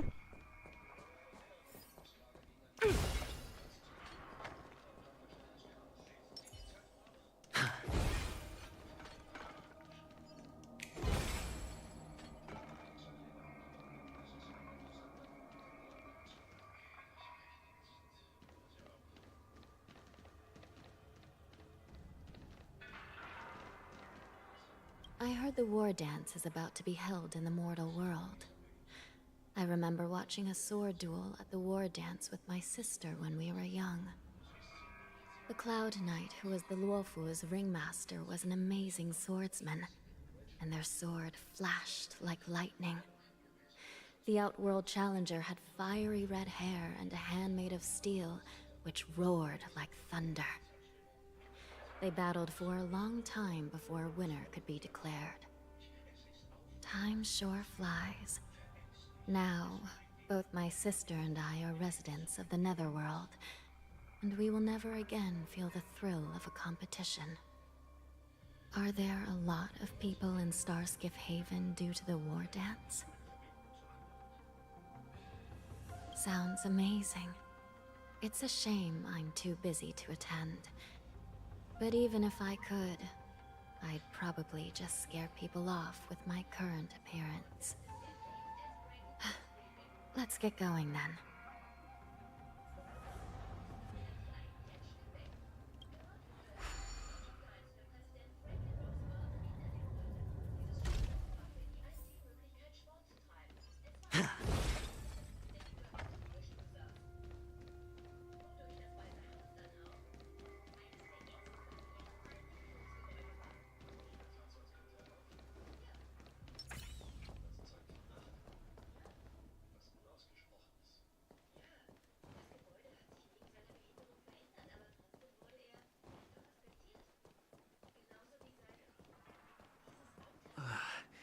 It's freezing. This place is filled with the cold air from the northern peak of the polar delve. Even the toughest long-life species would have a hard time enduring this.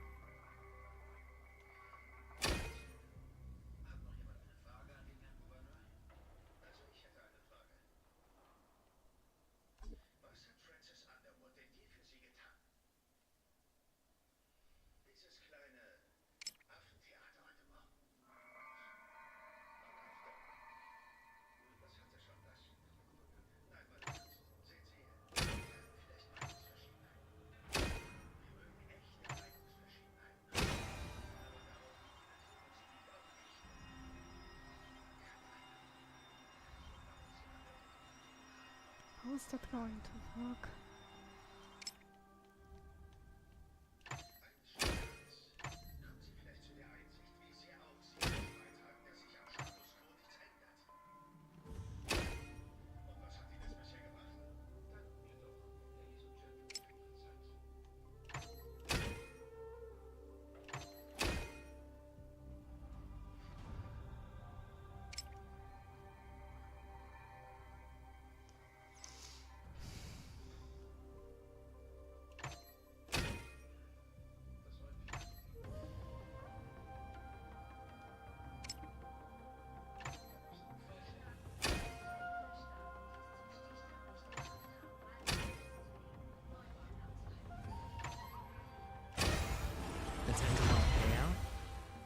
music to my ears.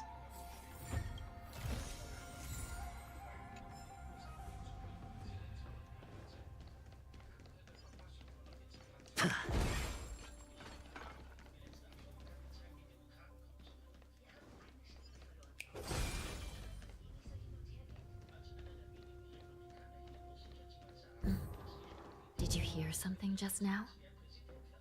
Let me check it out.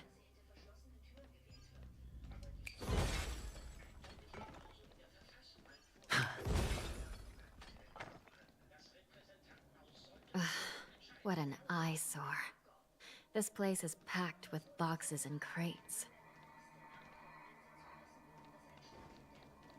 Feeling lucky.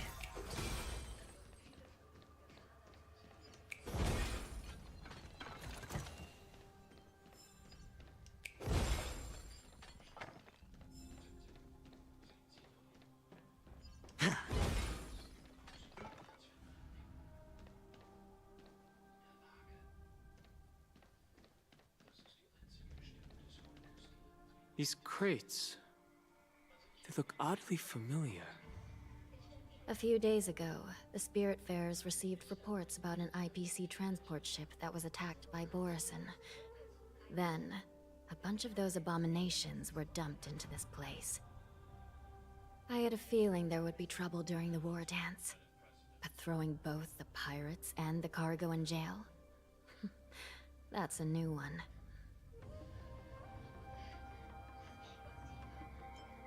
I heard the Intelligentsia Guild crafted something dangerous. We have many records in the Hall of Karma about these wise ones.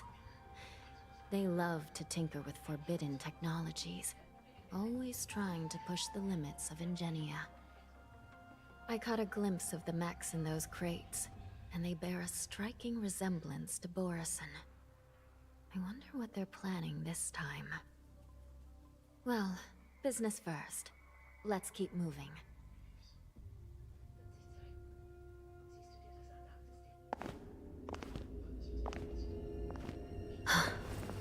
Strange. I don't remember checking the containment facilities a second time.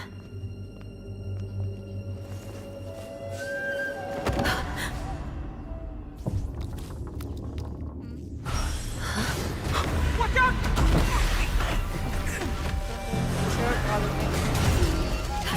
Emergency! All wardens prepare for action! Emergency! All wardens prepare for action!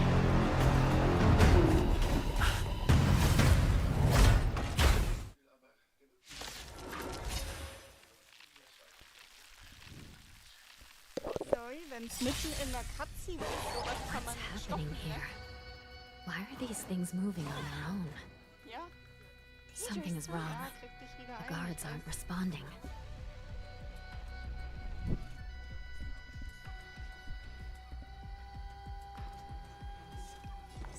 The harmony will soon play in unison. Better hedge your bets. Ja, und ich kann aber auch nichts auch einfach so immer dagegen immer so leicht machen. Du meinst, das geht einfach immer mit den Fingerschnippen, oder? Mediocre. Watch your head.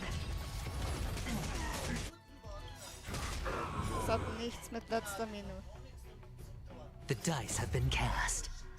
Bust. Or maybe I'll take it all. Damage sustained. All in. Sie ist so nervig, ey. Nein, das geht einfach so leicht.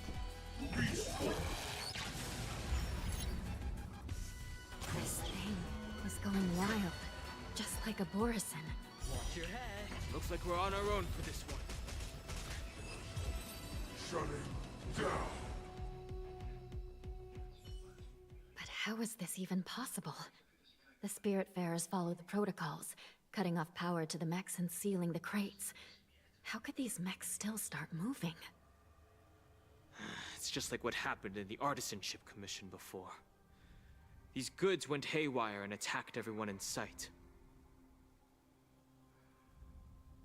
The Alchemy Commission members examined them and found some unusual structures within. These things showing up in the shackling prison can only mean one thing. A prison break. And whoever delivered these goods clearly wanted them to go through the Xianzhou's strict inspection process to show the Skyfaring Commission and Cloud Knights how dangerous they were. They wanted these mechs to end up right here, in the shackling prison. If these things already started taking action while nobody was paying attention, then the whole prison is in trouble, I'm afraid. And to make things worse, another group of visitors just entered the depths of the shackling prison. The messengers from the Xianzhou Yaoqing. Yo, Victory Hand light skin tone. To visit. Might be the target whom these wolf-shaped mechs were delivered here for. If that vicious beast manages to break free, it will be a catastrophe for the Xianzhou Luofu.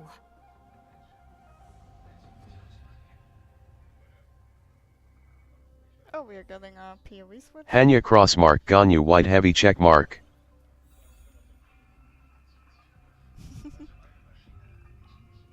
Here we are. Have we arrived already, Your Honor? Shouldn't there be a cage here? The most notorious felons are locked away in the solitary delves, deep down in the prison. Those delves can't be opened without proper authorization. The blue bird paves the path, and the Stygian lanterns illuminate it. Help me light up these lanterns, and the way to the bottom of the shackling prison will reveal itself.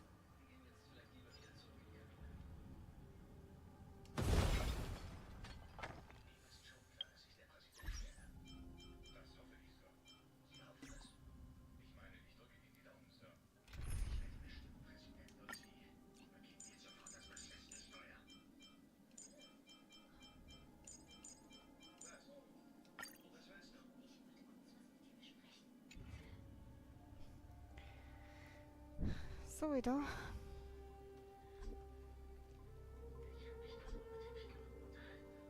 I will continue tomorrow. Usual same time, so make sure to check in. Just check something.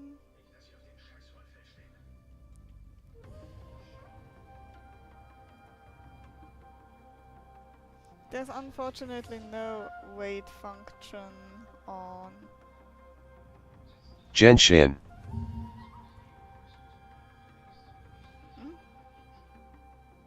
Actually, no, I'm going offline.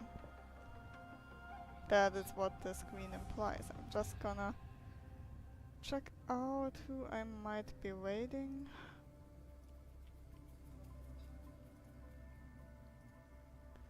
On Twitch for now. Wait. Fair share of questions and doubts about. And she's Yuan. I know. What is social engineering? Oh, wrong. Generate 7 energy for every debuff. That, hold on, that U1 is like cracked. That U1 is fucking cracked. Jesus. Okay, maxed. I'm assuming everyone you have is maxed. Kitty does the smart thing and only...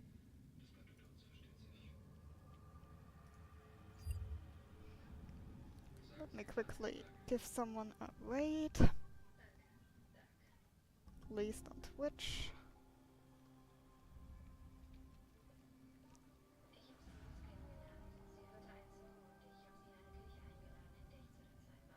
And if you wanna turn back, we will be going again tomorrow.